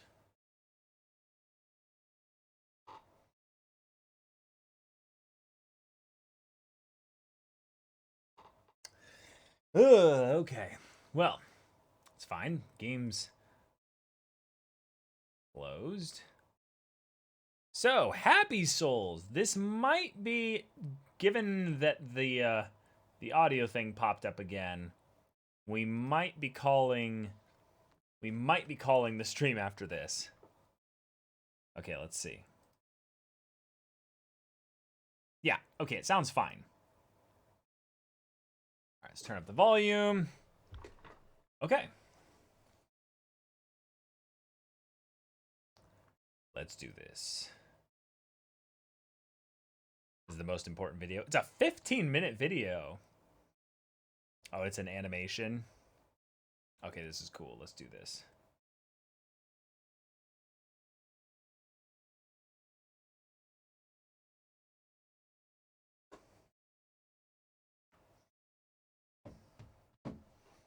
Oh, no sound? Shit. No sound. Hold on. There you guys go.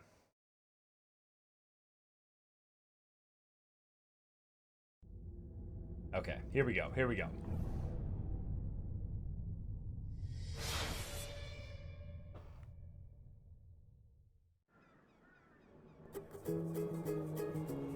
Okay, you summon ready for this? a buddy. Oh yeah. Let's do this.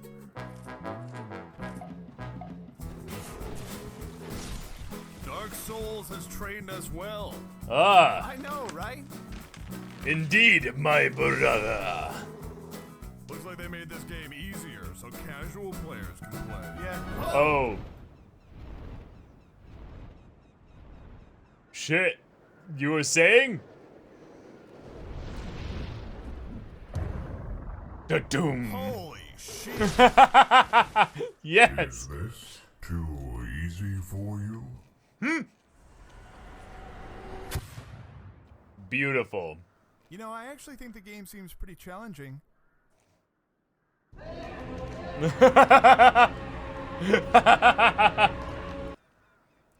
I'll see you later. Later, bitch. Okay.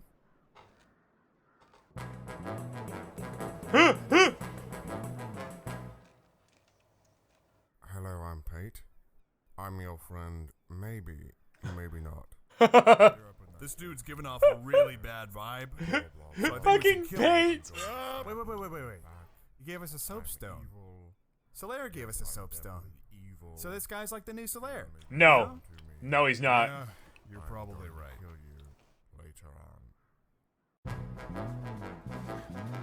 Pate is so forgettable. Oh my god.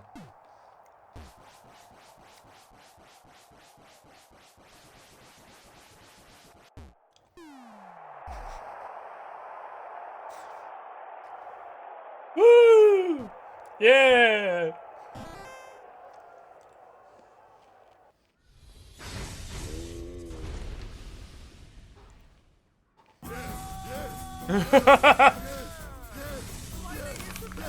Ah, before it was nerfed. Okay, okay.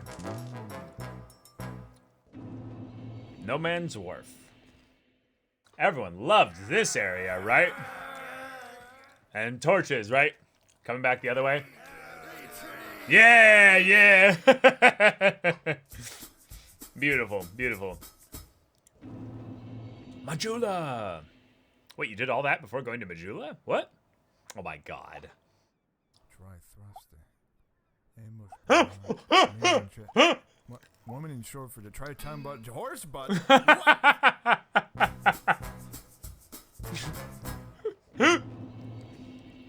Oh, and now you go here? Check it out, I'm a baby bird. That's pretty good. Buddy!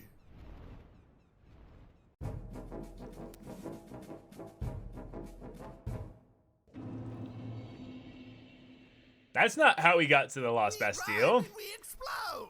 Oh, wow! It's gonna blow up! Boom. You Oh, it think was? you can handle my Oh. spells? You know, you sound a lot like our old friend Frampt. Yeah, he does sound like Frampt. He did sound like I Frampt. know what you're talking about. Here, eat this. Well, I'm not really hungry. It is Frampt. See, Frampt?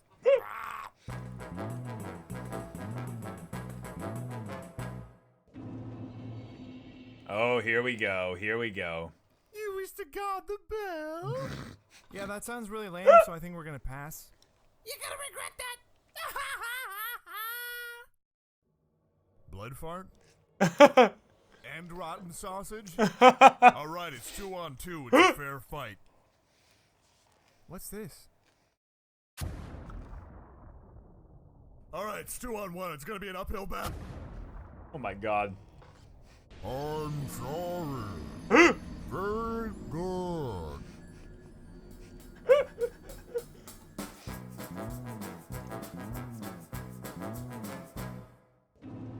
Boy.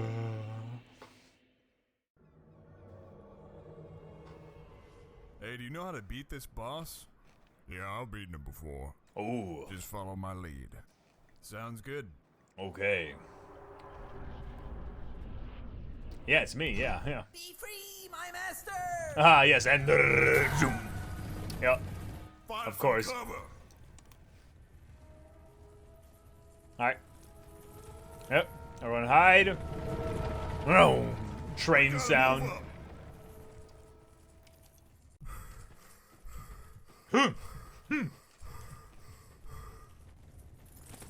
All right, let me in. I don't think there's enough room for 3 people. All right, very funny. I'll make some room. No, seriously, look how tight these walls are. Yeah, you gotta find another spot. I would, but I don't have enough time.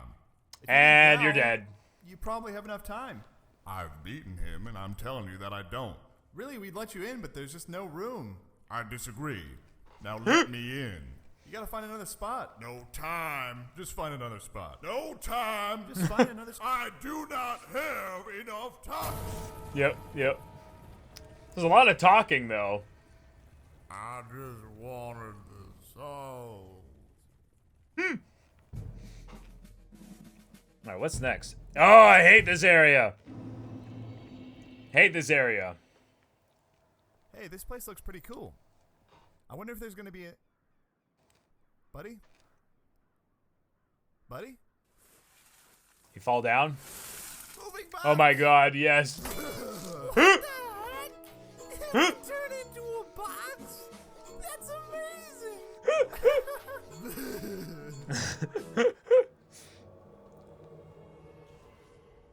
Wow. Hello. May I share with you the lore of this land? It's yeah, not Vati. I know it's hard to believe, but we're actually standing in an Why did you do that? No, that was my fault. Please leave a bad player review on my name, so I may learn from my mistakes. You know, I actually feel kind of bad. You should! It was just trying to tell us the lore of the land. Well, I didn't know that You before. big, fat, sticky green jerk. Hey, that's my physical appearance. That hurts really bad.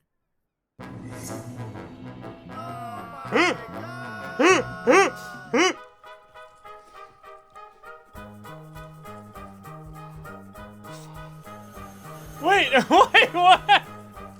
What?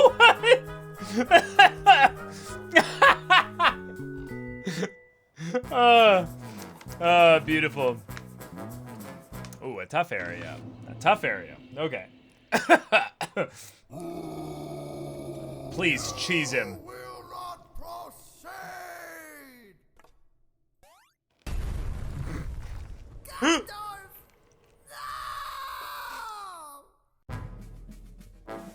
Yeah, pretty forgettable. Yep. Huh? What? Oh, jeez. What It's is this? 2 on 1, pal. Give it up.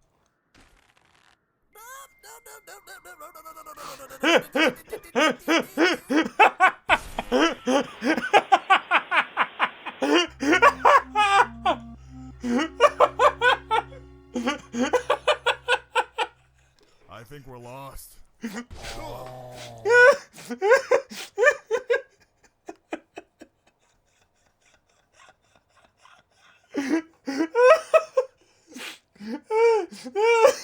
That hurt! That hurts so much!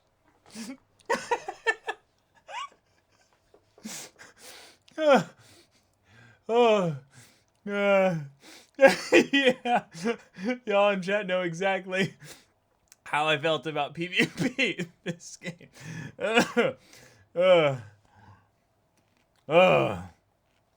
Okay. Let's head to the shaded woods. Okay. Look, when I hit the tree, it makes a funny noise. Wait.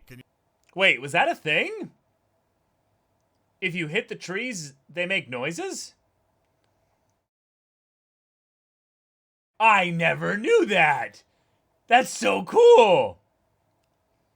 You not hit that tree? Why is everyone stabbing me in the back? 'Cause it's easy. Yep. Mm-hmm. And it does a lot of damage. Yep. There's a lot of... Oh, God. Wait, what? Thank you for saving me. Oh! I don't have anything with me, but if you meet me in my house, I've got boss weapons. Did you say boss weapons? Boss weapons. Where do you live? Right down the road. Can't miss it. Right down the road. Right down the road. Guess we'll see you there. Yep.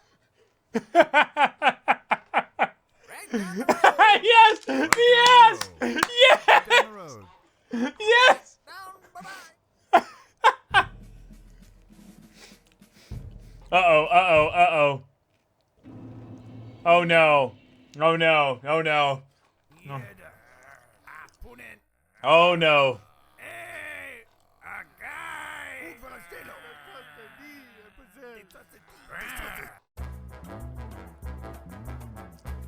Oh, we just skipped all the spiders. Thank you. That's really kind of you. Oh, it's hot. Oh, it's really hot. You gotta be more careful, buddy. Yeah, yeah.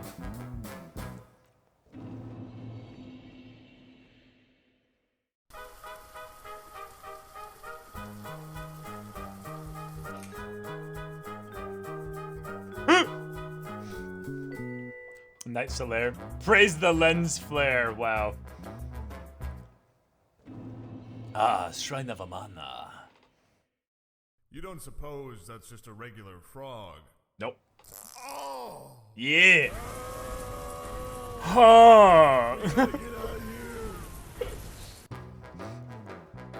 The frog is cool. Okay. I like seeing giant bones of creatures, because then you can, like, picture what it was like before it turned into giant bones. You phrased that really weird, but I know exactly what you're talking about. What caused it to move? Wait. Nani? There's a giant hole here.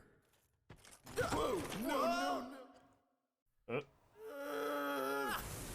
Oh, oh yeah, this area. Oh, what is this yellow goo? Oh, it smells so bad. Oh, come on.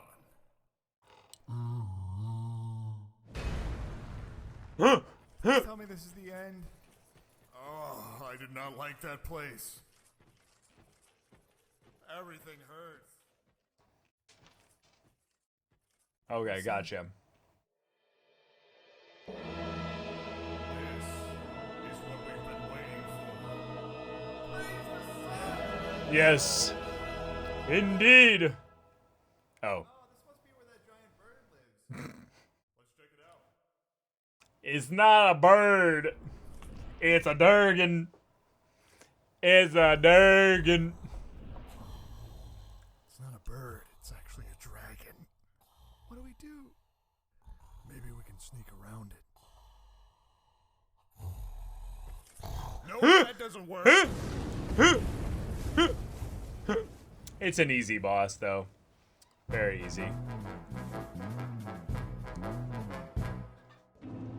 I love this little, wait, what? I think we should get out of here. Wait. Please, I don't want to fight any more dragons. What? Let's go. Do you think he's going to follow us? What? Just calmly walk away. Wait. Huh? Huh?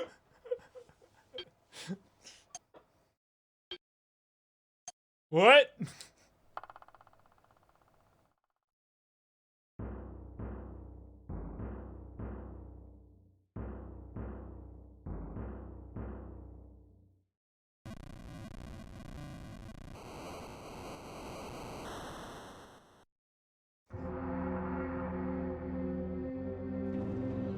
Oh.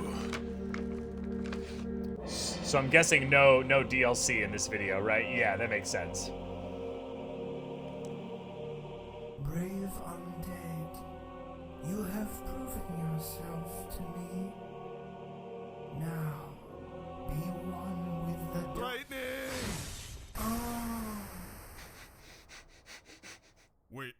We beat it. Oh, that wasn't too bad. Our souls are free. Why are you being so dramatic? I don't know. It just felt like that took a really long time.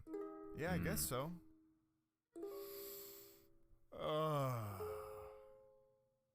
What do we do now?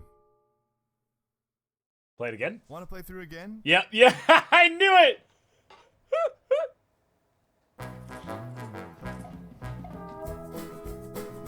Oh, that was wonderful! That was a really good video.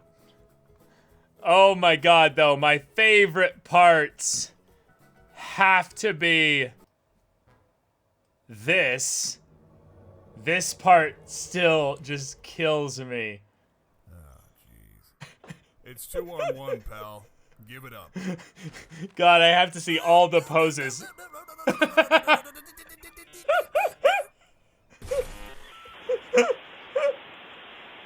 It's the combination of the poses, the dial-up internet sounds, the like very simple like dot stick figure face. Oh, it's amazing. Now, where's the crow with right down the road? Oh yeah, all the best parts were right next to each other. Because it's easy. That does a lot of damage. We're right here. Yeah. Thank you for saving me. No problem. I don't have anything with me, but if you meet me in my house, I've got boss weapons. Did you say boss weapons? Boss weapons. Where do you live? Right down the road. Can't miss it. Right down the road. Right down the road. Guess we'll see you there. Yep. Yep. Right down the road. And the yes. Yes.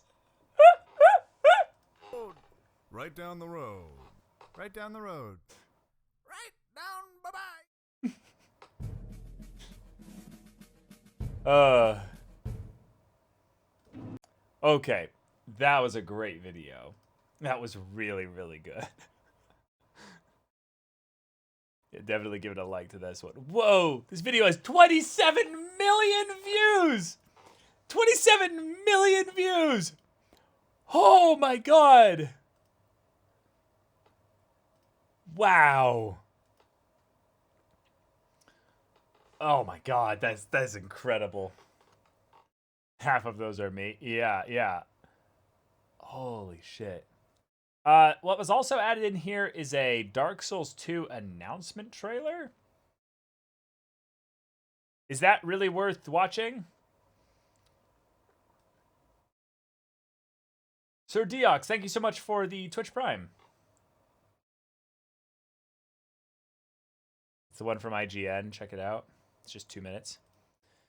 Okay. Yeah, sure. Is this a meme video or is this a serious video though? I can't tell. All right, let's check it out.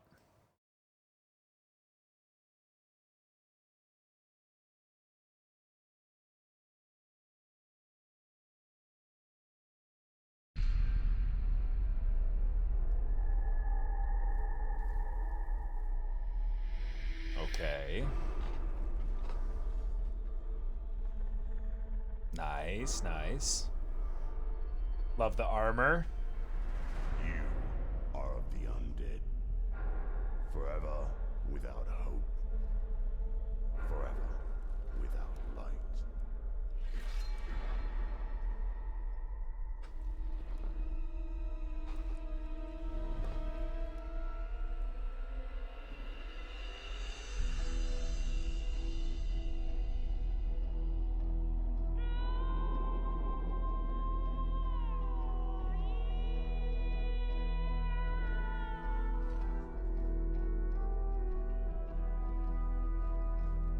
Right.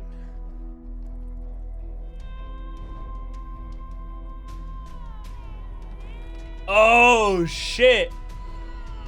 They didn't make the point of whether or not this was in-game footage or not.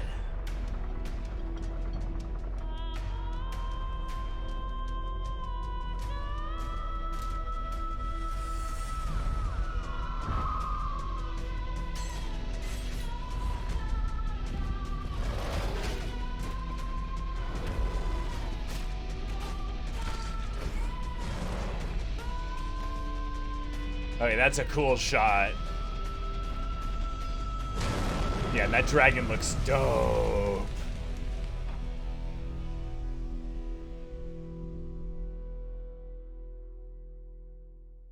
Okay. Well, people knew it was pre-rendered, but at the time nobody knew this wasn't with the in-game engine. Okay. Huh. I guess I'm used to kind of CG trailers that are, you know, over the top and definitely not using actual in-game footage. But okay. Happy Souls video, best thing I've watched today. That was so good. Like it was just actually amazing in every sense of it. Oh my god.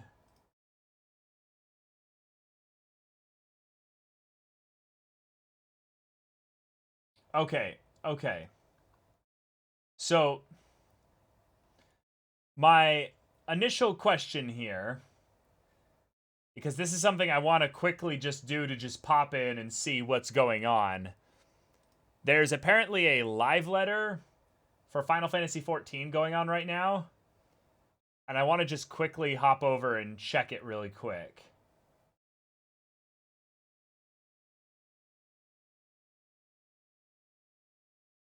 But yes, Dark Souls 3 will be next Wednesday.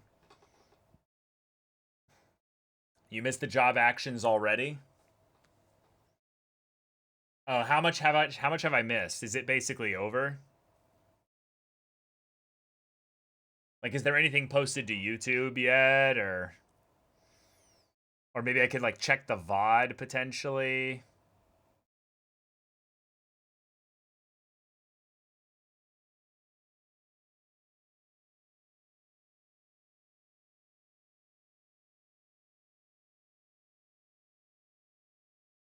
You can go back with the YouTube live thing.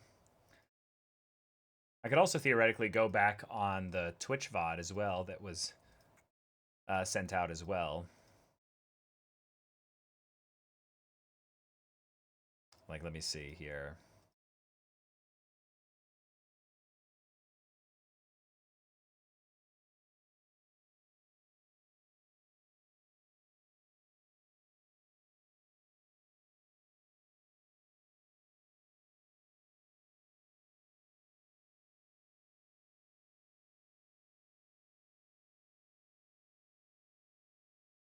Oh, okay. No, there is a 20-minute video.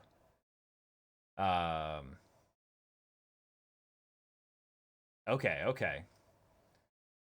Yeah. So guys, I'm going to be calling it for the Dark Souls side of things here, but I'm going to continue streaming just to hang out and check out the Final Fantasy XIV live letter that's going to be focused on the new like class changes for the new expansion and stuff like that. But yeah, I will have the DLC for Dark Souls 3. Don't worry, guys. It's all going to be going there Wednesday and Fridays here on out, moving forward. Final thoughts on Dark Souls 2? Oh, Dark Souls 2 was one of those games that could have been like a 5 out of 10 experience, and I think because I was streaming it and because of the DLC, it's like a 7 out of 10 game, you know? It's not bad. It's not great. But, you know, it was good. Yeah. Yeah, it was good fun. I'm gonna head into Dark Souls 3, start preparing characters to invade you. Yes, please do. Please do. You have to read one gamer's message. If I don't tell you this before we move on to Dark Souls 3, I'll never live it down. In the chest past Maldron is a majestic greatsword, which is the exact same moveset as the greatsword of Artorias, including the signature somersaulting slam that everyone knows and loves. Wait, in the air? Like the in the air slam? Wow. Oh, that's really cool. That is really cool. Oh my god, I had no idea. That is awesome. Let me see what I can do here to try and set this up.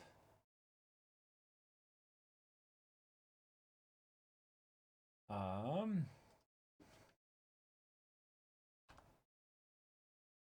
gonna change the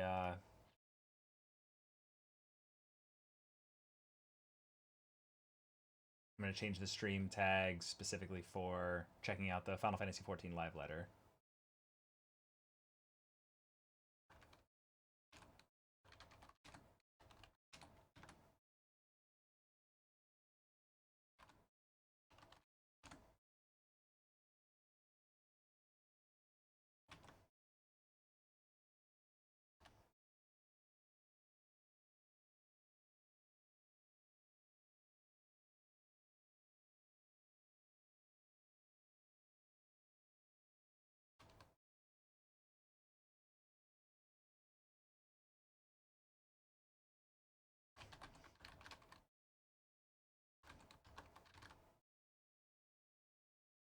Okay, so what do we call this? Endwalker waiting room. I just finished 5.3.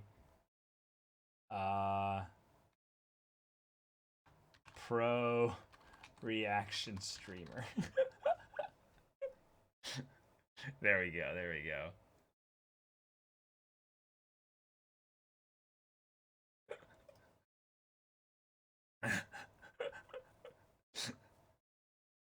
We are absolutely an incredible reaction streamer here. But one of the best for sure. All right, that looks good. Let's pop that there. Yeah, we'll drop ourselves down here and just chill.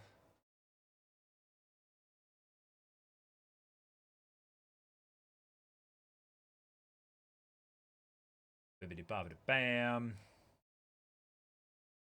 And we'll be a bit behind the live side of things. I'm just going to chill in here. What is a Final Fantasy anyways? This is a new live letter stream that's going on right now for an MMO that I've been having a lot of fun with on my own time. And if I had like lots more time and my own, you know, non-channel related streaming thing, this is what I would be streaming constantly.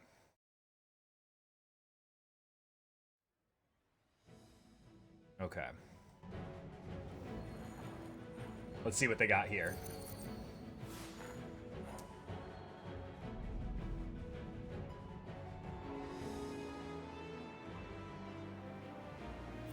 We on the moon!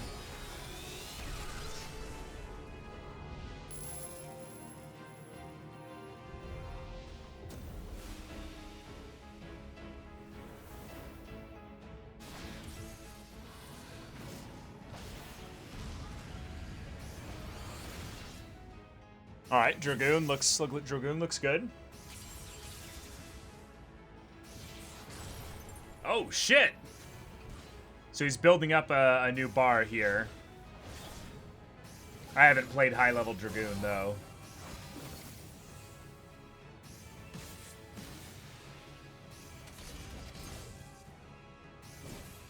Hiding the bars with your camera? Okay. All the dives.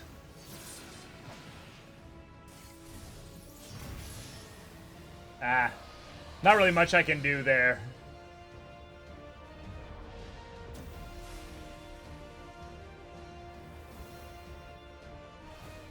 Actually, there is actually something I can do here. Hold on. Hold on. There is something I can do here. Quickly. A nice little thing here.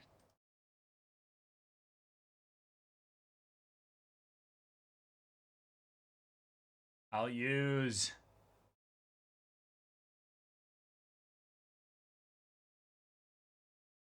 the Dark Souls one just in case. Yeah, it's nothing really more I can do with that. But yeah, let's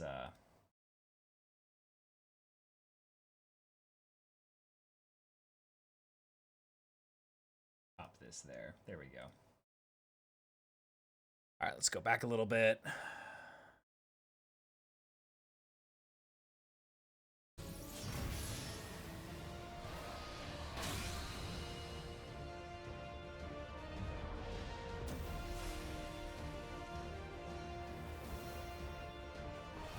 All right, warrior.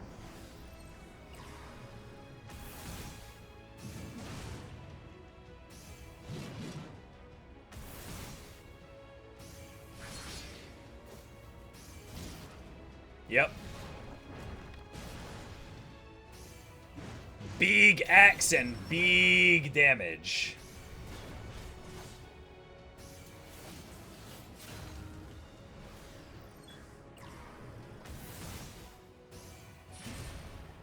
Okay, that's definitely a new move. Fell cleave. Fell cleave.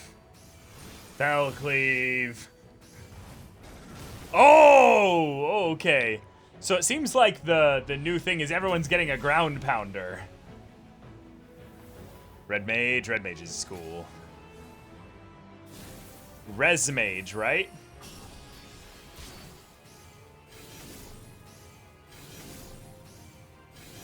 Oh, those gems underneath the mana bars? And that shield there? Yeah. Whoa.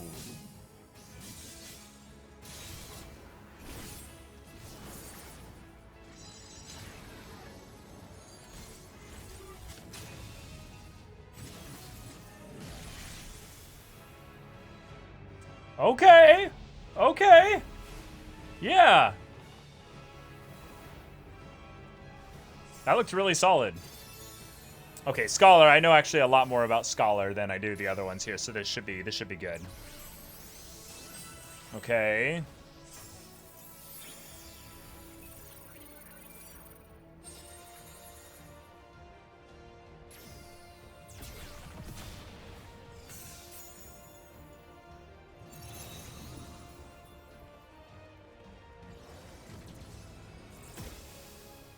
Okay.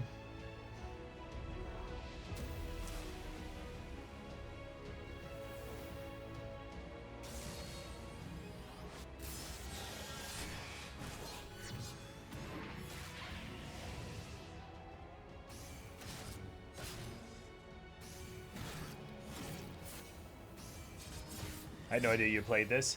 Yeah, I definitely have like not as much time as I would like to play this, but play this quite a bit for the last like, I don't know, year and a half or so.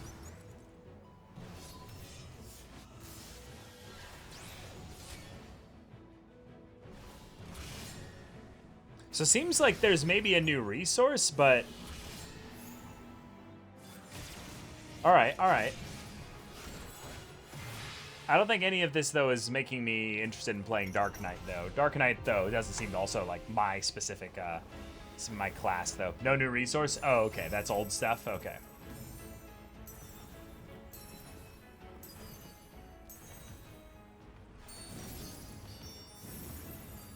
Okay.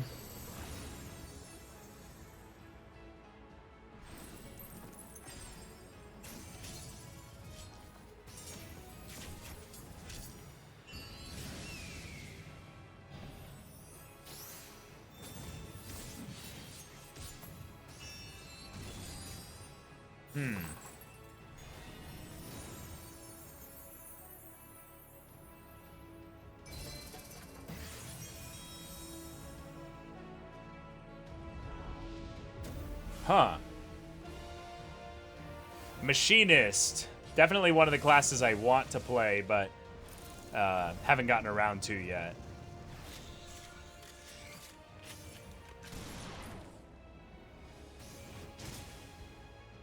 Oh wow, a lot of flips for a gun class, you know.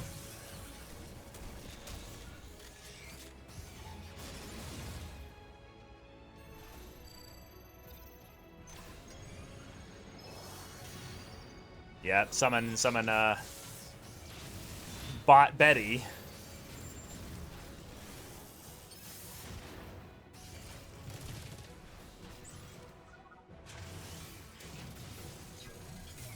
Yeah, there's the Giga drill.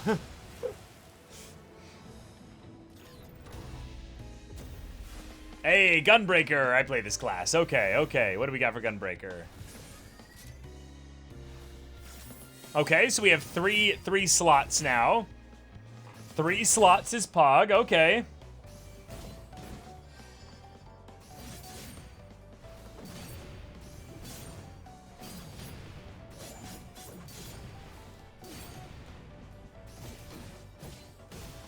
Okay. Seems like in general the moves are a lot more impactful. I can't really tell if that's the case though. Do you have a big spender now for all 3 perhaps, or is it just one at a time still? Okay, there's a 2 spender. That's cool.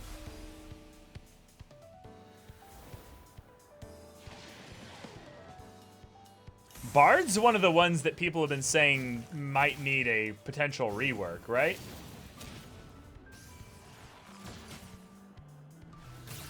Because it's kind of a dot buff support range DPS like amalgamation class.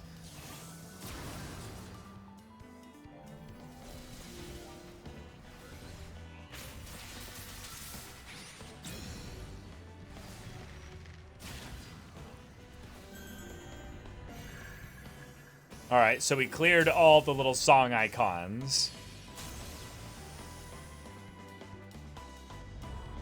It seems like every class is getting a bigger spender now. Is that just me?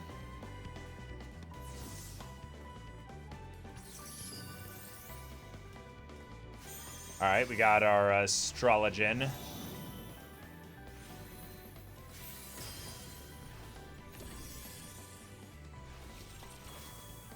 Very little interest in checking out this class. This is like chaos healer, and I prefer consistency in my healers.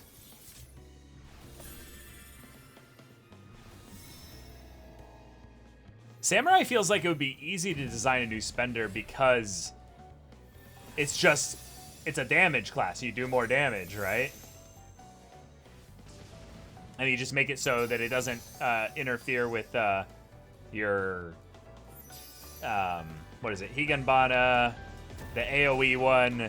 Here we go. Here we go. Here's a dragon. Oh, okay. Hold on. I need to catch up to the current thing here in a second. Let me refresh.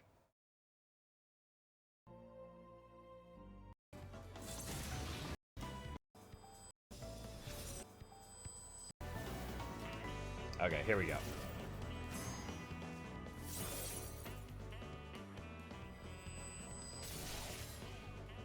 Okay. Yeah. Yeah. You still have your 2 spender. Oh, you can do it twice now. Okay. I think that's the Echo one for making it not cost any, or... You could before too? Oh, okay. Yeah, here's the 3 spender.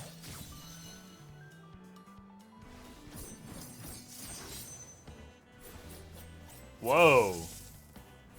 Yeah. So setting up a big...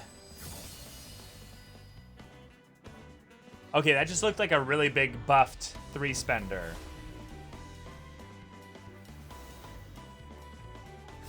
Okay.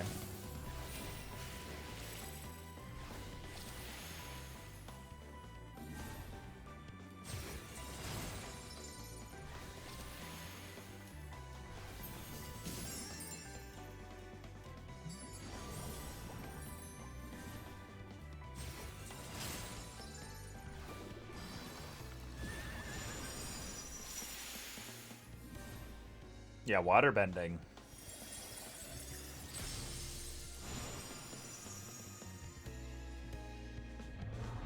I played FF14 for like a year and a half now. I just don't stream it, really.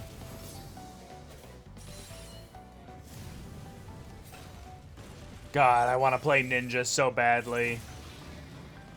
I just have to work on leveling everything up.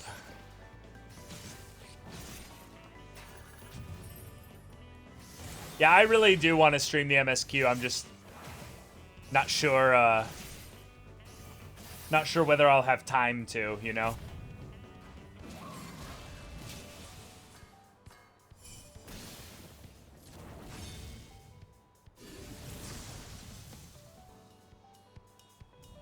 Okay. Still waiting on Summoner, the class I actually like recognize pretty well. Okay.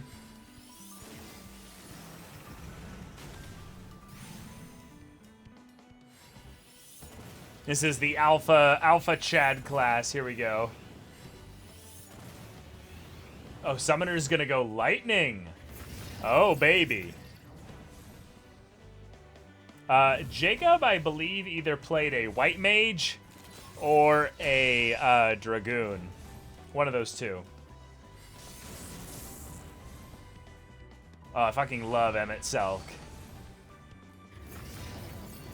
Grahatia, Ardbert, and Emmett Selk are like all like triple S tier characters.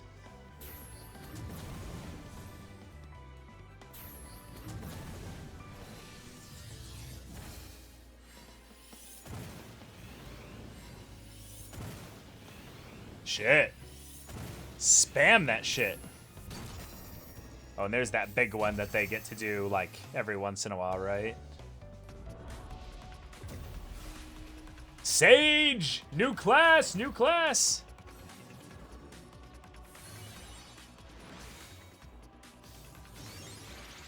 Yep, we got a shield. We got a heal.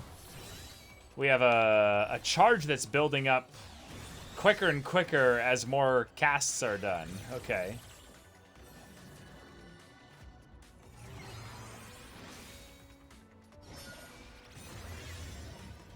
Okay. Yeah, I like it. So it spends the blues there. This feels very similar to Scholar. It just looks like it does more damage, though. Monk! I need a monk! Isn't the pro meta just to have every single monk get you know, you just have a party full of monks. You just beat everything. Oh, this is a full rework? Oh shit. Okay. Okay.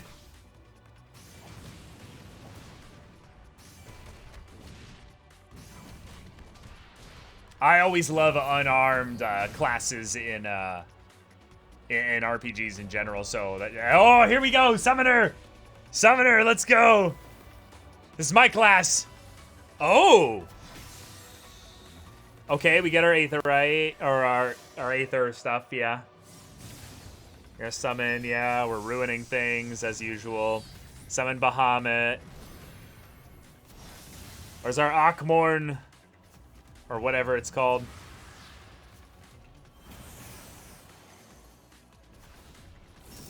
Yeah. Alright, two shots of that. Now we summon Flame. Oh, wait. Now that's a cooldown. Oh, Garuda is now... Oh, shit. So while that's counting down...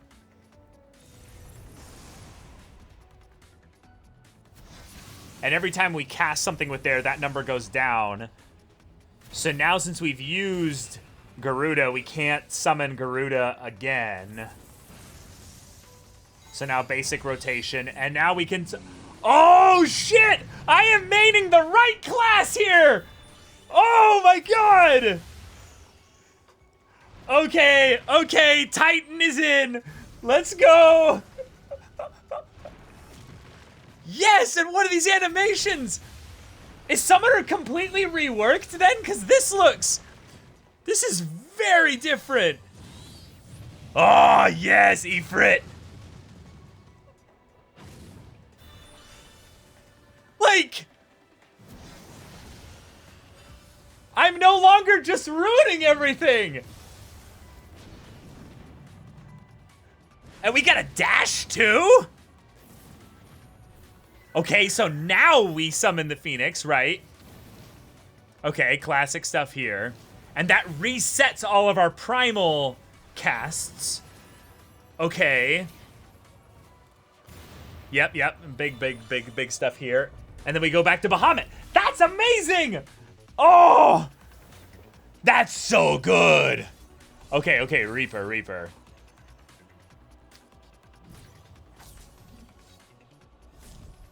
Alright, some kind of buff. A ranged ability, a teleport, melee. Okay, first gauge built up 50. Spending it to summon a Wraith, alright. Which then adds the blue charge. Oh, so there's some kind of like damage support stuff coming from the other DPS being there. So you're like aiding them in some way. Maybe there's something where you're like shattering.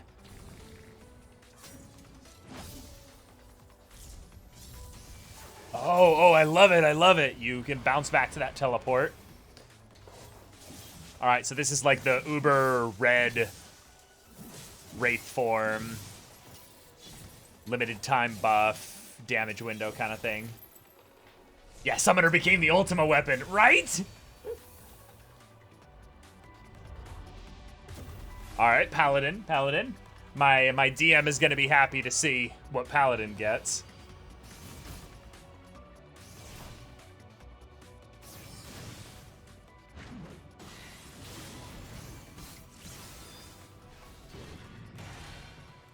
Cool.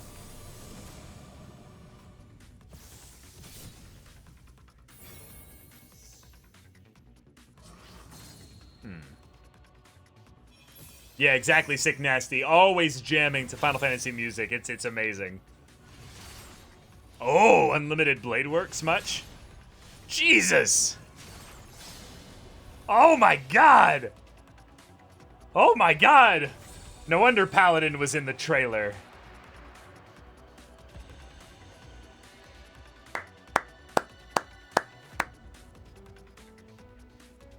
I didn't know what was going on half the time either, but like, wow. That was awesome. まあまずはちょっと20分ぐらいでしたけどいかがだったでしょうかね。But first of all, yeah, it's a 20-minute trial, so to speak. How did everyone do? Shadow, one brings the light. So job action video is getting longer and longer. Through time. まあThree score や wasted. っぱり最初にお伝えした通り、5.0 準拠、でまあ正当に全体そのまま進化していきつつ、まあ主要リキャストが60、120に寄ってたりするので、あれなんかローテーションずいぶん間隔短くなったなみたいなのあると思うんで、まあそのあたりを。What are you guys maining in chat? ごとにこれからご説明していこうかなと思っております。はい。So of course, as mentioned earlier, our basis is 5.0 and building upon Shadowbringers, and so we've kind of evolved the different actions based on that. And with the primary abilities and the recast timing kind of being aligned towards either 60 seconds or 120, you might notice that the skill rotations and the intervals between them may feel a little shorter. So I'd like to go into the different jobs now to kind of explain some of the concepts and ideas. Okay, yeah, let's go into it, yeah. Yeah, Ninja seems really legit. Seeing you react to this makes me want to watch Jacob stream a Final Fantasy player single player game. Well, Jacob might do it eventually. Comments that are saying, "Oh, the summoner is now a summoner." Yes, summoner. And that goes for both the Japanese and English comments that I see. Summoner! We eaten good this expansion. Yes! まあ召喚だけ尺投げずるいっていうコメントもあったんですけど、まあ見せないと全部わかんないかなと思って、一応ね一通り全部載ってるはず召喚は。はい。Of course, some Straight to of you the may have edge. noticed that the length that Summoner is being featured is a little longer than everybody else. And that's not fair, but Summoner Alpha it's a class. significant change, so we wanted to show off all that we can. さあじゃあ皆さん頭の中にそれぞれご自身のメインジョブの映像ある程度頭に入ったと思うのでここから、ロールのお話で、それぞれのジョブの話っていうのを Yeah, highly recommend playing this game, guys, if you want to just give it a shot, because it is definitely one of those MMOs that I feel like is worth your Okay, so time. now, upon looking at the job action trailer and having that sort of mental image of your primary job and what actions that you saw, we'd like to dive in. We'll start from the different roles and then go into the different jobs. さあまずは、タンクからいきましょうか。パワーポイントお願いします。 Cool. Let's go with the tanks.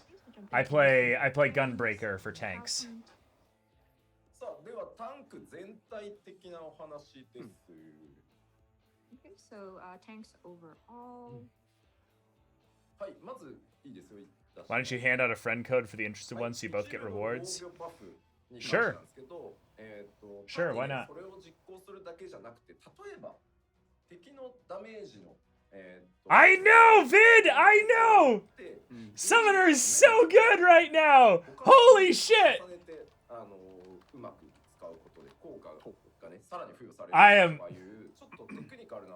I am so freaking hyped. So certain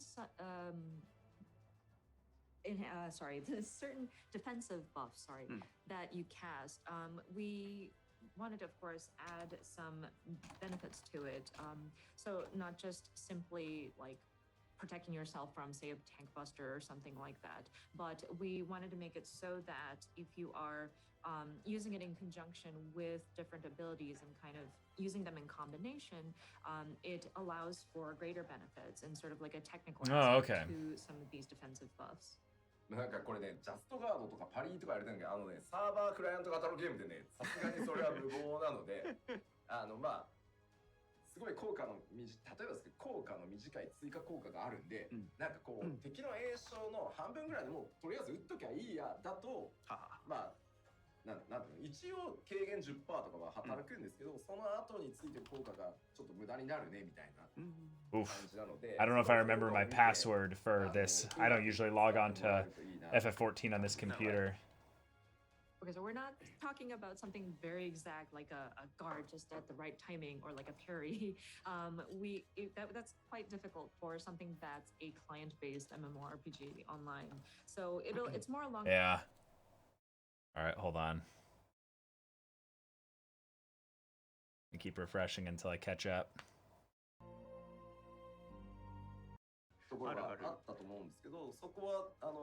Kind of has this ranged, an AoE attack that starts from the boss and kind of goes outward, and everybody has to kind of disperse away. Yeah, Summoner rotation looks like it's going to be based on the two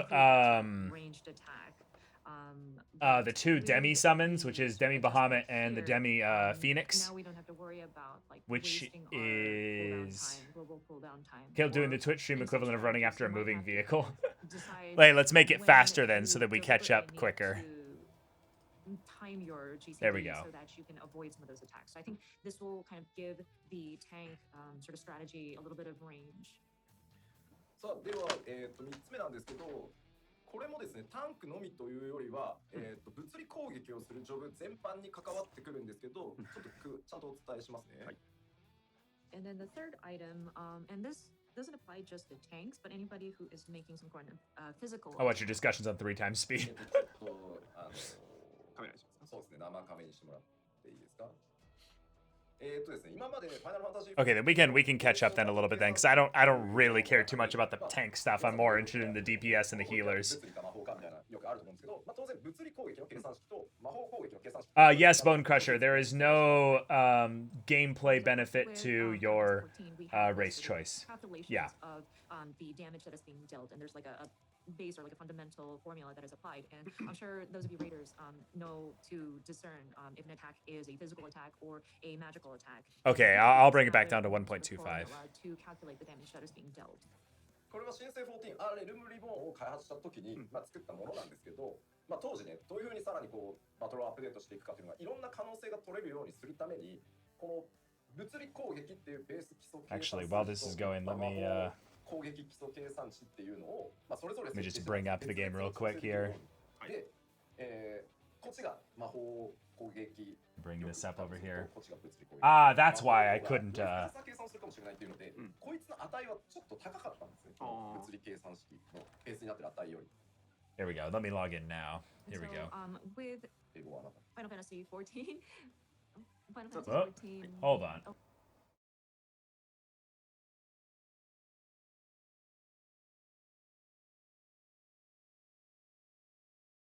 Come on.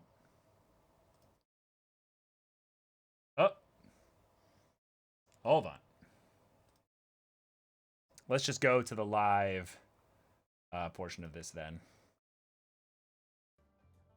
So just to kind of explain it further, basically you, like we mentioned, it's going to be a one-button Here we go. sort of combo that's triggered when you start off with Gnashing Fang, and then in that same slot you'll have Savage Claw, and then once you've triggered that, you move on to Wicked Talon. So I think it'll definitely save space on your hotbar. まあその間に挟む追撃アクションはね、これまで通りコンティニエーションからの自動置き換えなので、まあそこは継続されています。And then for any sort of actions that are inserted in between, it will continue to be. I'm having actual trouble getting to the lodestone and the Mog station. We'll be able to use. Weird. 次。ファーストストライクはの後にコンティニエーションで、追撃可能になってます。And then the second point clearly states continuation will be able to be used following burst strike. そして、動画でも出てましたね。特性によりソイルが3台。Yeah. So Karch is going to 3. And then, of course, you may have noticed this in the trailer as well. A trait will raise the maximum number of cartridges to 3. ラフディワイドの選択範囲もこれ他のタンク。 Oh, it's on the launcher too? Is it on the launcher as well, Master Hand? Adjusted to match the other gap closers. I don't think it is. As well. でやっぱりこれ I'll just look it up on my phone. I'll look it up on my phone while this is going. かなり大きくて、より結構戦略的になってるかなと、そのボスのタイムラインに合わせて開幕から全部使い切っていくのか、ちょっと抑えめに始めるのかっていうところは結構ポイントかなって思ってます。はい。And then with the cartridges and the maximum stacks has been raised, I think that definitely adds an element of strategy. So you might want to decide if you want to go in full on and use up your different cartridges during the timeline, earlier in the timeline, or do you want to kind of save it for later, etc. さて、タンクは、おおむね以上でございます。はい。Okay, so I think that covers all of the tanks. さあ、では続いて、ロール、メレー DPS、近接 Melee DPS. いきましょうか。Okay, next up is the melee DPS. Okay. じゃあまずメレー DPS 共通の変更点からです。一つ目、牽制の効果内容がちょっと変わります。So first is something that applies to all melee DPS, but the effect for feint is going to change. Emmett Selk, Invisible Ghost Companion. I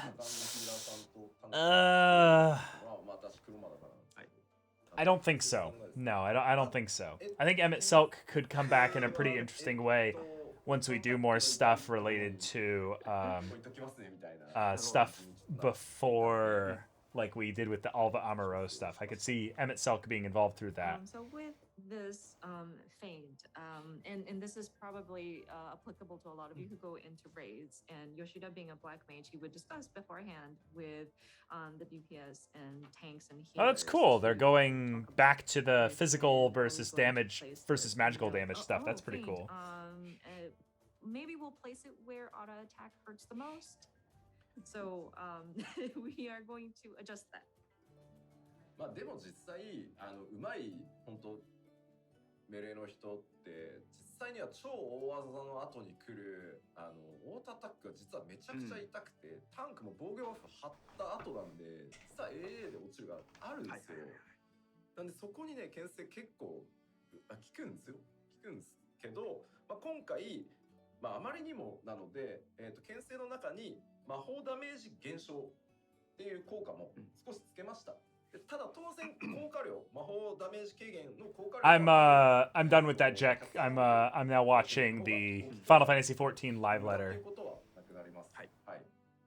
Just because I really want to see it. To be fair, with some of these bosses, you know, sometimes the auto attack that follows after the sort of tank buster or the large damage hurts a lot, and it's immediately after the tank has already used up their defense buff. So sometimes it does come in really handy to place Feint right after one of those really large You actually play Final Fantasy IX? No, Final Fantasy XIV. There will be an additional effect of mitigating magic damage. Huh. Of course, that being said, the proper protection that Weird. you want to have against magic damage. I can't is, log into my Square Enix account. This is kind of weird. Some of the casters would have, but just in case, I think that's a handy sort of benefit to it. 続いてですね、これさっきタンクでもお話しましたね、メレー DPS もそうですが、遠隔攻撃をした際に今までコンボ中断されてたんですけど、こちらも中断されないようになりますので、ご確認ください。It's really weird. And then second point is similar to what we Final Fantasy XIV at the original point was not good, yeah, but it is now way good. I highly recommend checking it out now. ご説明しました。武器の物理基本性能の値というのを上げてますので、全体的に Yeah, I can't log in. This is weird. 威力という数字に関してはその上がった分だけ落としているので、ナーフしてるわけではなくて、計算式が変わったので、今までとは違いますよというのをご承知おきください。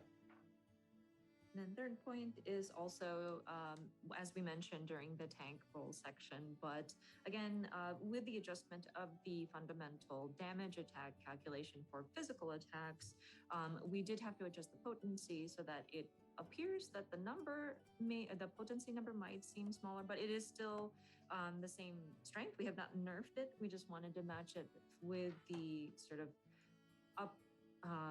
upward adjustment of the fundamental calculation value. はい。では、ジョブのお話に入っていこうかなと思いますが。Dragoon. Okay. So we are moving on to the different jobs within this role. I think we're good. まずは、竜騎士からいきましょうか。First is the Dragoon. はい、まあ竜騎士もねかなりなんだろう綺麗に回ってるので、まあ今回まず攻撃のローテーションっていうのを拡張してます。Dragoon is one of those classes that I kind of just want to play for the armor glamour, but I don't really have a lot of excitement in the class fantasy compared to a lot of the other melee DPS. であとはウェポンスキルのコンボローテーションをきれいに成功させていくと実行可能になる新しいアクション。これまあすげえ派手なやつが、多分出たと思いますけど、はい、追加されてます。Yeah, but the second point, a new action will be available. Yeah, I did know that one gamer. Yeah. Weapon skill combo rotation. It is quite flashy. You may have noticed something really cool going on in the video, but. でですね、まあ新技追加されたり、まあ随分時間が経って古くなった技のアクションの上位版が登場して置き換えになって。I'm not going to be playing the Final Fantasy VII remake. また増えるわみたいなのはないです。はい。The reason why I play Final Fantasy XIV is not because it's a Final Fantasy game, it's because it's an MMO. Being added with the new level cap, And then with some of the existing actions, I've throughout the years, we've kind of I've not got as much attachment to the Final Fantasy universe outside of Final Fantasy XIV. I'm just one of those people that is constantly looking for good MMOs, and Final Fantasy XIV is one of the best ones out there right now.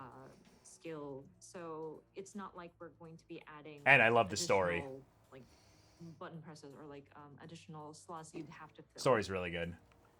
で、青の流血は、今回特性に移動しましてですね、アクションとして実行したり、維持する必要はなくなりました。And then Blood of the Dragon will now become a trait, and so there will no longer be a need to execute it as an action or to maintain it. で、発動条件下、それが発動条件だった技はすべて通常時に使用可能ということで調整されております。You're too old to have experienced Cartoon Network's Fusion Fall. What? To be activated will be available. Oh, the thing is, I'm not against trying out Final Fantasy VII. It's just I need to have a PlayStation in order to get it. And then also, I've been spoiled on like half of the regular things in Final Fantasy VII and like almost all of the big things. So it wouldn't be a blind playthrough. Spine Shatter Dive is going to be changed to 2 charges. And some of you might have experienced like, oh, I wish I could have used Spine Shatter to move over. Like Final Fantasy VII story is something I know more of. You can probably save, like, so unless you kind of like. Then I'd even really care to like admit. But as long as you have it, you'll be able to use it. で、ランスチャージがリキャスト60秒。リタニーは120秒となっております。And then Lance Charge recast will be changed to 60 seconds, and Blood Litany recast will be 120 seconds.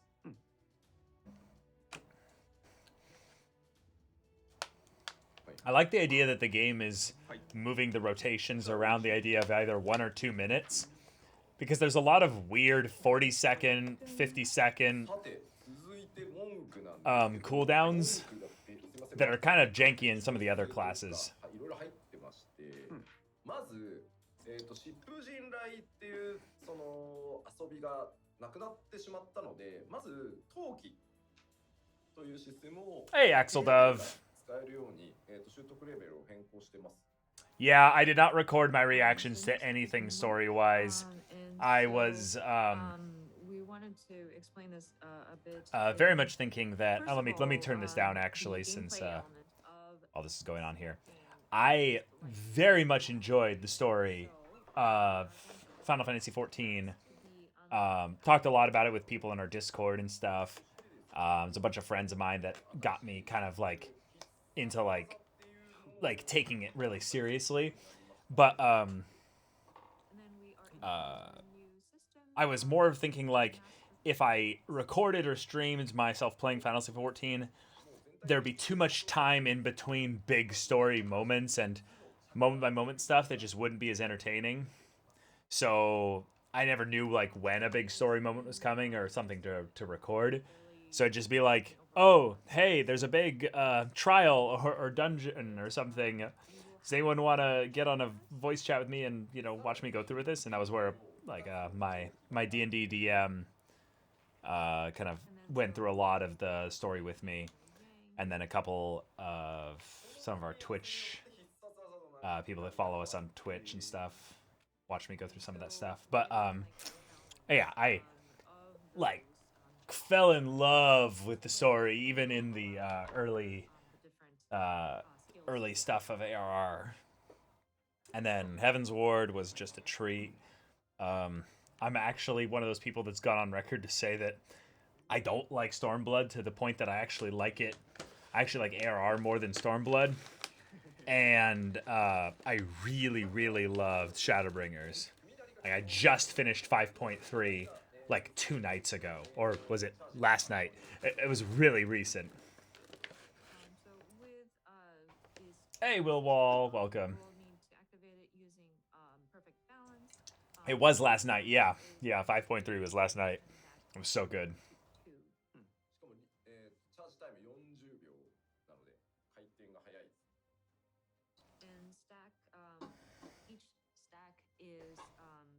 I also caught up with the story recently. So it's quite. What are your guys' favorite characters? Actually, no. Shoot, that's too many characters. Who are your guys' like 3 favorite scions? No order, just your favorite scions. And you can include Grahatia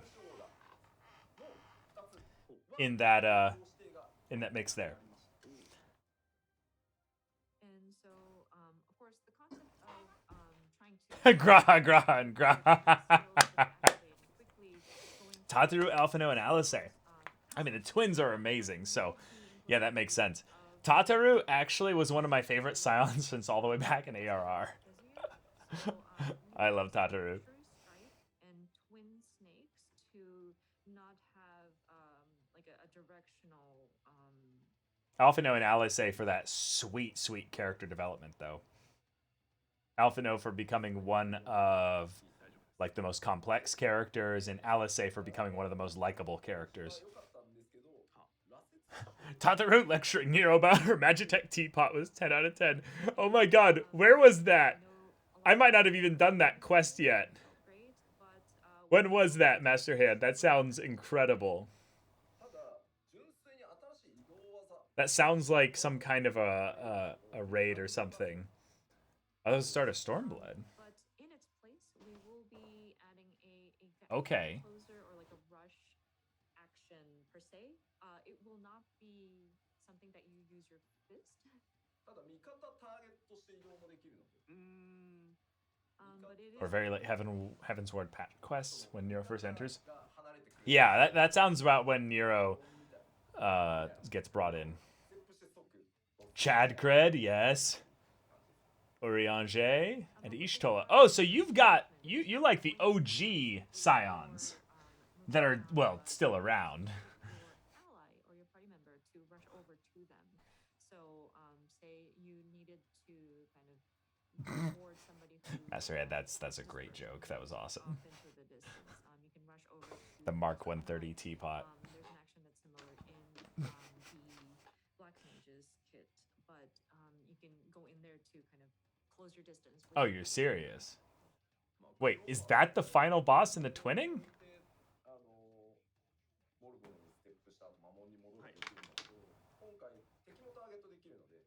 I've done the twinning, but I don't remember that. The stream is not paused. It's just been on this panel for a long time. Place the ley lines and then take a step and rush into your party member and then just go back to the ley lines. But with this new monk action, Monk getting ley you lines. can target where you're going to be moving to. So it's not just like a going back and forth. You can target your ally to rush over to them and then maybe run towards the enemy. So because of that, and you will be able to target your party members. You don't want to shoulder tackle your allies, but 味方は殴っちゃいけませんよねっていう話。そうですね。はい。さあちょっと文句の必殺技だけ実機でおやったぜしましょうかという感じでございますが、よろしい。もう説明じゃちょっとわかんないと思うんで。we want to show off. Yeah, no links are allowed. Of masterful blitz on the gameplay screen, because I think just explaining it with words might not be. Oh, cool! A little bit of gameplay. In terms of trying to get the message across. All right, let's see it. Let's see it. 切り替えてよくなってやってください。はい。わ Hey, Lala Monk. なんだこれに見える。 Mad because small. Wishes was tall. Jumps only to fall. It's a new area. New area, new BGM. まあ当然ですけど、お伝えしてあるデノミネーションって入ってる状態なので、はい。Monk changes for all. And just a word of note, downscaling has been already implemented in this build, so please. 45k max health now. Stat squish.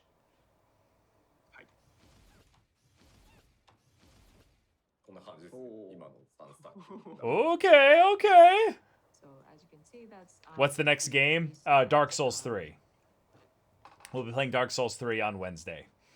まあテクニカルではあるとは思いますけど、はい。30秒でチャージされます。Alright. 必殺技だけありますよ。 Yeah, Elden Ring comes out in like January or something, or December. It's gonna be a while for that. Let me show you the Masterful Blitz. はいお願いします Yes please Okay, let's see it again, yeah. 海なり Okay, the buff's up. ここに Got those 3 all charged up. Can you see the 3 kind of below that chakra gauge, kind of glowing there? はい Mhm.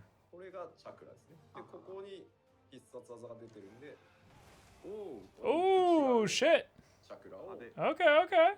つけたときに出せる。 But so you try to cast or mix build for Dark Souls 3? Those charged, up to 3 chakras. You'll that see. opened up on- You'll see on Wednesday. I already know what build I'm doing for Dark Souls 3, and you guys are gonna be surprised, I think. 使ったことによって、陽の陶器がついておりますね。So, of course, once we have used that stack of 3, we now have an element associated with it. Claire, gotcha. Nothing would surprise me more. Damn it! How did you know? Like, actually.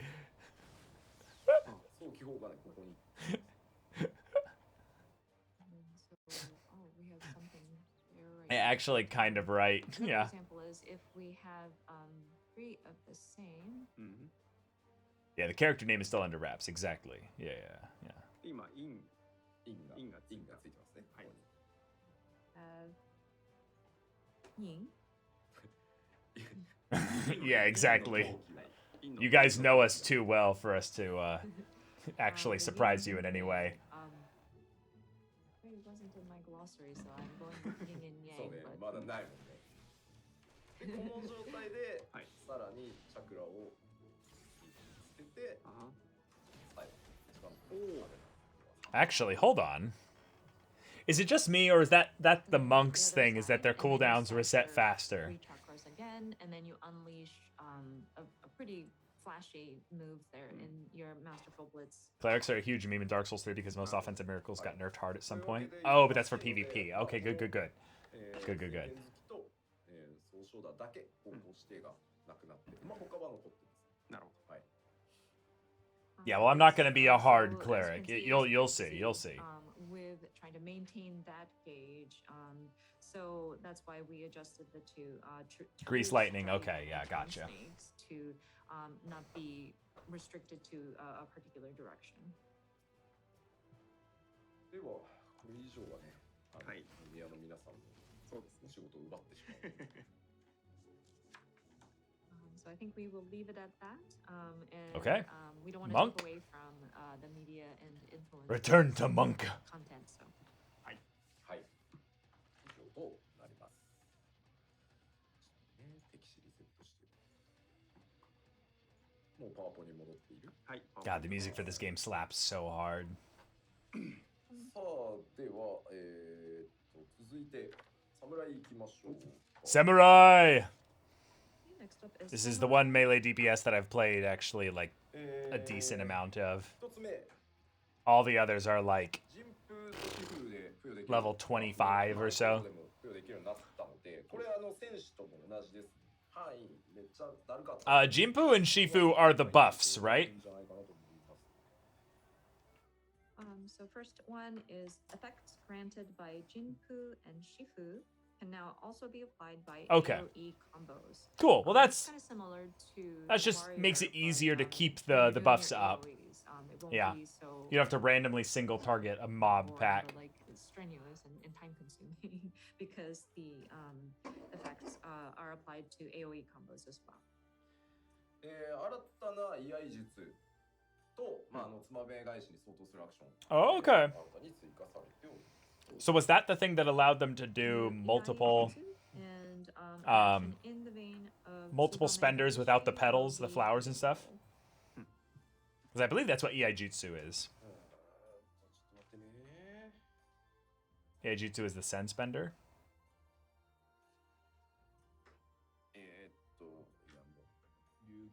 Is that the big spender? Or I didn't think that was the big spender. I know Higanbana is the dot. People seem to be concerned about the Dragoon, but I did mention, right? I did write it down. We have expanded upon the AoE. Okay. It's on the PowerPoint. Don't worry. Please check. ですね、侍なんですけど、 Oh, it's called the Ejutsu when you have 0 sen. Oh, okay. So with the samurai, of course, we wanted to kind of expand upon that pure melee DPS. 新技追加がまあ主なんですけど、ツバメ返し、それから名教止水のが2チャージのアクションになってるので、コンテンツに合わせてのね、開幕バーストとか調整の余地っていうのは結構増えたかなと思います。 And of course, with the samurai, because it's just a straightforward sort of evolution from the last expansion, we have just primarily added new actions, but the Tsubame Gaishi and Meikyo Shisui have become stackable to 2 charges. So whenever you go into a particular content and you want to go into a fight with that sort of Hey, I'm finally in my Final Fantasy XIV account. Jeez, that took a while. で、名教止水状態ではですね、コンボの3段目に該当するアクションを打つと、コンボ2段目のバフが得られる。名教止水の状態の時だけですけどね。そんな風になってるんで、使い勝手自体も向上してると思います。 And then when you are under the effect of Meikyo Shisui, and then you go into that third phase of your combo rotation, you will be granted the effects of that second combo action. So we're hoping that that will allow for ease of use to be improved. Apparently there were cars in the background of the Scholar Job Actions trailer. Oh, okay. Okay, so that covers Oh, that's pretty cool. では、続いて忍者です。はい。Next up is ninja.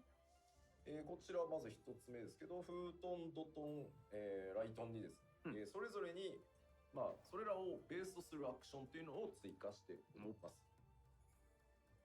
So with this one, actions linked to Raiton, Doton, and Huton will be added. で、あとはですね、アクションで、フートンを付与できるっていうものが追加されているので、フートン付与維持が楽になるんじ Okay, ゃ cool. ないかなと。 Yeah. Ninja's a bunch of stuff that it's the complicated class, the big brain class, and I don't know jack about it. But yeah, any of y'all are actually like looking at this game being like, nah, there's no way it's actually any good or something like that. Like highly recommend checking it out. And here's my friend code if you want to use it in getting onto the game. It'll give you a bunch of like cosmetic stuff and a whole bunch of other bonuses. Not to make it even busier than it is already. ツイッチに4因は勘弁してくれって書いてあるんですけど、残念、4因はございません。なるほど。はい。People are saying, "Oh, we don't want the fourth sigil," but don't worry, we do not have that. かつですね、今回映画が Yeah, you also get like a ドットがなくなりました。 bunch of free teleports and XP bonuses and stuff. ドトンやライトンの追加で、まあ、Oh, okay. They get free armor basically. Oh, that's cool. You also get an emote. Oh, okay. Nice. And then, of course, as mentioned, there are some new actions that are linked to Doton and Raijin, as you may have seen in the video. And then when you are using the I'm sorry. Yeah, exactly, Will Ball. Yeah, the free trial goes up for level 60. There's no like amount of time you can spend on it, and then you're booted out of the free trial. You're just capped at level 60, but you get the whole story and everything going through that as well. And then there's plenty of actual like older content that people will sync down to you to play at, so you can just chill playing this game for free for quite a while, and still get a lot of fun group content and stuff out of it as well. This is our new melee DPS job, Reaper. まずですね、お伝えしていきましょう。両手釜、新しい武器、両手釜による攻撃。自分自身 Okay, new class. This is about half the reason I wanted to watch this, because they have to teach everyone about the new class. New class, it's a stand user edgelord. Yep, exactly. So of course with Reaper, they use the scythe, like a double-handed scythe, to attack. So you have your own attacks that you are unleashing, and then you have the avatar that will also attack at the same time. So you're attacking in tandem. Of course, they start playing the song right as Reaper comes up. You will be able to service the avatar's vessel, and so you allow for it to kind of possess you to unleash even more powerful attacks. I love the idea of the... Oh, okay, yes, party buffs. How does it have party buffs? Just one job that does this. It's able to grant enhancements to party. Sorry, this is the only like synergy related action that this job has. Oh, okay. Just the one then. Okay.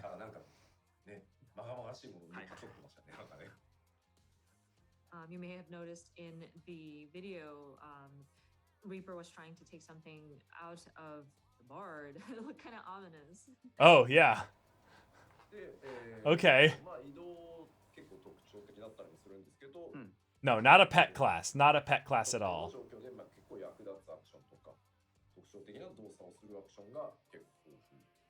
Think of it like a... Like it's assisted by this spectral form that comes from you. That the Reaper does is quite unique as well. And so it says here, unique and specialized actions give them an edge in specific combat situations. Details though, like how though?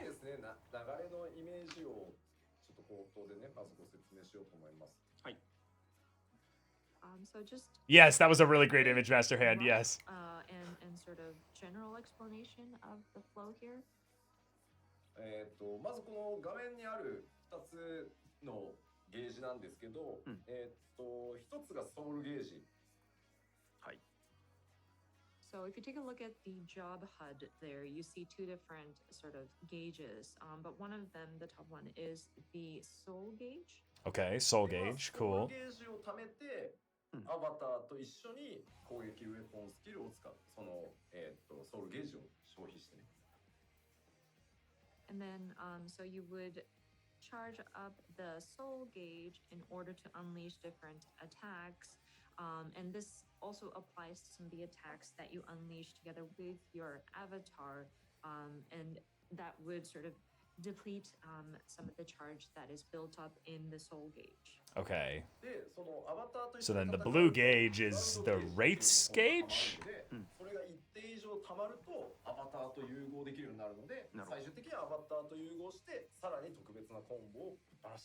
Edgy stand user. And then once you unleash the weapon skills using your own attacks plus the avatar, then a second gauge starts to fill up. That is okay. The shroud gauge. Shroud gauge. This, accumulating charge, then it will eventually allow for you to kind of let the avatar kind of merge with you. Nice. You would become the avatar's vessel, and then you are able to unleash even stronger special combos. So that's kind of like the basic flow. どちらかというと、ピュア DPS に近いです。結果。Gotcha. そうなります。So, because of that, I think we lean towards that sort of pure melee DPS. It kind of resulted in that way. Gotcha. So almost a samurai, but not exactly full. Definitely a pure melee DPS. So it's not quite as extreme as the samurai, but I think it does skew towards that sort of melee, pure melee. In between the lancer and the samurai, it feels like a little bit more pure DPS than the lancer.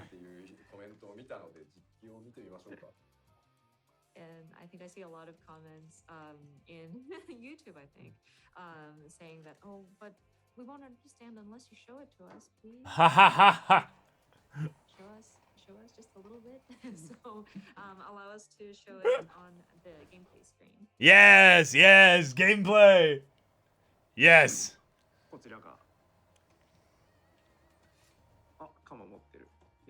Nice. She has scythe. これどっかのプロデューサー兼ディレクターがステージで来て社長と一緒に並んで写ってる写真で Ah, yes. This is actually Yoshi P with the scythe. Yes. This reminds me of a certain outfit that a certain producer director of a game Yep. had worn at a certain event and Yep. stood next to our CEO and made people wonder, what kind of game is this? Yoshi P is amazing. All right. ざっとゆっくりちょっと動かしますね。 So we have a couple abilities with a couple charges. Overview and kind of take you step by step. Okay. Sorry, one We have a buff charge that's attached to us now. We're gonna need translators on these ability texts and things that. Whoa! Whoa! That just popped 3 buffs on us. And 2 of them are really short. Okay.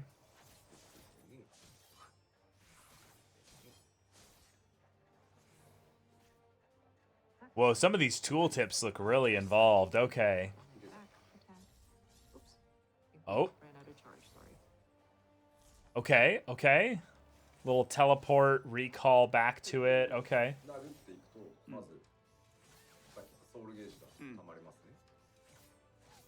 So as you can see, when you continue to hit the enemy, the soul gauge kind of fills up.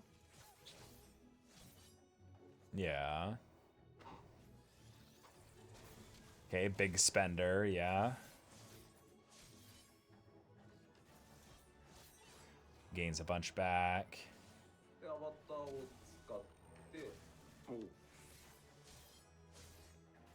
Okay.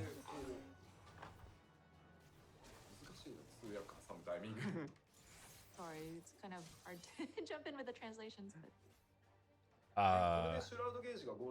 50 is enough for the big spender, potentially, for the shroud gauge. but again, just a reminder, once you attack using your avatar, the shroud gauge starts to fill up. Mm-hmm. で、これですね。変身します。 Ah! Nice, nice. これちゃんとね、皆さんのキャラがこのモードに一人一人なります。But yeah, each of your characters will take on. Kind of reminds me of what Chuya does in Bungo Stray Dogs, you know? It's going to take form, and it'll still be your character. 完全にダークサイドになりました。 Okay, so a pretty short damage window buff. I think it was like 30 seconds, maybe? Or maybe even less? これがいい中にって書いてあって、ちょっと嬉しいです。英語にしづらい。This is very, very emo. Yes, yes, very, very edgy. 変わってまして、このポジションから向いている進行方向に対して前に移動するアクションと、後ろに移動するアクションがあります。So as for a gap closer, there's a move where it'll allow for you to move towards like forward, and then there's a way to move kind of backwards. で、その Wow. 位置にですね、 Awesome. ゲートを開けておくことができる一定時間勝手に残るんですけど、これでここにゲート Okay. はい。 And then do we recall specifically only to that? Gate of sort, like a rift that you can go through, and it stays open for a certain amount of time. で、Okay. ゲートが閉じる前であれば、戻ることができる。なるほど。 No, no, no, no. I'm already doing that one gamer. I want my car. I've already got like 550,000 MGP, so I'm set.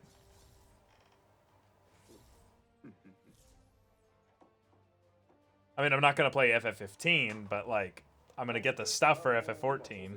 メインで別にリーパー使ってるわけじゃないんですけど、調整でリーパー使ってる子はですね、アンチにあらかじめ一旦ゲートを置いておいて、はい、ギリギリまで殴って戻るみたいなことやってました。なるほど。Like, this game has almost everything I like about an MMO. Making adjustments to it, so it's not like this is a main. Very alt-friendly game. The way to go about using this gate is to Lots of story. Great, like easy to learn, difficult to master gameplay. Close the gap towards them. Very friendly community, group content that stays relevant long term. Oh, a big cast? What is this? Oh, there's that buff again. So is that like an opener for like before you go into combat? And they're very much spending certain buffs. Oh, wow. Wow. Yoshi P popping off. Really quickly after letting the avatar. Okay, okay, okay. Showing off here. すごい。It's very fast. 融合するとちょっとプレイ速度変わるので、結構テクニカルですね。Just a little bit. Just a little bit, one gamer. なんだろう、単体技でゲージを貯めてってよりは、このソウルスライスとか、割とチャージアクション使って一気に50貯めて、長めにこうソウルゲージを貯めてようやく呼び出してみたいな感じじゃなくて。Oh, and if you're jumping onto this game, don't worry about what like server data center you go on. Just go on whichever one is the easiest for you to connect to. Because in Endwalker, they're going to allow you to transfer between any server data center. It's not necessarily like a single target all the time. Sometimes it's like a soul slice, and adding some different abilities in there. It's not. So I highly recommend just starting the game, getting a character set up, playing through the story, taking it kind of chill. Endwalker is still, you know, a good 2 months away. And then just see if it's for you or not. Yeah, they're going to be region locked at the start. But yeah, that's true. Yeah. That being said, looking at the different jobs, yeah, this one included, the tempo does feel really good, so I think it is quite interesting. これはね、結構やり込んでいただけるんじゃないかなと思います。 And so I think the more you get your hands on it and try it out, I think it's something that you can kind of master. And thoughts on ESO? ESO's fun. Make the most out of it. ESO's fun. Quite it's fun. You know, it's you know, half tab targeting, kinda, you know, click, point and click, you know, kinda combat. It's good. It's good. Yeah, it's one of the better MMOs I would say out there right now. I don't play it anymore though. I already played it for like 6-9 months or so, way back when. Like, I don't know, 3 years ago. Played a bunch of ESO. Like resource management and making sure that Like, your pages like are up. this is my new MMO. Going Like through this proper I've played MMOs since like of course, with this being a new job, very freshly moved, 2006, expect it to and be this very popular. And yeah, so this is my we thought MMO. about Yeah. making it a little bit less challenging, so to speak. But I don't know. I think it's a good kind of difficult, and again, it's something that would be fun to kind of master. And the more you delve deeper into it, the more I feel like you can get out of it. まあ、ベースのコンボには、方向指定がないんですけど、アバターとやる技みたいな時は方向指定が存在するものもあります。なんかそこはどっちかというと味付けです。はい。Yeah, Bone Crusher. This is one of those MMOs that I feel like also really respects your time. Once you start involving your avatar, there will be, so be careful of that. But I think it's just it adds flavor to the different abilities that you're unleashing. 簡単じゃんって今度コメントがあるんだけど、さっき言ったように早く高速移動しながらなんだろう高速で回さなきゃいけない中で出てくるんで、しかもさっき使ったのどっちだっけとか出てくるんで。そんなに簡単ではなかったですよ。はい。And then we also have those people saying, "Oh, but it's an easy job" in the comments, which is not true. You are going to be moving around the battlefield pretty quickly, and you're also trying to get through your rotations very quickly. So, and you also have to remember, okay, so I've used this skill, so where does it connect to next? So it's not easy per se. Yeah, it's a great way to put it, Master Hand. Yep. Like, every time I log into FF14, I'm going to do Gold Saucer. Every time I log in. I'm going to do some story. I'm going to do maybe, I don't know. I also see comments saying that some dungeons. Level up another class. In this world that we created for the you know. media tour, we don't have the Maybe check out some of the crafting classes. The LB3. There's I don't have the debug command LB3 free, so sorry I'm yeah, not there's able to show it to you. yeah, there's a very just fun, open feeling of like, yeah, logging on. I'm just gonna try something fun today. What'll it be? Who knows? There's a lot available. And that's kind of the fun thing about jumping into an MMO that's old, like it's been around for a while. Like FF14 is like 7 or 8 years old. And it's just so much content, and because of the way they do the group stuff, it's still all, for the most part, pretty relevant. Xenos at the end, and he does this really flashy move. That is the Reaper's LB3. Oh yeah, that makes sense. なのであれをご覧いただくと LB3 リーパーの LB3 がこういうやつかっていうのがわかります。はい。 That makes I think sense. that would be a good reference if you want to see what the Reaper's LB3 looks like.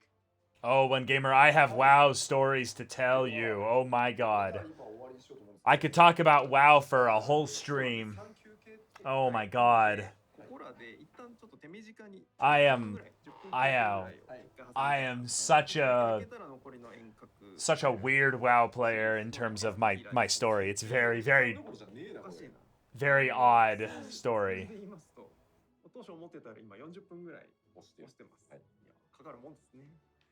So, we have actually clocked in about 2 hours now, and we haven't gotten through. You low-key just got spoiled, but it's fine. We've gotten through the About main Xenos? ideas, but I think we would like to take a 10-minute break, and then we'll jump back. Remember, I already saw the Endwalker trailer. Yeah, Is it just that he uses a scythe? 40-minute delay at this point, so I think we want to take a quick break. Like, that's not a big deal. ここから10分間休憩取りたいと思います。予定外のマジック Okay, so they're gonna take a break here. 特にございません。本当は休憩でございます。So now we want to have a 10 minutes break. It's pure break. So I'm just gonna post this again, just in case anyone that's thinking about starting the game is interested in it. Use my friend code here. Just posted it there to check it out. This game's a lot of fun. I'm kind of almost interested in hopping onto other people's streams and seeing what they're chatting about. This is one of those games that has a really fun community. All right, what's everyone else talking about? Holy shit, 85k people watching the live letter. Jesse Cox is on. Even Joe Cat's on. Oh, that's awesome. Zeno Shenpai. Oh, awesome. Mr. Happy. JP. Haru. I don't know what it is, but I really love the Final Fantasy XIV streamers. Like, I've watched probably a good, I don't know, 15 to 20 of them. And they're all so fun. And there's a lot of WoW refugees coming over, so I kind of empathize with a lot of them. But my favorite thing is just seeing these people that have been veterans in the Final Fantasy XIV community welcoming everyone in so, like, positively. I think that's just... It's just such a rare thing to see. MMO communities in general have like this escalation towards gatekeeping that's really extreme at times, especially considering, weirdly enough, it depends on how extreme the hardcore PvP and raiding scene is, and because Final Fantasy XIV doesn't really have a PvP scene. And the way the raiding kind of works, I don't know. It just creates a really, really inviting community. So I really want to get more and more into it. Just in general. Yeah, I mean, you guys want to hear my WoW story? It's not that long. I can condense it. But how many of you guys are interested in hearing that while we wait for them to come back?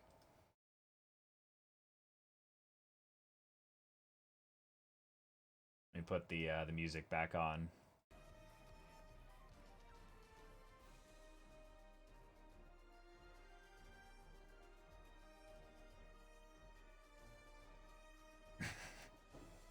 Definitely, please do. Okay.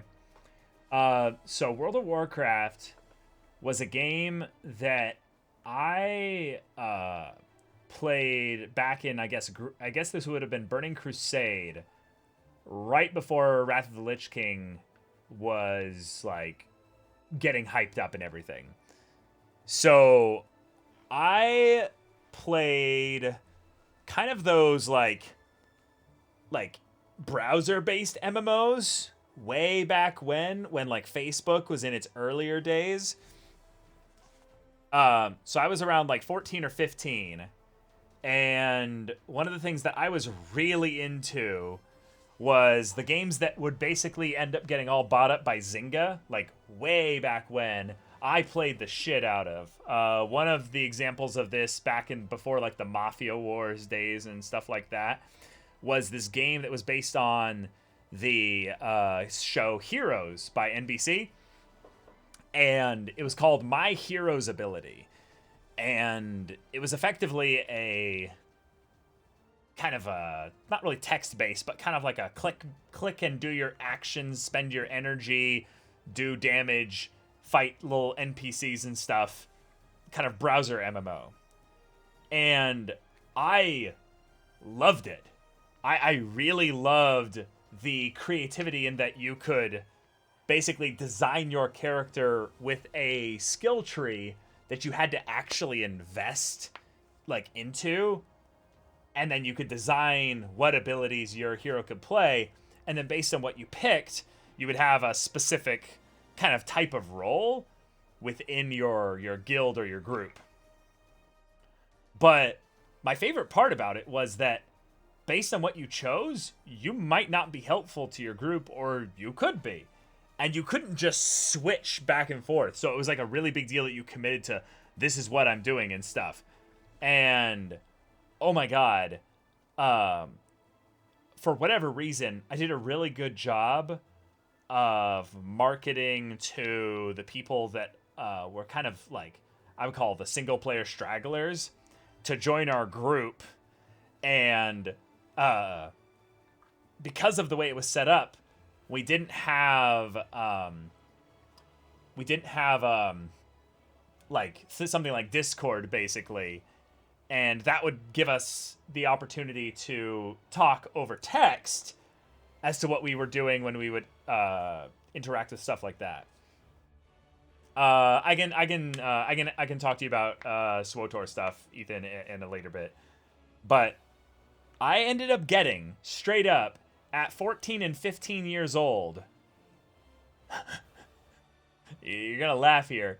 But I got one of, like, the top 25 guilds for this game. With, like, 180 members.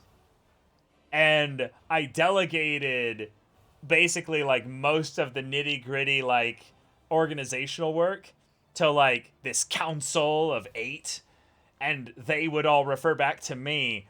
And it was funny because since you had to do it through Facebook, I basically had my Facebook account be like super privated, like no actual pictures of me. And then all these people that were doing this, they had their faces on it and everything. So it'd be like these 20s and 30-year-old, like, ish, like, adults all answering to me, this little scrappy teenager.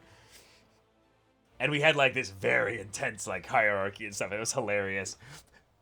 But end result is that I was smart enough that I could follow along with the strategies that they were wanting to employ for the tactics and stuff and the game, and we had good times. It's good fun. But a couple of them were like, hey, this game is on the fritz now. Let's move over to something else. And one of them was like, well, let's play WoW. And I was very much trying to hide the fact that I was not like, you know, I was not like older than them. So I'm like, oh shit, I need to pretend that I'm older or something like that. But I was also, like, didn't have any money, and I'm like, I can't play a subscription MMO. And I basically told them, like, no, you know, like, I'm in between jobs, and I can't really afford World of Warcraft. Because you had to also buy the game, too. Straight up, one of our, like, what were they called? They were called, like, the High Guard. I was like Supreme Leader, something edgy, and then these guys were all like, you know, like High Guard so-and-so. So one of like the top lieutenants in the guild, full on, this was so dangerous back then though, full on mailed me the entire game in like a box set with like tons and tons of game time cards in it and the Burning Crusade expansion. Like he mailed it to me in a box, like a full on like gift box. And I got it. My parents were like, what is going on here? I'm like, nothing. I'm just gonna play a computer game with my friends. They're like, okay, that's cool. And I'd just gotten to that age where they didn't care how much time I spent on the computer anymore. So I was like, 14 or 15. Yeah, and I got into this game. This is the first, 3D MMO I've ever played. And, oh my god, I loved it. I played a little bit of a warrior in vanilla, basically, like the first, few levels. Immediately realized the class wasn't for me. Switched and made a Tauren druid. Like, I deleted that character entirely. I still remember my character's name. It was like Nargarsvog or something. Because I was like, I'm a big Tauren, like, Minotaur. I'm gonna be a big horror gruff name and stuff. Nargarsvog. It was hilarious. And then my buddy played an undead mage because, mages are the gods of helping another friendly character power level.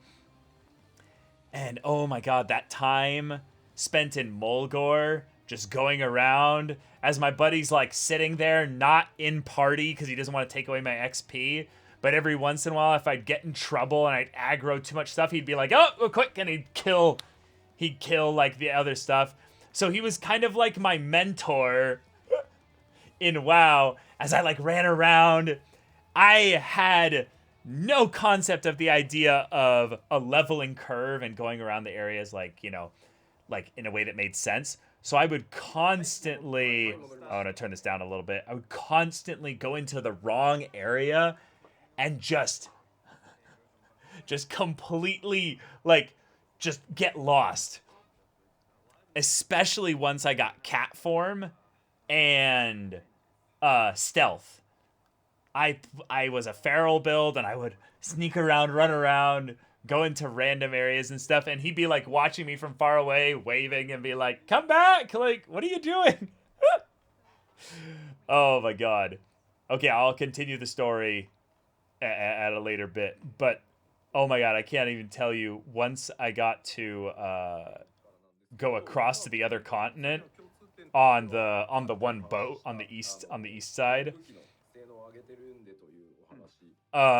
It gets ridiculous. My first time in Stranglethorn Vale was it was hilarious. I have so many like detailed little mini stories in Stranglethorn Vale. Oh my god. Okay, so a bunch of classes I don't play. Okay. So I'm going to actually continue the story here. Stranglethorn Vale, because I could stealth, but my buddy was an undead mage who was like, you know, 60, basically. And I'm like, well, okay.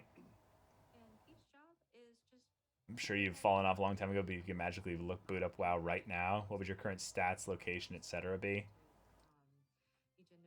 Well, it's weird. I can't really answer that without spoiling the entirety of the story here, in that the short of it is that account that has that feral druid on there, they were abandoned somewhere in Wrath of the Lich King, and I had to make a new other account that has actually a lot of other characters because I restarted playing in Warlords of Draenor. But yeah, I'll get into that at a later point. But Stranglethorn Vale, multiple silly stories here. My favorite one was we wandered into the Gurubashi arena, and I was like, oh, this is a really cool place, and there'd be people dueling and stuff there constantly. And my favorite thing to do was to every once in a while just stalk people, and then, you know, like the Alliance, and my buddy, the Undead Mage, would be like walking alongside them, and they'd look at him and be like, oh, and then they'd shuffle away. And I'd be like, hey, back up. And then what I would do is I had leatherworking and skinning. So what I would do is once the Alliance characters had looted their like dinosaurs, their devil swords or whatever, I would jump in, skin their corpses really quickly, and then I would I would get chased out of there, and I'd run away with my bonus speed, and then I would lure them over to my mage buddy, who would just obliterate them with spells because he was, you know, higher level and stuff.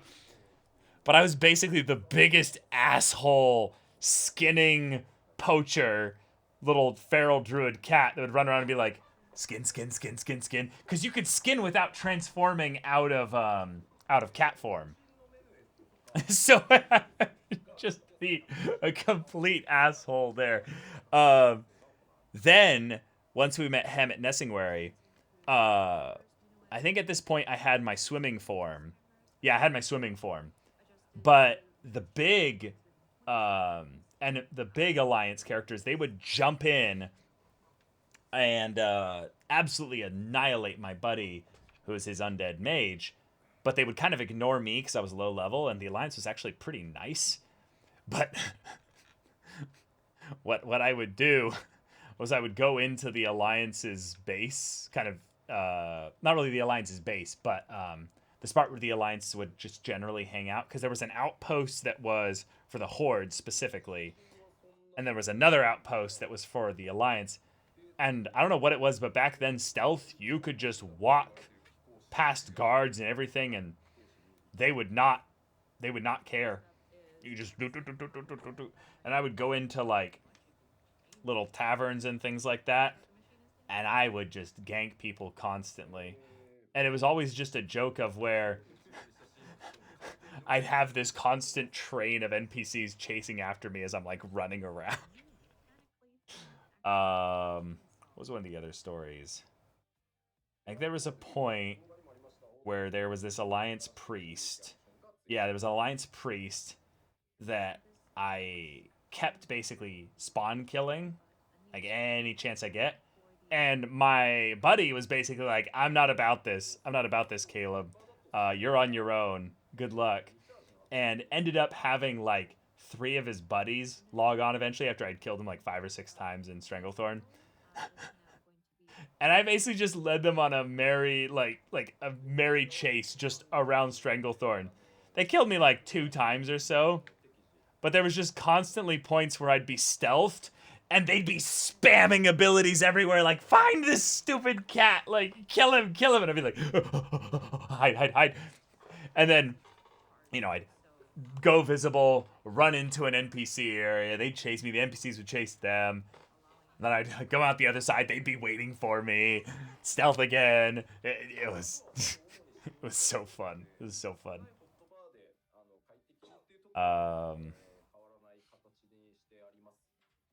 Teenage Caleb would do twink builds and souls and just hang around Undead Burg or Anor Londo. Yup. Teenage Caleb was kind of an asshole in games. Because I had never played an MMO like where you could see the other player's avatar running around. It was almost like you could tell when they were afraid that you were coming. It was so fun. Okay, now they're on Dancer, so this should be the last on the physical range DPS, and then they'll go for magic range DPS. And then we get Summoner.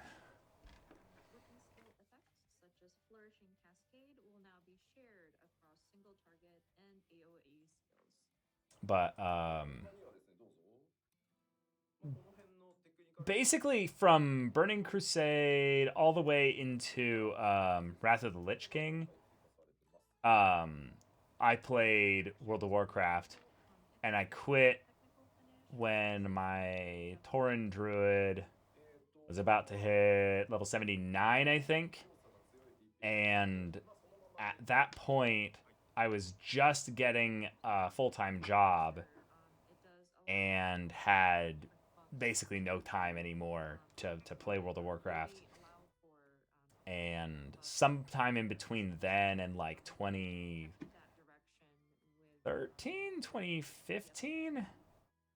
I want to say 2015 I logged back in to World of Warcraft. Which expansion was that? 2015. Actually, I can just look it up. And it was rather a hassle because you had to differentiate between like single target versus AoE, and some of the procs that had to be managed between those was made or is going to be made simpler.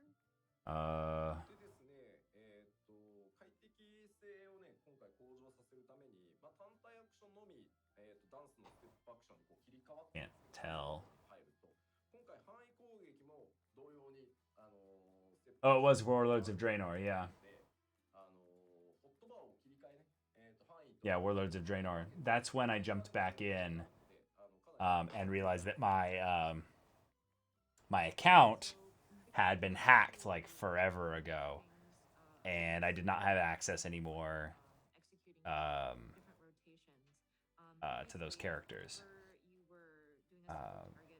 I probably played for about a year and then dropped it, and then from then on out I would just basically check a WoW launch, and I would watch like WoW YouTube content just to kind of stay up to date with things there. But that year of coming back to WoW in 2015 was probably the most like depressed I'd ever been coming back to an MMO. I was just like, I just want to throw my life away into this game. But My friends weren't doing it anymore.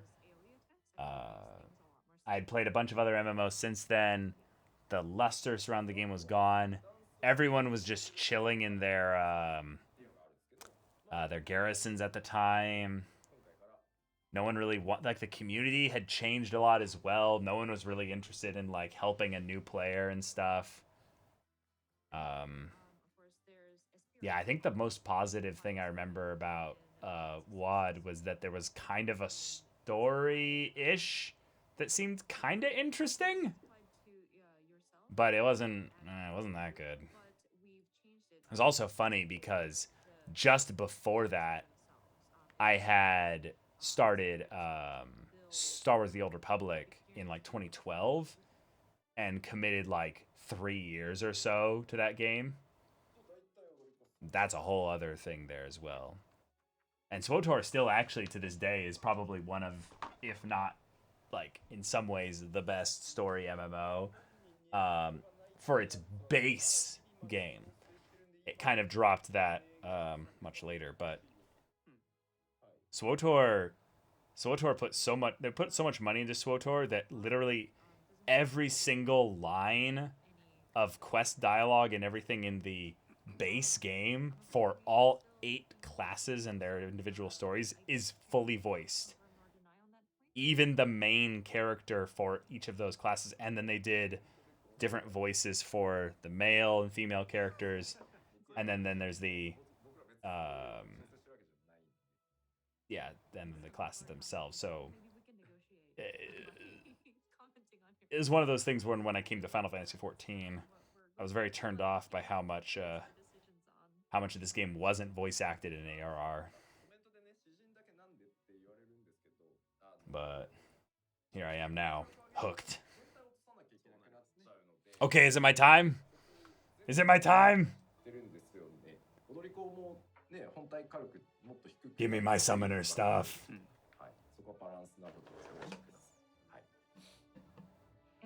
I do see that people are commenting on, oh, why is it just barred? Why? It's not fair. But I mean, this affects the damage that is being dealt, and we do need to look at it from a balance perspective. We've also made adjustments to the dancer too, where some of the damage has been sort of adjusted as well. So please understand. Ethan, are you still in chat? Okay, so of course Summoner is last.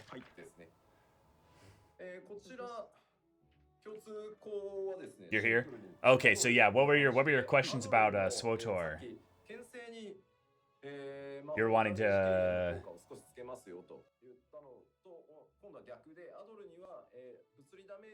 Okay, Addle's getting changed, whatever. That's not a big deal. Yeah, the SWTOR free trial in that game is basically the kind of thing where if you ever spend money in the game, you're forever boosted from being the basic free trial, which gives you like the entirety of the game's kind of stuff in general, outside of a couple things. You can't do raids. You can't do what would it be? You can't do unlimited PvP. Like you have like a certain number of PvP matches you can do a week. And you can't equip high-end gear. None of this is really important for anything except the end game. So basically the game gives you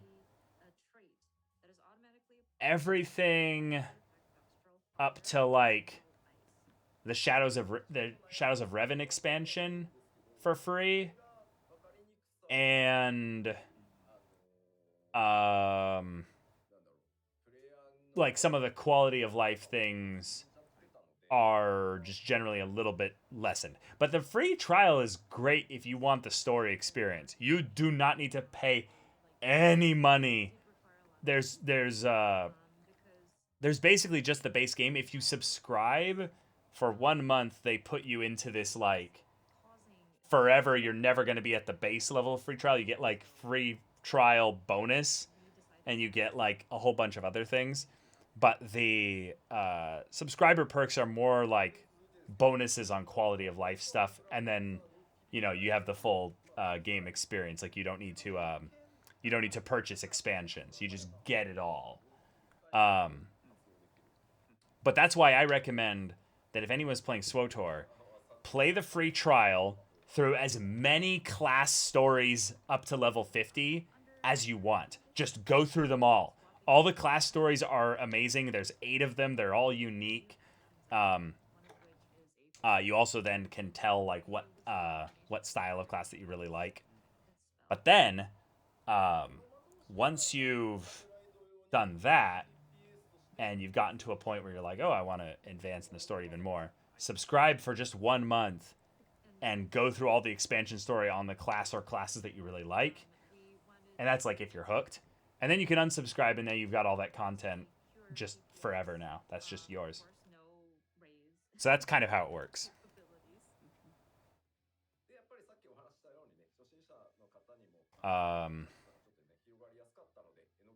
If you're on the Lucatiel Sean server, which is kind of the big PvE server for the US, I can give you a lot of free stuff.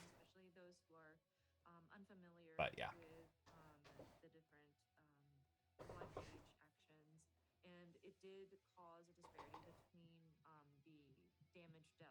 Okay, Black Mage stuff. Enochian is a trait. Okay.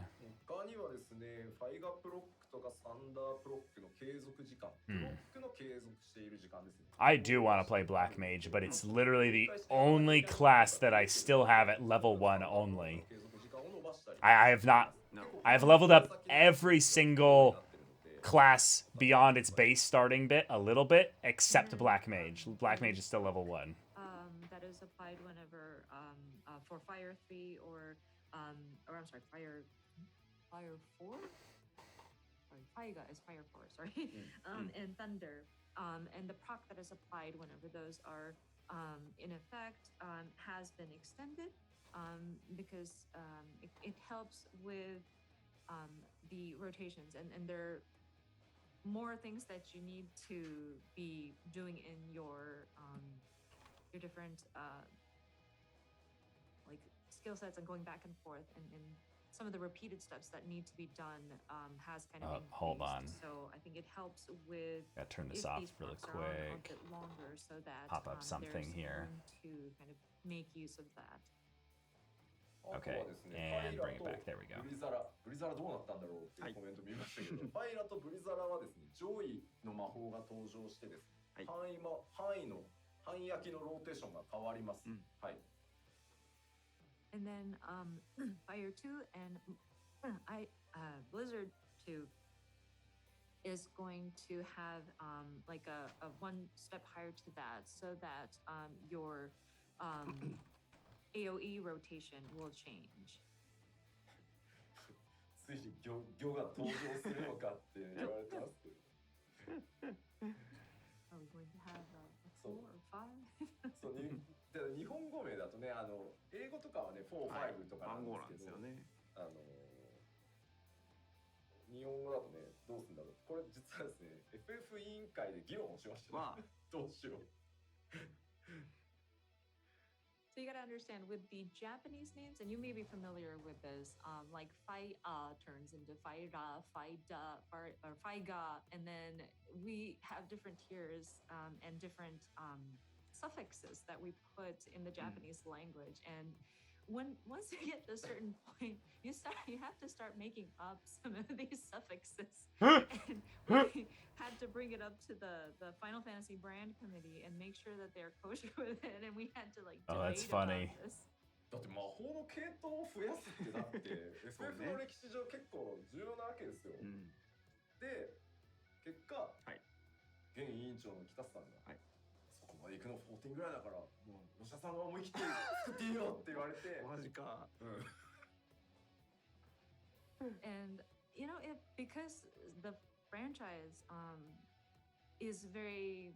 We have a long running history, and having that sort of additional tiers to these magic spells is actually a big deal because it's kind of breaking history. But the current sort of brand executive, Mr. Kitase, was very kind to say, well, the only people who go a higher tier beyond what was already established is 14. So, Mr. Yoshida, I will trust it. I will trust your judgment to come up with a nice suffix. そう言われた私、はい、日和りまして。そうでしょ。 I'm guessing you're just waiting for someone and you're gonna call it. Yeah, yeah. ファイラの上位はハイファイラ。わー、ひよった。 But that made me scared on the it just freaked me out at the on the flip side. So I went with high fire. まあいずれ数字だけなんで、まあどっかで踏んでなきゃいけないですけど、今回じゃなくていいやと思って、はい、ちょっと寄りました。はい。And I mean, one of these days, yes, we will eventually have to expand further out in our tiers, and we will have to come up with a nice. What's been the stream uptime, you mad lad? Stream uptime for 6 hours and 34 minutes. Just going off.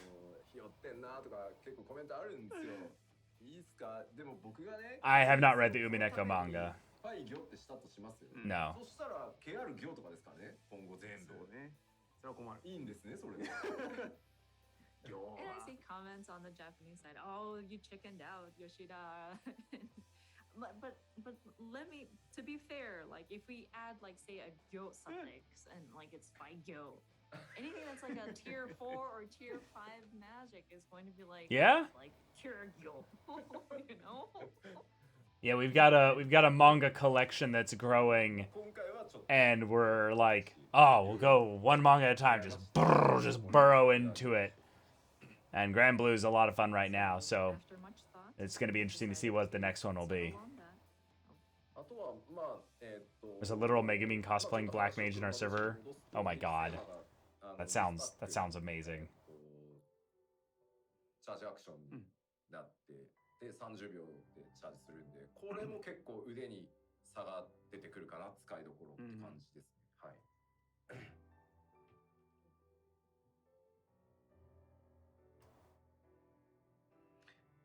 I'm sorry, there's another charge action for Black Mage that has been added. Another charge has been added to that stack.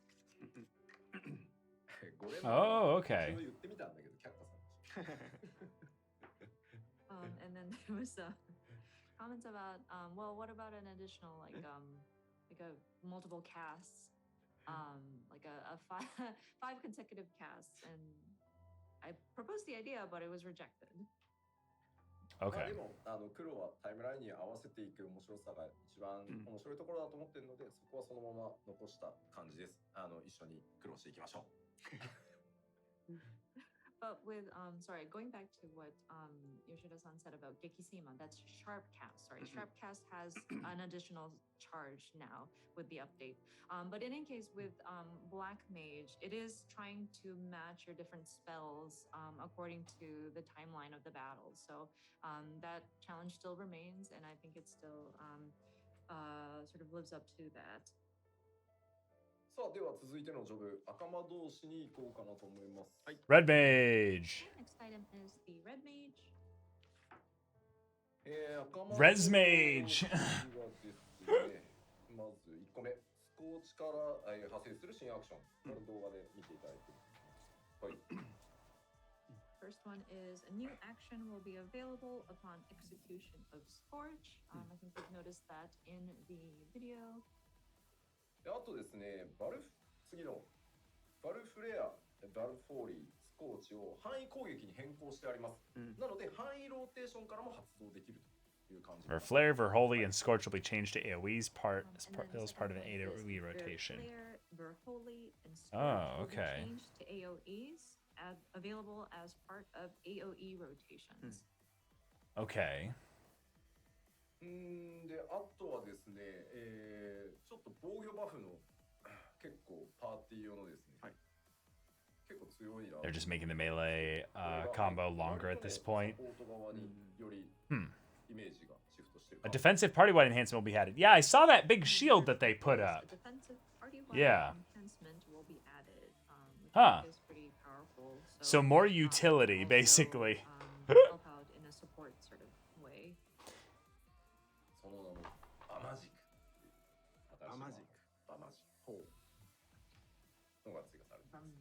Okay.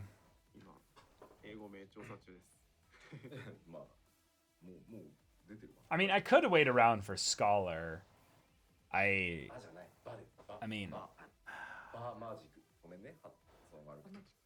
Scholar didn't look much different though. I just can't wait for Summoner to have like a gap closer and like all this other stuff attached with it as well.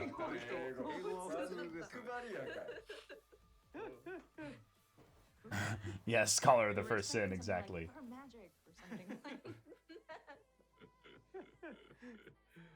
ですね、赤魔同士細かくいろいろ調整されてます。新魔法の追加はもちろんなんですけど、大きいのはですね、ウェポンスキルである魔法剣各種、ブラックマナー、ホワイトマナーの消費量が減ってます今回。So with the Red Mage, there are a lot of granular changes that have updates that have been made. Of course, we have added new spells, but we have also adjusted the weapon skills and the different sort of the magic sword, the black mana and the white. Oh, I just read more details on Black Mage in the Final Fantasy XIV Discord from what they said. Apparently, Fire 2 and Blizzard 2, the two most useful spells, were replaced by new upgraded versions. Upgraded meaning they do more damage, or just like actually different types of spells?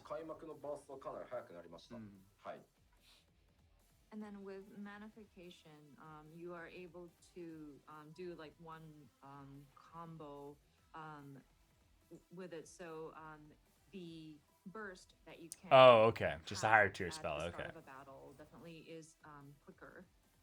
ただまあそのままだと魔法剣の回数が上がりすぎて、それはそれでキャスターっぽくなくなっちゃうので。Well, one gamer, the weird thing about fighting games is they're not fun PvE focused. Playing against a computer in a fighting game is not as fun. But that being said, So if it's not good streaming content unless you're playing with someone else, right? The spellblade So, frequency yeah. becomes a lot. I feel like it's also just a thing of where, by the nature of the type of content that we do, it doesn't make sense to do a fighting game like the for a increase of stream. Those two different manas.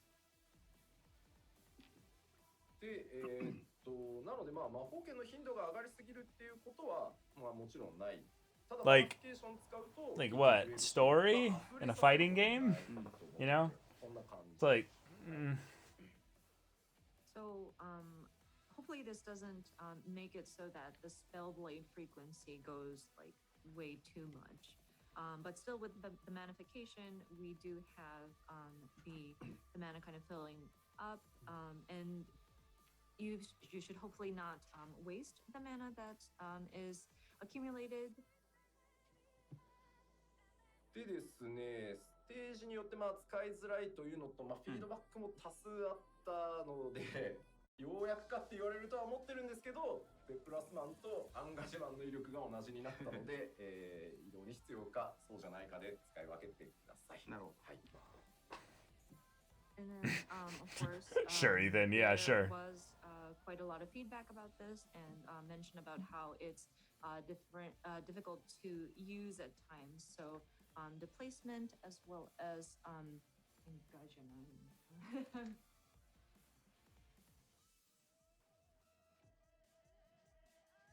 oh.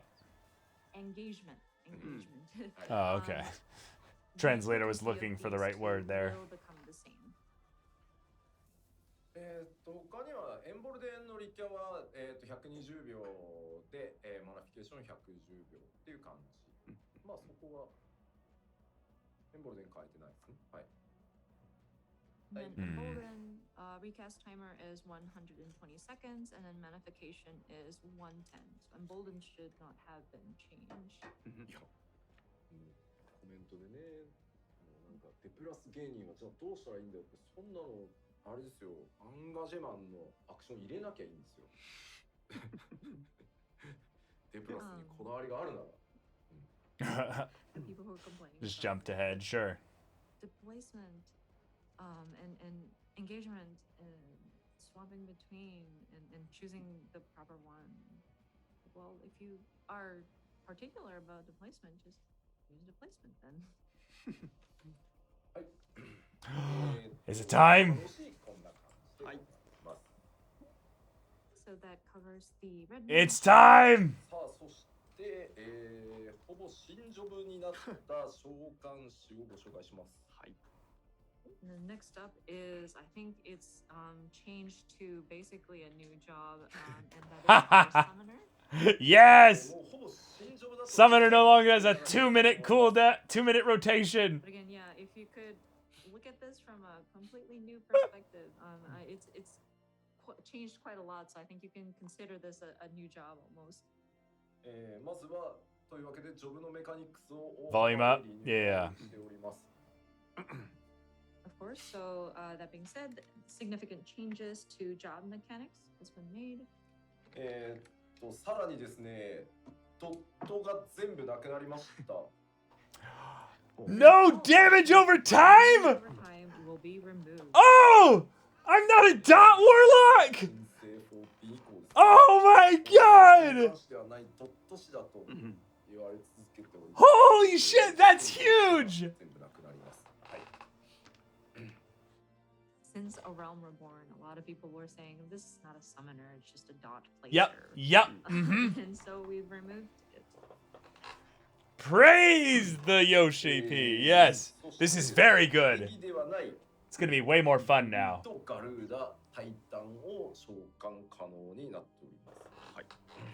Next is able to summon Ifrit, Garuda, and Titan, and not just Eggies. ただこれですね、イフリートルビー、タイタントパーズ、ガルーダエメラルドと言ってですね、万神読んじゃいけないからね、そんな気軽にね、なるほどの場合ね。なんでまあそこにその力を、ね、移して出てきてるみたいなイメージだと思ってください。はい。But that being said, these are Ifrit Ruby, Titan Topaz, and Garuda Emerald. So we're not literally calling forth these primals, of course, because it's For the lore, okay. Roll the 14 to be summoning primals. So the concept is lore, sort of lore stuff. Okay, transferring cool. their Gotcha. Energy, so to speak, into these different sort of jewels, Okay. so to speak, and sort of calling those forth. No, they're reworking the class entirely, Guile. Basically, dot damage made the complex parts of the class not as difficult because you were just trying to manage the dots. These different sort of summons. But it made the rotation really awkward at Will times. gain the sort of elemental ether and sort of switch into different modes. Awesome. で、ですね、まずやっぱり召喚師っていうイメージに沿うように今回本当に大幅に、変更させていただきました。はい。So with this update, we really tried to bring out that sort of feel of a traditional summoner. で、流れなんですけど、まあデミバハムートを召喚すると、まあ今まではデミバハムート召喚、フェニックス召喚、なんかこうダウンタイム、なんかもうひたすらルイン打つしかねえみたいな、ルインジャーみたいな状態だったのが、大きく変わります。So in terms of the rotation or the flow of the summons, Yes. of course, up until now, you would have called forth the Demi Bahamut, and then it goes away, and then you call forth the Phoenix. Yep. And then you have some downtime where you're just casting Ruin. Casting Ruin, ruining everything. Yep. Just doing Boring. that until you've accumulated enough to summon them again. で、デミバハバハムートまず呼ぶと、属性エーテルを3つもらうので、その力を属性エーテルを使ってさっき言ったイフリート、ルビー、タイタントパス、ガルーダ、エメラルドを召喚してその属性の力でまず戦います。And so with this updated flow, of course, you will call forth the Demi Bahamut, and then you will obtain this elemental property, so to speak, and then you will be able to summon Ifrit Ruby, Titan Topaz, Garuda Emerald, and then you would fight using the elemental properties of those different summons. で、その後フェニックスを召喚すると、フェニックスからもまたエーテルを3つもらえるんで、また3種を使ってというのが一連の流れになります。And once you've depleted those 3, and then you would call forth the Phoenix, then you would receive again 3 elemental properties, and then you are able to summon these 3. I don't want to call them primals, but they're the summons that you can utilize those 3 elemental properties again. で、イフリート、タイタン、ガルーダってどの順番で呼んでもいいです。で、それぞれ召喚士に付与される特徴が違うので、ボスのタイムラインに合わせて先にこれはタイタンから行こうとか、今回はイフリートにしようとかっていうのを考える余地としての入ってます。なるほど。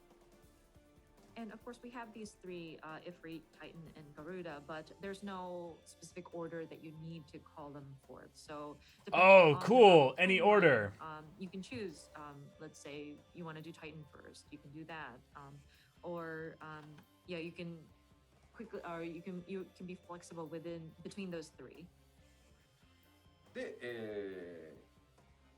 Okay, this is everything I wanted in Summoner. We're just actually getting everything I wanted. Also, part of the adjustment was to kind of consolidate some of these actions, and so the icons that are being used in your hotbar will be quite significantly condensed because these will switch out depending on the different actions that you're taking. で、めちゃくちゃ悩んだ末に、リザレクワードを起こしました。And then so after a lot of debate and a lot of discussion, we did decide that we will keep Resurrection. Oh, cool. Summoners can keep rezzing. That's nice. めっちゃ変わったんで、めっちゃ変わったのになくなるのかよって言われると申し訳ないなと思ったんで。今回は首の皮一枚で残りました。はい。And with this significant change to Summoner, and people are being, I don't know if people would be shocked with the changes, but like on top of that, having Resurrection being removed, people might really get upset. So it lives by the skin of its teeth. Resurrection is still there. I just didn't want to get people upset, so they didn't remove it. It's kind of stayed behind too. はい。さあ、じゃあもうわからんというお声が多いので、実験いこうかなと思います。And I'm sure people are wondering, well, I don't understand with all these words. So let's look at it on the gameplay. Yes! Gameplay! よろしいですか？どうぞ。はい、お願いします。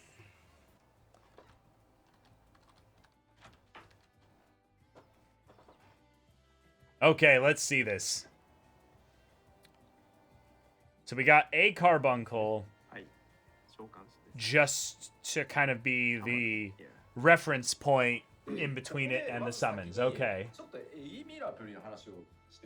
Oh, look at that bar. It's so clean. Before we dive into actual gameplay, I would There's like to so talk about fewer the buttons. actually. Ah! ですね、今回、呼べる召喚獣が増えるということで、すべての召喚獣に対してまずサイズの変更ができるようになってます。And so, with the number of summons you can call for, we have made some adjustments. One of which is to change its display size. ただこれあくまで自分が見た時のなので、術者というよりは周りの人がやらなきゃいけないので、それは変わってません。But that only affects you as the person like calling forth these summons. So yeah, it only affects how you are able to view these. で、まあ今実はここにカーバンクル出てるんですけど、召喚師自身のレベルが上がっていくと、ここがイフリートエギになったりするんですけど、まあ僕はカーバンクルの方が可愛くて好きなので、これエギミラプリしてありますカーバンクル。あ、なるほど。はい。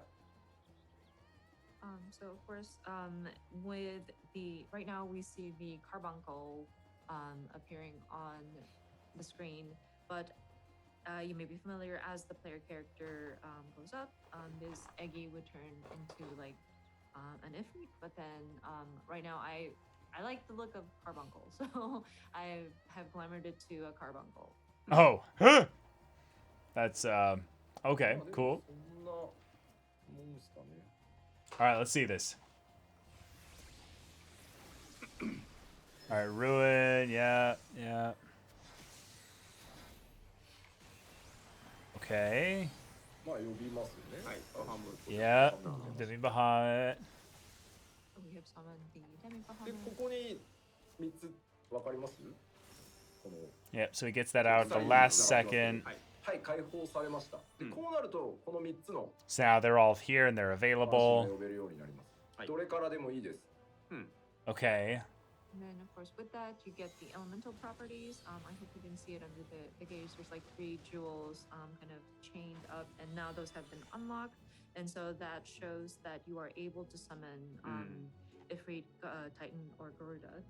Okay. 呼び出すとエーテルが付与されてカウントダウンが始まります。で、2スタックのアクションが付与されているので、イフリートの技を使います。Oh, nice Bone Crusher. Yeah, awesome. So once you call forth these elemental primals, you do get that sort of ether applied to you, and then you see that there's a 2-stack action, and so you are able to execute Ifrit's actions. Okay. 今 Huh. のはイフリートのエーテルをもらったので、詠唱時間が長い代わりに強力な炎の魔法が2発使える。あと突進と追撃っていう攻撃が、使えるようになります。イフリートのモードとして。はい。And so we were looking at Ifrit's actions, but with the elemental properties or ether obtained from Ifrit, while cast time is long, it is a very powerful fire-based spell that you can cast. And then there's also like a rush sort of attack that you can do. And this is the Ifrit actions that is available. で、ここはやっぱり詠唱が必要なアクションになっているので、ギミック処理をしなきゃいけないタイミングでイフリートを呼んでしまうとロスになるので、他のものにしましょうとか、動かなくていい時にイフリートを使うようにしようとか、そのあたりをうまく考えていただければいいかな。Well, this kind of ties into what we mentioned about timelines, but with Ifrit's action, one of this requires for you to cast, and it's a fairly long cast time. So say you're in some kind of fight where there's a mechanic where you have to move, then you would lose the opportunity to cast the magic. So perhaps you'd want to time it so that you don't need to move around to process some kind of mechanic, or you'd have to be pretty mindful of when you activate these. Oh, what's that buff? What's that buff? What's that do? で、実際に召喚をした瞬間インスタントで召喚するんですけど、登場した時に利口技を一回バーンってぶっ放してはくれます。And then, of course, when you are calling forth these summons, it's an instant, but there is usually like a starter move that it unleashes when it's first summoned. で、まあタイタンを呼びます。Okay, so now we're calling forth Titan. 可愛い、ちっちゃくしちゃう。I set his size to be small, so. Okay. 今タイタン使えるようになったんで、こっちは。Dude, I love it. We're kind of like the Avatar now, like summoning spirits and then going into elemental-based combat.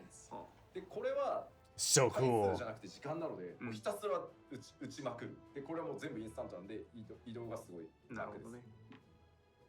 And with Titan's moves, it's actually interesting because it's within a timed section that you can unleash unlimited numbers of times of his moves, and it's all instant. So you can move around and cast at the same time. Okay, so here's Garuda. There's a big AoE move. There's a cast. Big AoE again. これはもうインスタントキャストなんで、これも移動かなり。まあ、機動力がだから高いです、相変わらず召喚は。But with Garuda, hers is more of like a placement damage. And this is also instant. And so you can move around as well. I think Summoner does have like a good bit of mobility. で、フェニックスを召喚するとまた3つ付与されるので、フェニックスが終わったらまた使っていく感じになります。Okay, so you got the same abilities for Phoenix. You call forth the Phoenix. You will obtain the 3 elemental properties again, and so you can utilize. So you can then use the other summons. Primals again. ちなみにこの3つの召喚モードは、Okay. やっぱりそのタイムライン内で3つともそうは言っても使わないと軽く出ないので、なんかもうとりあえずタイタンだけ使ってきゃいいやみたいなのやると目も当てられないことになるので、でデミバハムート召喚とフェニックス召喚の間にやっぱちゃんと使い切らないともったいないことになっちゃうでしょ、リキャストタイムが。なのでそこは必ず組み立てが必要になってくるので、なるほど。はい。With these 3 summons that you can do, of course, you need to utilize these in the battle timeline, or else, of course, you won't be dealing very much damage at all. Like, you can't just lean towards, oh, I like using Titan only, so I'll use Titan only, or you will not be able to deal much damage at all. So whenever you do cast your Demi Bahamut and the Phoenix, and the elemental properties that you attain in between those is something that you don't want to put to waste. Make sure that you are utilizing these and sort of building your strategy so that you can utilize those 3 within the recast. Did I see the title screen at the start of the stream? I'm not sure. I think so. Maybe. ございます。かなり試行錯誤して作ったので、いいところにね。落ちたのではないかなとは思っておりますが、当然そのドットがなくなった分はね、通常の栄翔火力へ全部持ってってるんで、まあちょっと機動力高いからなって思ったんですけどね、機動力の高さも売りだからな、もともとそこはちょっとやっぱりもともとね召喚が好きで使ってくれてた人っていると思うんで、そこまで変えちゃうのはなとか。That's Summoner. ね、また結構栄翔増えるとさ、吉田黒の巻き添えにしやがってって言われたくもあんまないしね。But yeah, with the Summoner, there was a lot of trial and error and a lot of debates to get it to where we got it. But I think we were able to get it to a good point. Of course, with the removal of all the dots, we did try to skew back to having the Summoner have their damage kind of come from the different casting of the not the spells, but like the different summons that you're bringing forth. So, and we also looked at just how mobile the Summoner is, but at the same time, it is the charm of a Summoner is the mobility of it. So I think we were. Yeah, but now there's also good reasons to use our dual cast or our instant cast ability. So that was another point where we had to rack our brains, but we didn't want to make it so that we're casting all the time either. I can already imagine the comments from players saying, "Oh my gosh, you're turning us into the mod page. Like you're kind of dragging us into this, Yoshida." So I wanted to avoid that as well. さあでは、以上でキャスターでした。はい、ありがとうございます。では最後ヒーラーロールのお話いきましょう。Okay, next up is the healers. Okay, the healers. probably aren't going to be the kind of thing that I'm going to want to spend a lot of time just chilling with here. So we're going to end the stream here.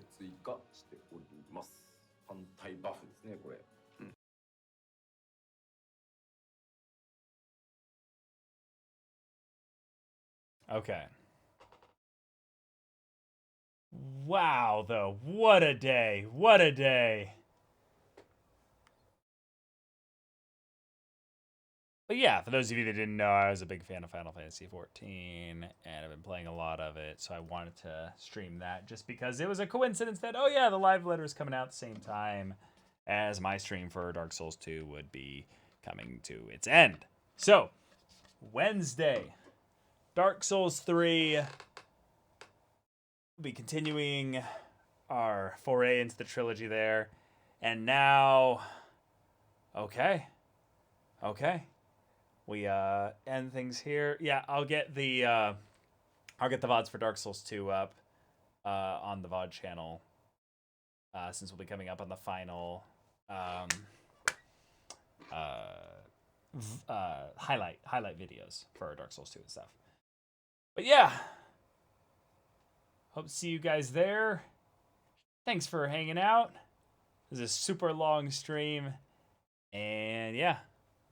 See you in the next one. Check out all of our other streams. Leave a follow if you want to stay up to date with things. Sync up your Twitch and Discord accounts for that. And yeah, I'll watch the videos you guys sent that were the long ones and stuff. But yeah, I'm gonna go eat and sleep.